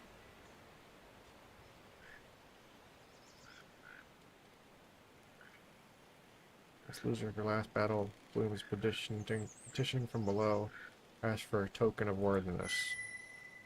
Sunbill pauses. Yes, the Great One knew that you would demand such, as is your right. It has promised a token if you will agree to meet with it. That token is I. My flesh is yours to consume if you desire. I offer myself to you. There are many adventures, many acts of service, which I still wish to experience, and my love, my nestmate, now sit upon our first clutch of eggs. But I am loyal to the Great One and accept my destiny. And what is the body of a mere feather beast to the sacred desire of a drac kin? Surely all kin wish for servants as loyal and brave as this one, which has crossed the Great Blue in its search for you. No kin has ever tasted the flesh of such a feather beast on this side of the blue. However, how will it taste, you wonder? Its feathers and bill will also look beautiful in your trove.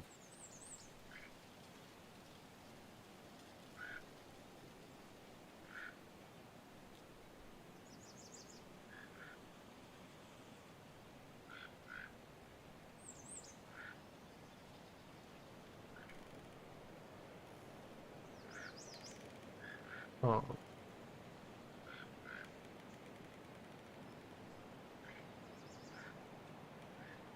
Alright then, I guess we consume it and contact Moon with acceptance of its proposal to meet. Before being slain and consumed, the sunbill lowered its head, closed its eyes, and sings. Here I die, my life given so that my glorious master's line shall expand and endure. I pray you, chosen one, desire the rainbow hierarch. Be kind to my eternal master. I depart to join with the one song once again. Sing of me, for the fabulous, marvelous, transcendent, magnificent rising flower of earth, open to beautiful maturity. But I die bravely in its earths.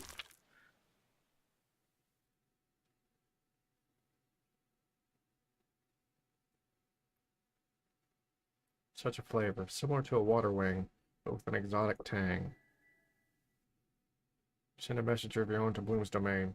Expect a visit from Bloom itself quite soon.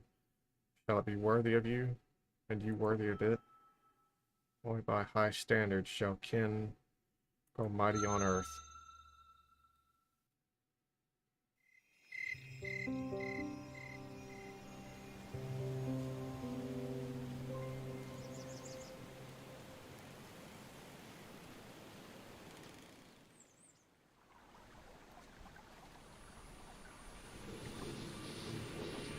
Powerful true song of dominion forces other beings to bow to your will. In combat, it drastically reduces your opponent's fire, water, and air.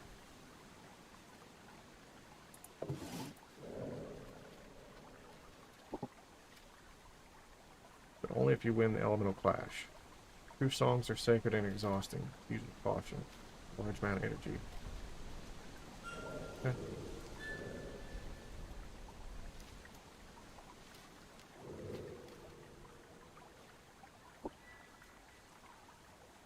Air was my lowest stat. That can't be. Okay, apparently it is.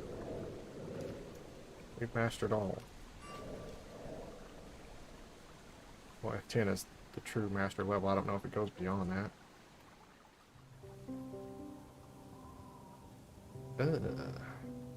Now what? We gathered the rest of the info about the tailless.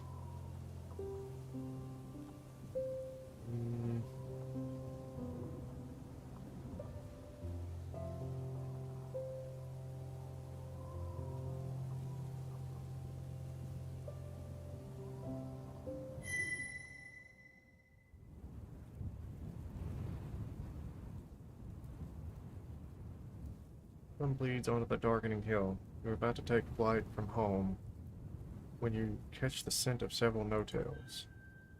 Curious, you follow the trail to discover a modest troop, including a pair of armed warriors carrying a long, wrapped object up a hill.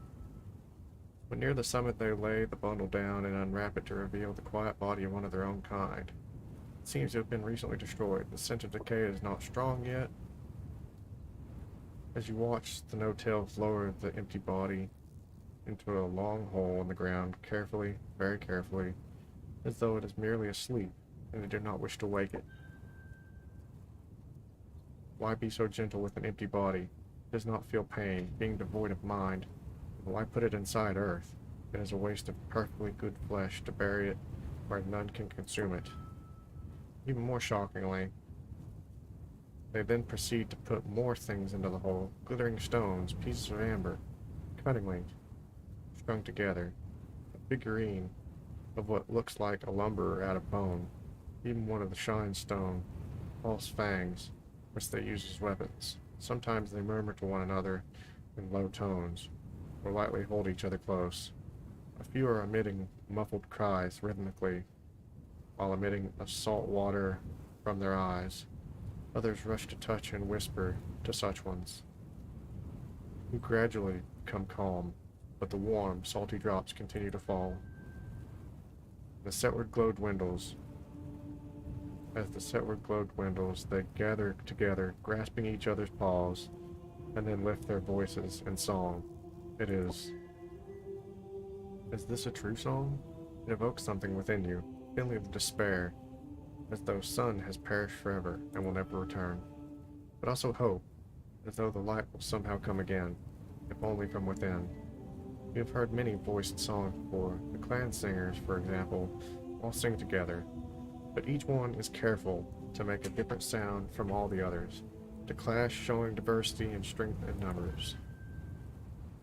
This tailless song, however, takes all the voices and makes them one. It is as though they are all briefly becoming the very same being, feeling the same emotions. They all seem to know just which tone comes next, how long each should be. It is deeply intentional and fixed, yet also flowing and emotive. When they finish, they fill up the whole together, enclosing everything, body and treasures, in the Great Mother's flesh. They stack a few broad, flat stones together atop the mound, and depart one by one, leaving the two warriors to stand amidst the trampled grass and drying tears. Never heard of anything like this. When any good beast dies, its kin simply leave it, or even consume it.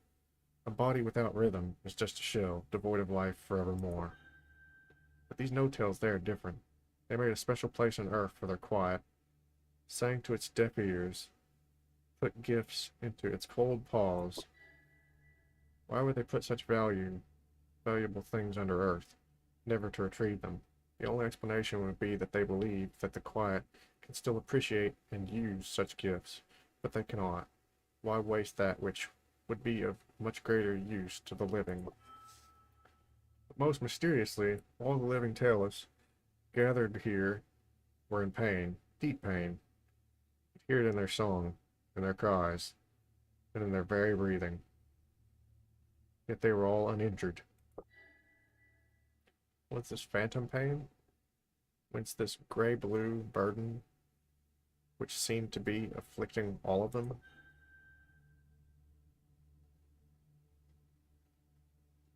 The demise of a fellow kin leads to nothing but a rush to claim its land and its trove.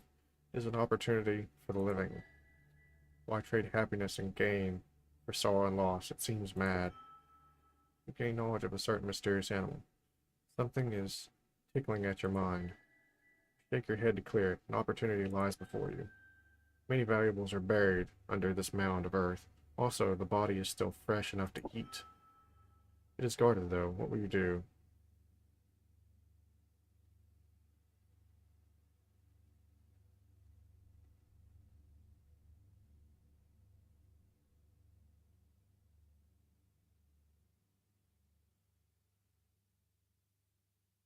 Hmm.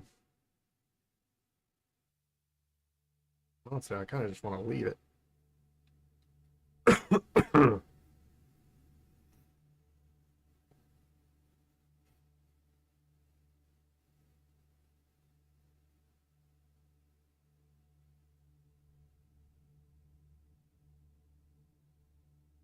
I will trick them into leaving.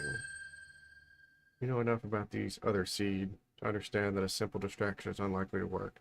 Making some noise and then attempting to outmaneuver them could backfire. Instead, you decide to use their complex minds against them, beginning by using your mind song to cause them to see sigils vague and terrifying. Then you begin to use your mind scream ability, gently at first, and then more powerfully. As their fear grows, they chatter to each other, but cannot locate the source of their torment. They begin to see enemies in every dark shadow, every void-colored corner of night.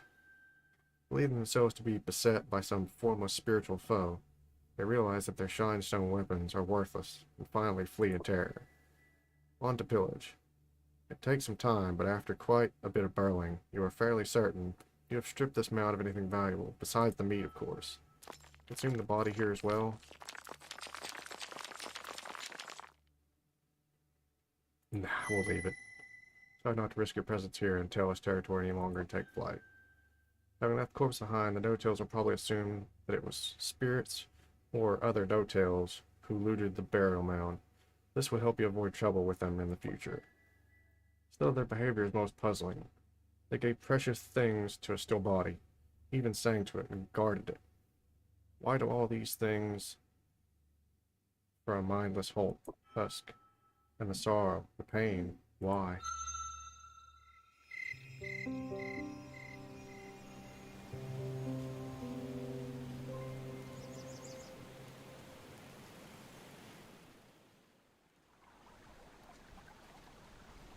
Hopefully they don't make any more attempts to come kill me. They've already tried several times. The new sun has risen. Okay. Pretty sure I didn't get anything new, did I?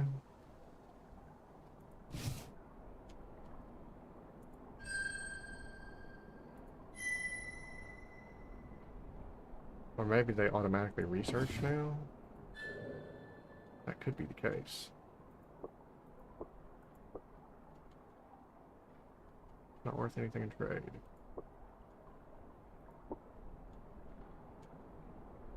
Any shiny things?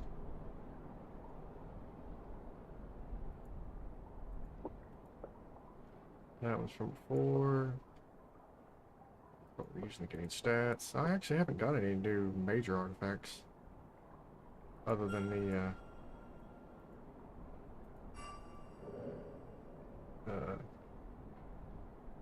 what do they call the thing? That one.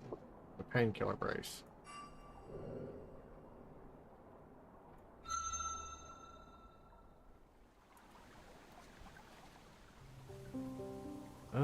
What to do now? We have a little bit of time left. Maybe fully investigate.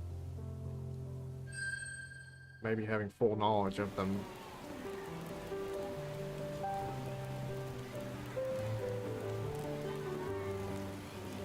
Maybe that'll be the way to go. Flash of unusual color, catch your skyborn eye. Soon you are witnessing a remarkable event. No tales have gathered here, many of them. Some are from the nearby hive, but some are not. And yet, no one seems to be alarmed at the presence of strangers in their midst. In fact, the entire affair smells like joy. The air is filled with many voices, many songs. If even half of this many kin came to your land for any reason, you'd be out of your mind. Why do they delight in being surrounded by so many competitors, so many possible threats? This bears investigation.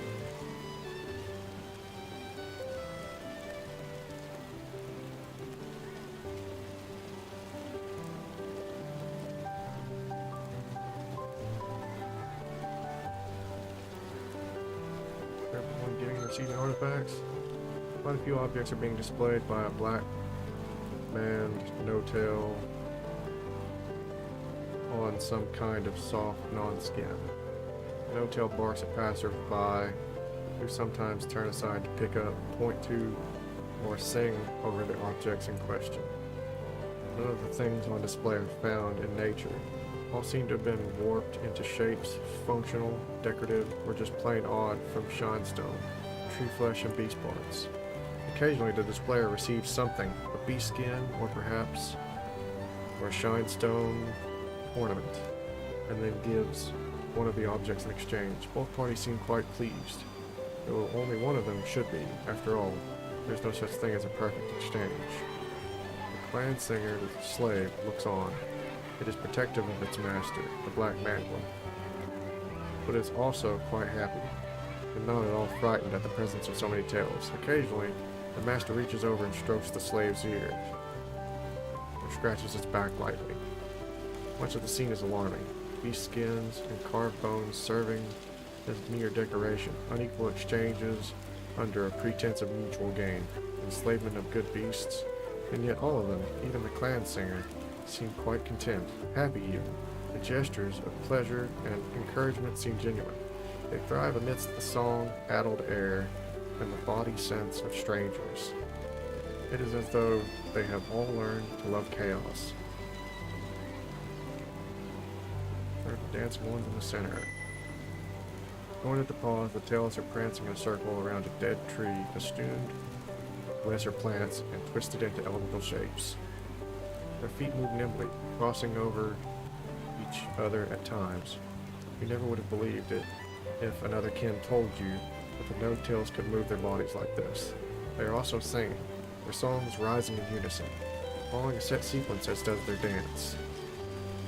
Obviously, they are skilled in memory and communication, if they are able to plan and execute such complex dances and songs together. The true question, why are they doing this at all?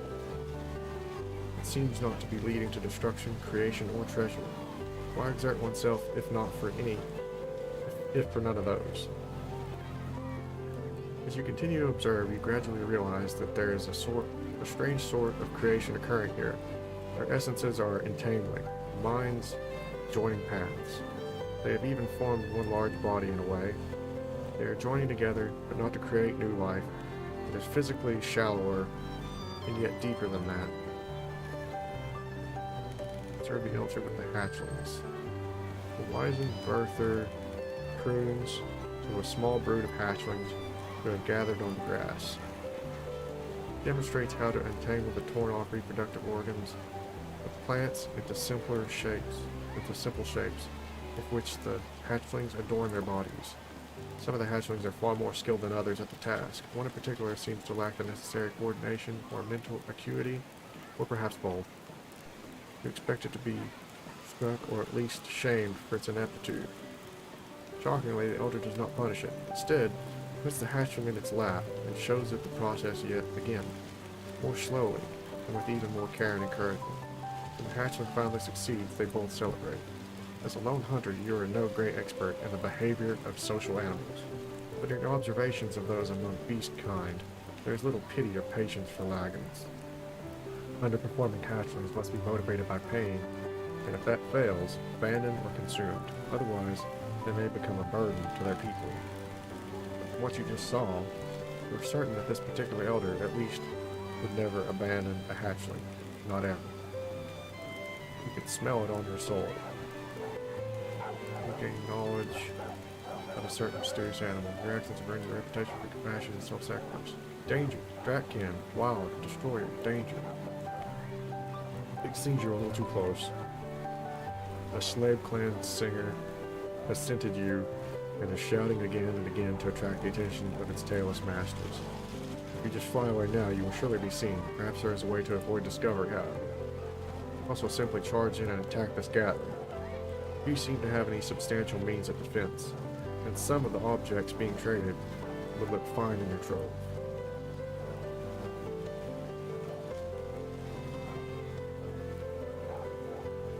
You should hypnosis its ability to silence the clan singer before it succeeds in drawing attention to you. Fix your golden eyes on those of the clan singer and begin to sing directly into its mind, swaying your body back and forth. O lost shadow of the proud clan singer people, you have forgotten who the true lords of this world are. Behold, I am the crowning glory of earth and sun. I bring sacred destruction to all. If you draw the tailors to me, I will make you watch as I slaughter and feast on them all. And then I will tear you apart, and give the shreds to true clan singers, who still lift their praise to earth and the great green. You therefore wish to be silent, and to depart in peace. It's the only path to life for you and those you believe you protect. Silence, fear, retreat. Silence, fear, retreat. Power of your song and the swaying motion of your body render the clan singer helpless. At last, it believes your song and withdraws, tail tucked low under its body. You make your exit with the no-tails none the wiser, having spent the sun drawing closer to the truth about these bizarre invaders.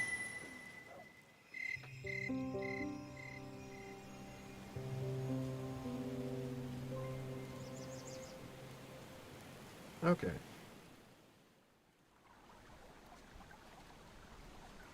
We're almost out of time.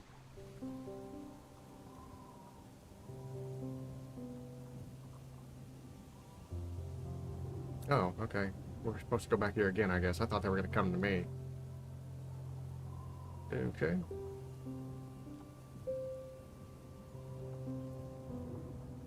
We did part one, might as well do the second.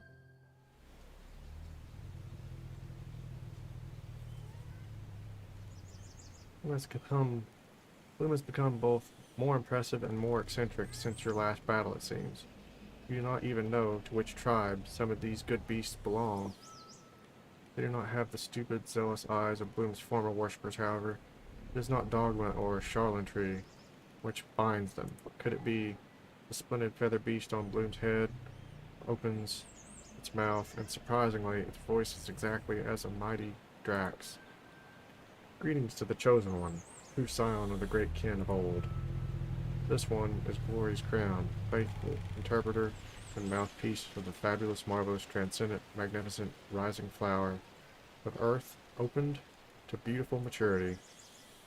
The honor of making the thoughts of my liege known to other kin is mine, as is the distinction of becoming a meal for the enlightened one, once I have outlived my usefulness. So it is promised. In joy we, the free peoples of the great river forest, have offered our service to the one who has saved many tribes from final destruction, enlightens our minds, and liberates us from fear and want. These are the fruit of the Great One's innermost thoughts, and only its most trusted servants are allowed to be here to witness the truth. After being defeated by you, a chosen, the opening flower now risen, swore in its secret mind never to be vanquished again. The quest began, even unto the ends of blessed earth, to find the greatest power, one which could never be overcome. Elders were sought and trials undergone. Labyrinths beyond imagination were attempted and conquered. At the last, the great secret revealed itself to the Great One, and wielding the secret, the supreme heart of the green over the blue was claimed as territory. Even the tailless fear and respect the one they call the feathered serpent, the above and below. The heaven and earth as one, which is my master. Now, as one keeper to another, as two youths among the ancient kin, bound with a mighty destiny, victors against difficult odds, it is time to join body and essence together in the sacred dance. For this has my lord come from afar. For not once did the fateful sun long ago, for not once since that fateful sun long ago have you been far from the blessed mind. As the only one ever to defeat the benevolent Lord, your image has been burned into its dreams. How you have tormented my sovereign. On restless nights your name has been sung out in frustration across the rain-blessed green, and all good beasts tremble to hear it spoken with such rage, such desire. At last, the first time of creation has come to my Lord, and yours as well to you. We see it as destiny, decreed by sun and earth, that you become one and bequeath both of your greatness to the future. Moon suddenly shakes its head, and the feather beast flaps its wings, steadying itself before continuing in a more humble tone. But my beneficent Lord wishes you to know that it does not claim to speak for either sun nor earth, nor to know their wills. The flower of the world does not command other good beasts by false promises. We freely choose to be bound, no matter what the future holds, for there are none like unto the Great One, who is so caring and wise. Bloom fixes you with a steady gaze. Its eyes are no longer those of a clever pretender. Its mouthpiece resumes. You are chosen to dance with the one to whom we have all given ourselves, even unto our essence. For the mighty one has laid down such for our sake. Approach now and let the sacred dance begin. It is time. Part of you wishes to annihilate Bloom and his followers for being so near your lair, and another part wishes to collide with it passionately and dance until you can dance no more. Bloom seems to be feeling something similar, by the lowered wings and trembling of its tail. That's why Bloom has chosen you. There are, of course, various reasons, Chosen One. Your wealth is known to us, as is your reputation among the kin. That you kept a feather from your first encounter is most fitting. When it was known that you took pride in the victory, it showed respect to the defeated. And the Transcendent One has left a shard of its own pride here in the form of that feather. It seems destined that more feathers should be shed this time in a dance in which there is only victory for both.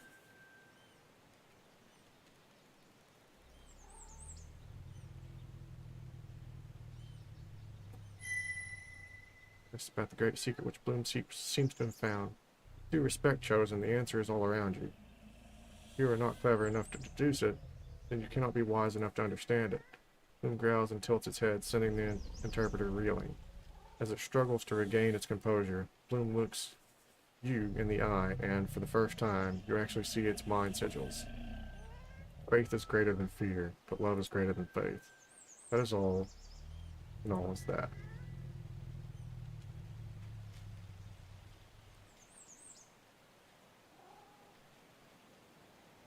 Mount Bloom's treasures.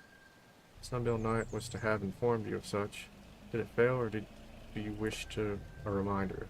No matter, my lord sleeps on a shifting bed of purest, delver refined, silver shinestone discs, dappled with emeralds like fruit fallen onto a fertile plain.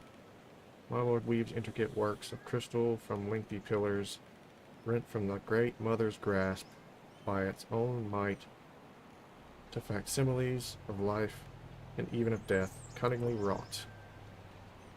Its collection of crystal is outmatched only by the crystal wonders one might find in the troves of the elders. My lord gazes daily at 3 trophies, one of them impressively gory, of its victories over older, more experienced kin through the power of its secret. The greatest of all is that secret itself, and the complete loyalty and support of every good beast in the great rivers Demizne.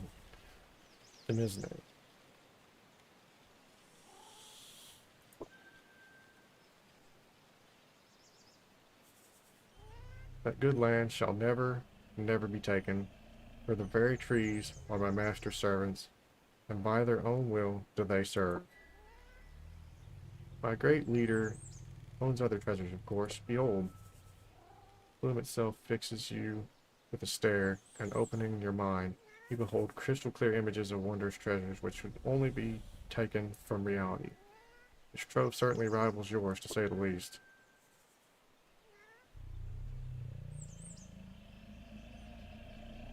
Demand a gift from Bloom. My great overlord politely refuses your request. They have defeated it turnings ago, before many trials and transformations. But such times and weaknesses are now dead. As proof of its own self-worth, the awakened one will not beg, nor offer a gift, nor demand any such from you, a chosen. My lord trembles with desire for you, but its sacred pride is intact, and it is confident that it is your equal. Accept union of equality or not at all, as befits such kin as both of you. Yeah, accept the offer of dance. As you cautiously approach, you worry briefly that all these beings will get in the way of the dance, but they disentangle themselves from Bloom and retreat to a safe distance. Bloom allows your approach, meeting you in the center. You circle each other 3 times, breathing in the subtle, intimate details of the other's scent. And then at last you dance.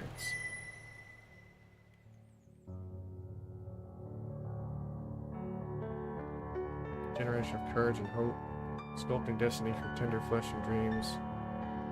In the green places where sun dances through towering boughs, a new flower shall sprout from good soil.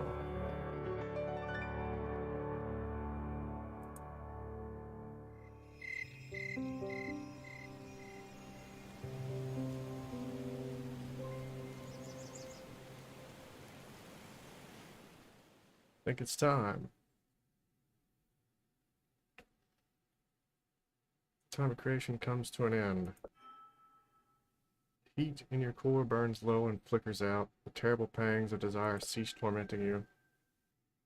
You were not tortured in vain, however. You succeeded in performing the sacred dance of creation, which summons life in your very first season. Whether you're a birther or a giver, whether you carried them inside yourself or simply seeded them, there are now new beings called into existence by you, and another, new spirits pulled from the void and given reality.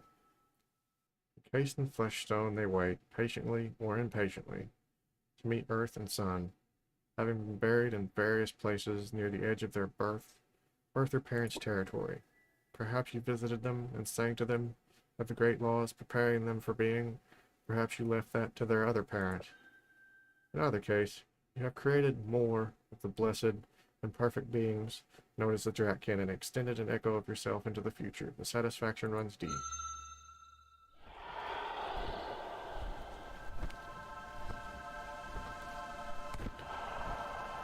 Highway above the spirit wood is being taken by more and more kin. It is time, they sing as they pass overhead. Grand moot, it is time. Your own thoughts are being drawn more and more to the gathering isle, place appointed for this meeting of all Draftkin. The wind ruffles your feathers. You feel fate scraping against you. What transpires at the Great Moot will surely change your life and bring an end to this final phase of your youth. Time is right. Will you go and face your destiny? Need more sons to prepare myself. The elders may see this as slightly disrespectful. Now let's go.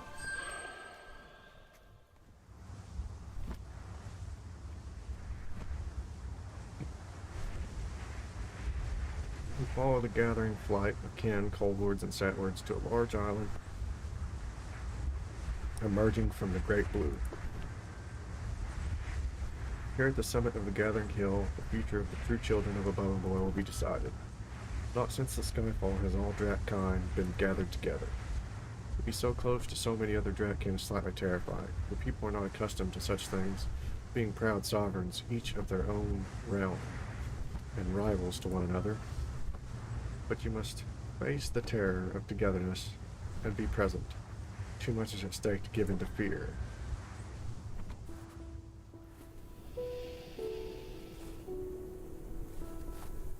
Essence burns within you as you behold the kin amassed.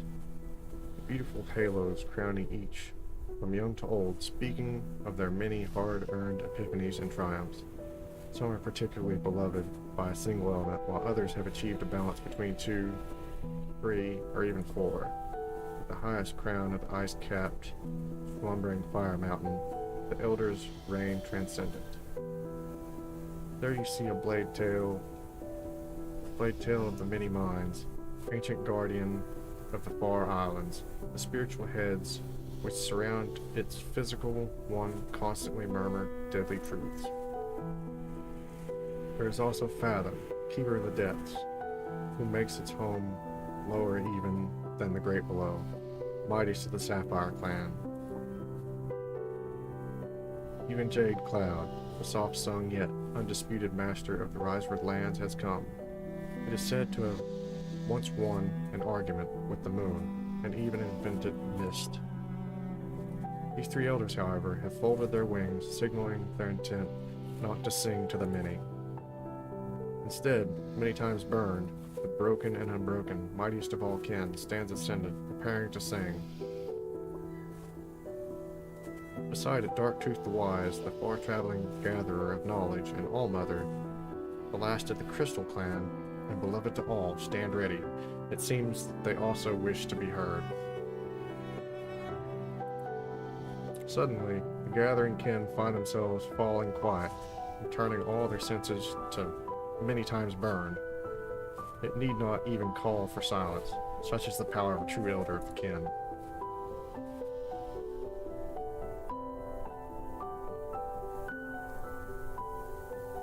When the quiet is smooth and unbroken, it begins. The end. It comes, I have smelled it. Our mother, Great Earth, is changing. She has not changed since the skyfall, when the others violated her and usurped our dominion. Now the seed left behind by the defilers festers and grows into a living disease.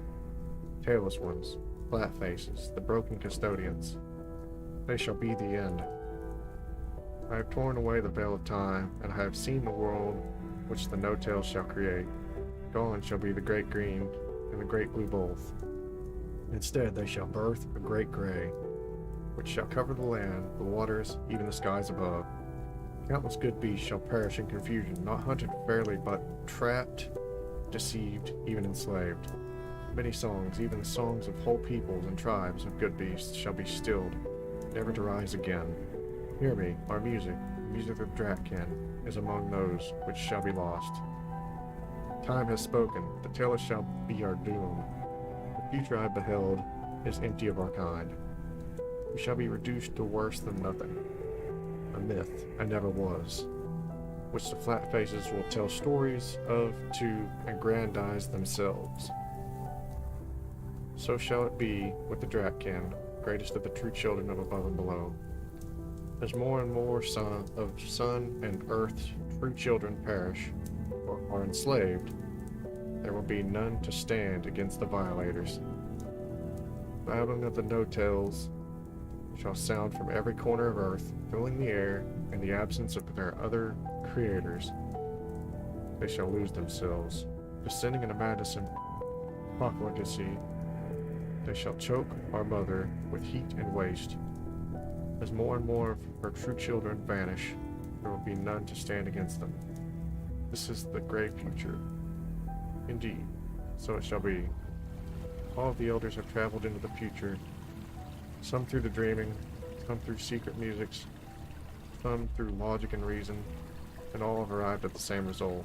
Earth, creator of us all, shall be reduced to the demesne of but one people, the seed of the others, or have forgotten their own purpose. Alone, sundered, self-bound, indeed the tailors shall devour themselves with their own minds. In the end, theirs shall be the greatest suffering, for they shall perish understanding that they have been the ruin of all.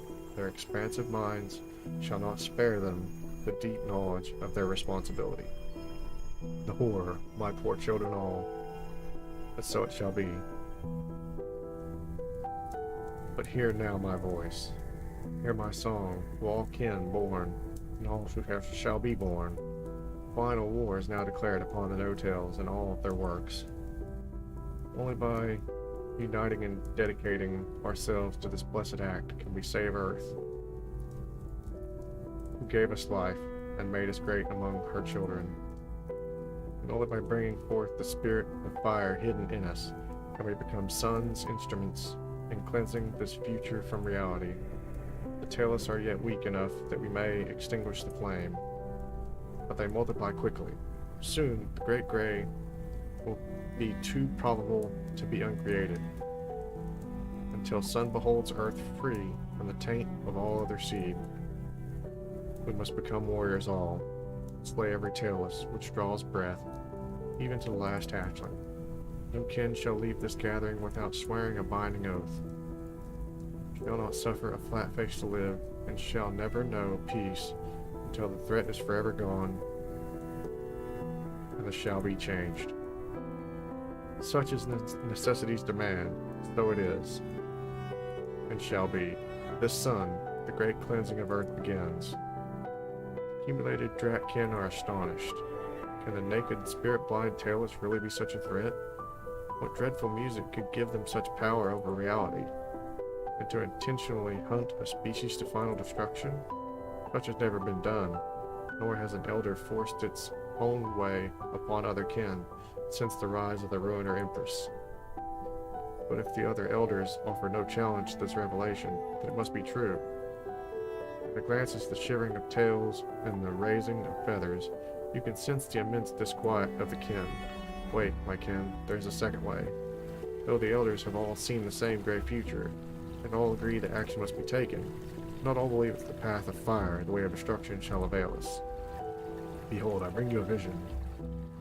Deep, deep in the star-pierced void there is another sun, and another earth. There good beasts unlike any known to us dance and sing. The air is sweet, trade is plentiful, and treasures unimaginable are forged. I have been there, I have tasted its flesh, smelled its skin. I have named this world New Home. Across the turnings by thousands, I have solved the mystery of how to walk among the stars, to fly in the company of sons' brethren. For those with the worth to seed a new world and the wisdom to turn away from the path of destruction, I offer this alternative. A world new to our kind, with vast lands and deep seas, new secrets, new truths, new songs, new music. A world free from the fell others, and clean of their seed. For new discoveries my mind, even my essence, have long hungered. If the unknown calls to any of the great kin before me, come away with me. We shall endure, and our people shall have a new beginning, and new pleasures and pain, hope and abundance. We shall grow mightier than we once imagined. It will take much shinestone, and many new knowledges and paths must be undertaken, but we shall endure, far beyond the reach of the tailless. The dark-toothed far scholar would abandon Earth in her time of greatest need. I am not interested in stopping its egress. Destroying the tailless will be easier in its absence. Let it chase its desire for novelty into the void and be gone. But any who dare to follow will face my wrath. Every claw, every fang of our people will be needed for the great cleansing. We stand against time itself. This is no time for shallow fantasies. My way is neither shallow nor fantastical. With enough shinestone, a great container to carry us to New Home can be built, so I swear. It is the only path which ensures that, even if Earth falls, our people and our music shall not perish from the one song. Despite your mighty will, Deep Flame, honored rival, despite your resolution to destroy the tailless, the future we elders see does not change. It may even be that your great cleansing shall hasten the annihilation of the kin as a race. You dare? In this I echo mighty, many times burned, wise Darktooth. Such an action is a desertion of loving Mother Earth, in our many relations which feed from her. There are those of us who love Earth and Sun such that none of their infinite siblings would bring peace to our souls. To look up into the great above and see a blazing glory that is not He who has watched over us for all time. Can such a thing be endured? Are not our very essences bound to the green, to the blue, the above and the below of this world? Indeed, in the spirit world, world of essence, invisible to the no-tails, our true salvation may lie. Like Darktooth, I question whether the great cleansing will have the power to change time itself. And like mighty, many times burned, I love my true mother, Earth, with all my mind and all my core, and all my essence, and will not abandon her, not ever. And I therefore offer a third way. The tailless can be redeemed. Beyond the gray to come, the great green and the great blue can rise again. Nothing can stop the desolation. Fate is fixed and immutable, but we can join with the tailless, teach them, guide them. We can do this only one way, by becoming them. Unrest, confusion. All know that it is impossible for one kind of being to become another. If one has truly great strength of essence, deeply desires it, we can merge with humanity. We can invest them with parts of our souls, as we have done with many good beasts over time. Due to their alien nature, a simple fragment will not suffice, but if we embrace the coming destruction with compassion and truth, if we abandon these mighty forms, but sing true through the inward ways and continue to love, in the far future, no tales may be born with Dratkin souls, capable of singing with our voices, seeing with our eyes. Those tailless Dratkin of the future are the greatest hope of salvation for Earth and all who live upon her. They, we, shall guide them from the gray to the blue and the green, a new dawn against the twilight. To make this a reality, I shall soon leave this body and invest my essence in the other seed.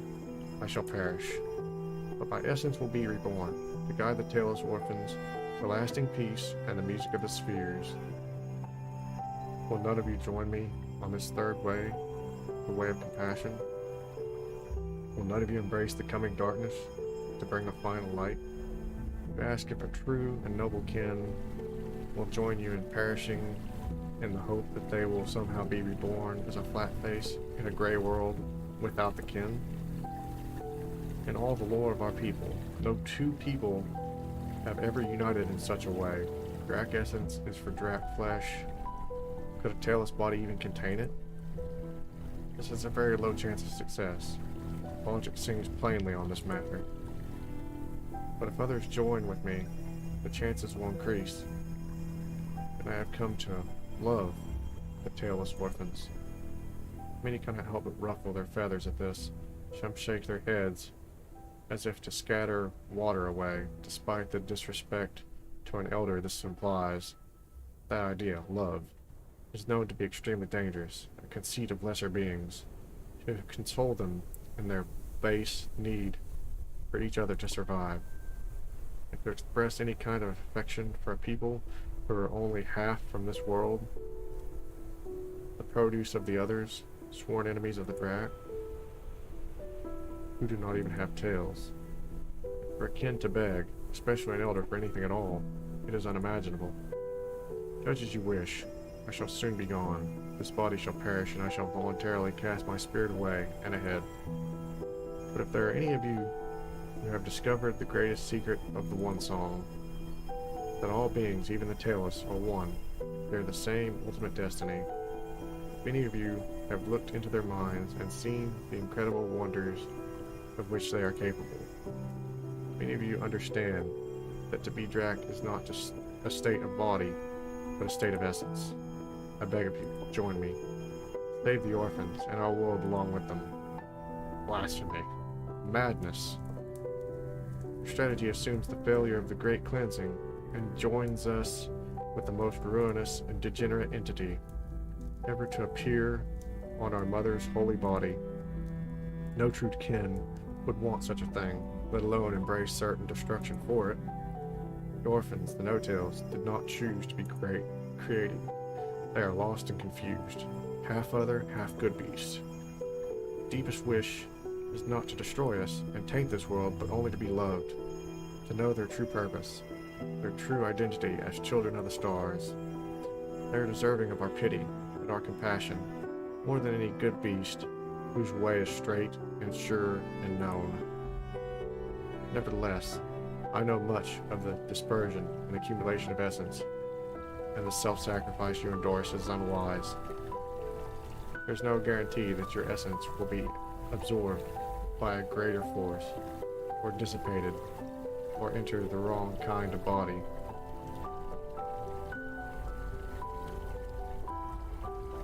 It would take an act of will on par with the greatest actions ever taken by the most strong-souled of the Drak to fulfill your desire.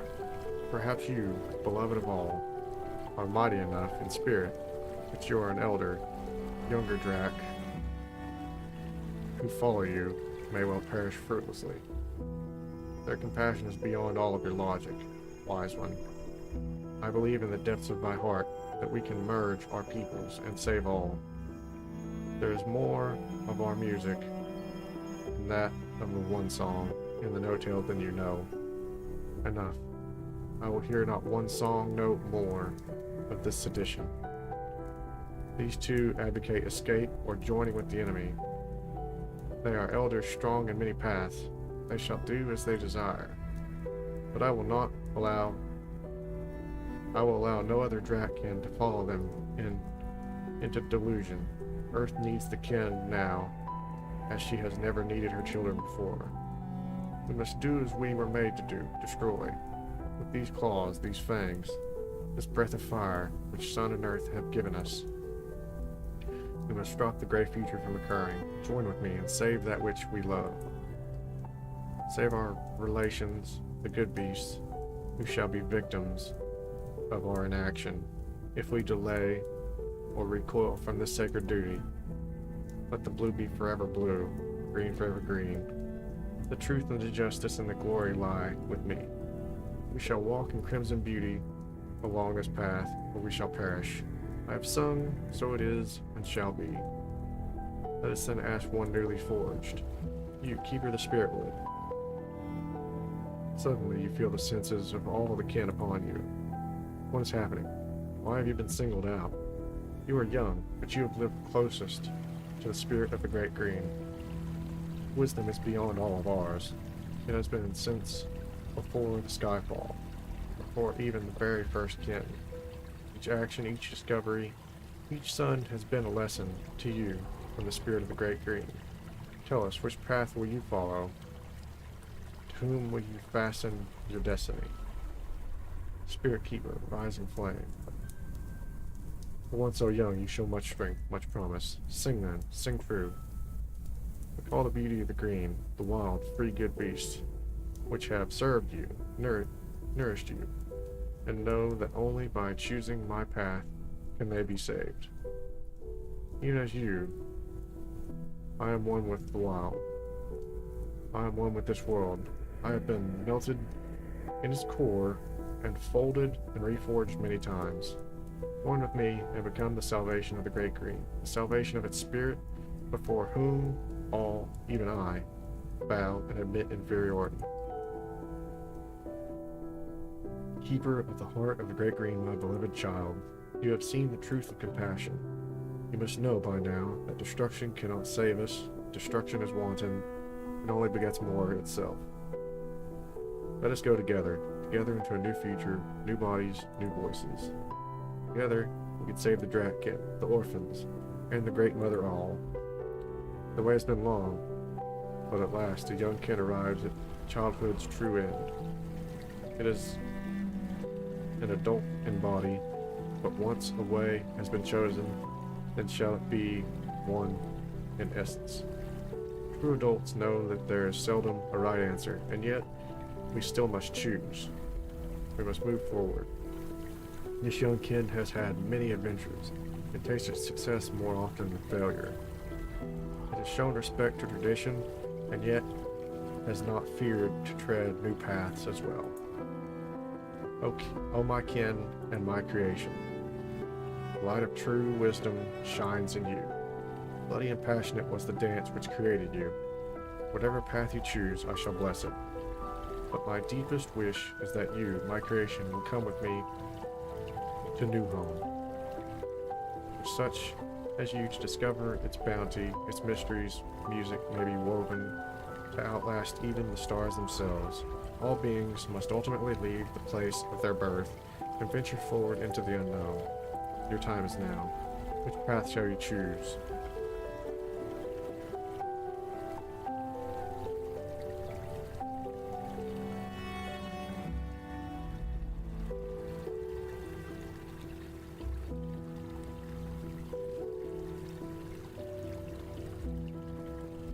Let's see.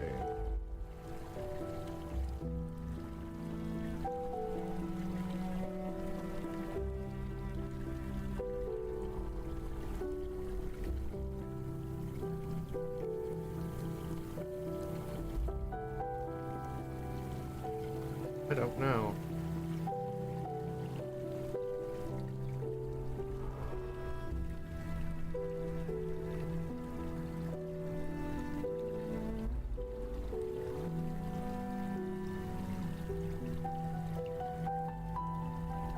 I think I will go with the second way, the way of wisdom, with Darktooth. Either that or the way of compassion.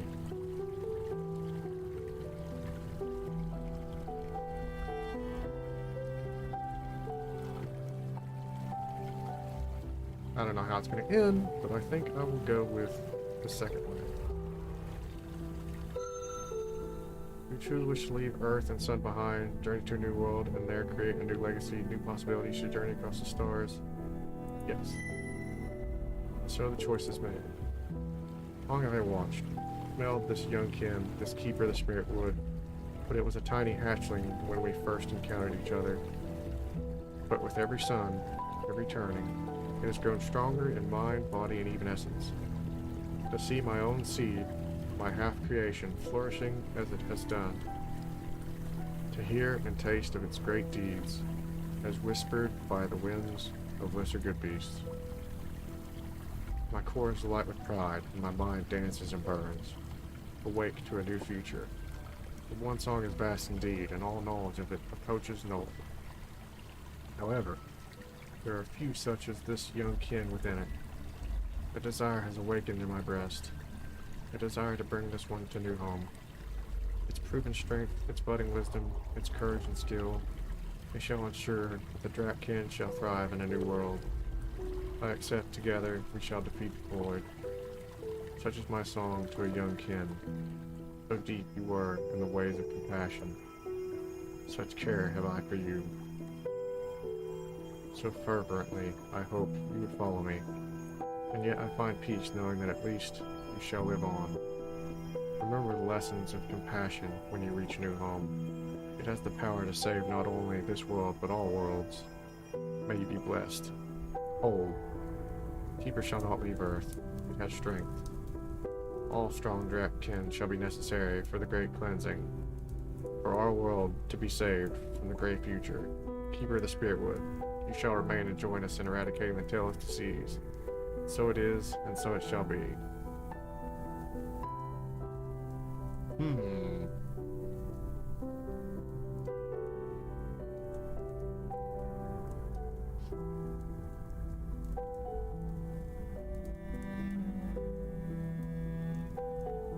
Well, this could end badly.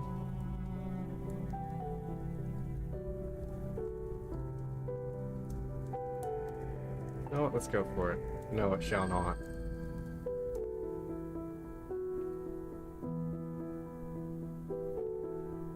Suddenly, there's complete and utter silence. Every Drak gathered dares not move.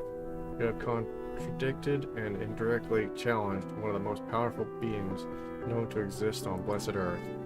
Your feathers helplessly begin to rise in terror and arousal. You are now in greater danger than you have ever been in your existence.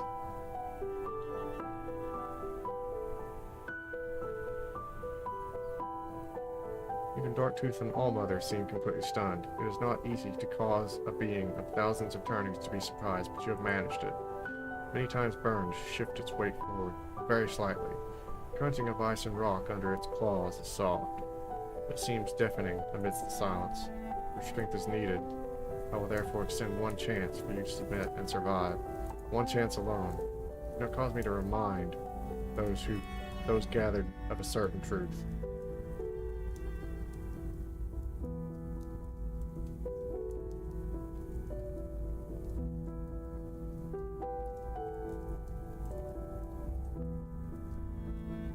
Not join the cleansing.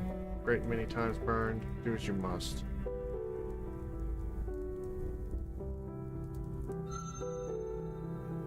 Many times burned knows its blade-sharp eyes and draws in a vast breath. Now you shall know the power of an elder. Suddenly, a wave of power and light spills forth from Darktooth in an incredible song. It is a true song, not one of which you have ever heard. Water cool, clear flowing, fire extinguishing. Water flows over the fire. Depths become the void. The void becomes the dreaming. Peace, peace, peace. The assembled kin are lulled nearly into unconsciousness by the true song, except for great many times burned, who is still quite alert. The flame of wrath is gone from its eyes, however. It looks to Darktooth and then to you, and finally turns away. It seems this young one is not worth my effort. Be gone, this world is no longer your home.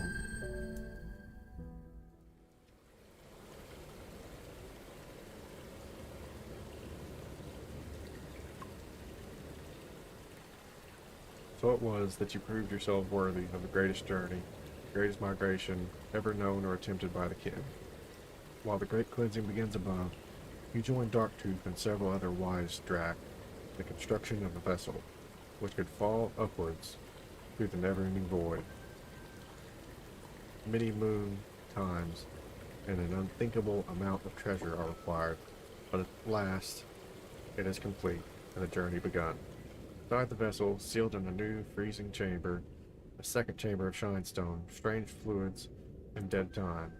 You know not the passing of distance or moments. It is another great sleep, a final hibernation, unexpected but necessary. And then at long last, heat and thought creeps back into your vast, perfect body. The wall falls away.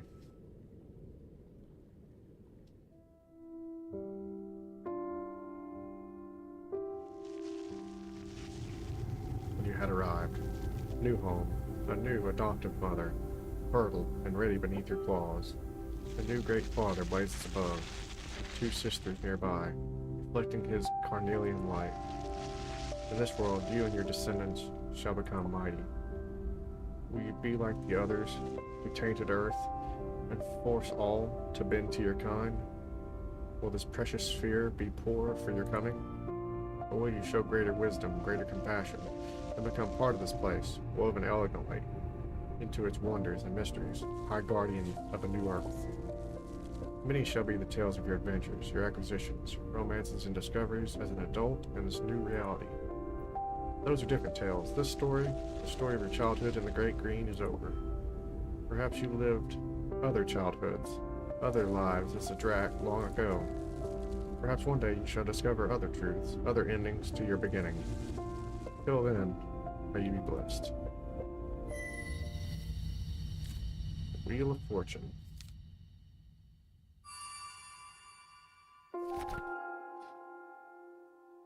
Tomorrow brings a new world.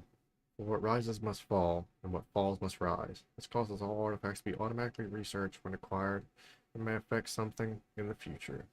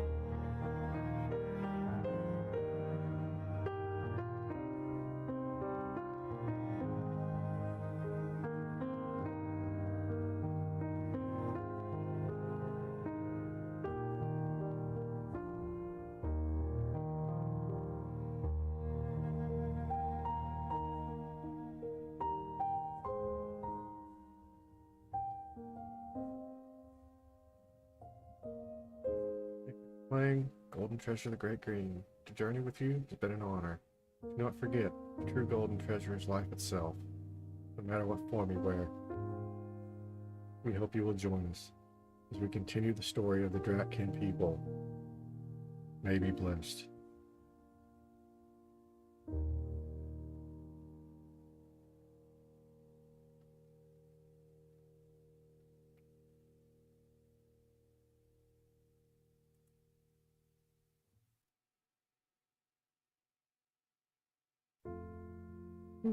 Okay. Think I will end it here for today. And find someone to raid. If you're still watching, thank you for doing so. This has been Masnokinza playing Golden Treasure, the Great Green. If you enjoy my content, don't forget to like, subscribe, or follow to see more of it. Again, thank you for watching, and goodbye.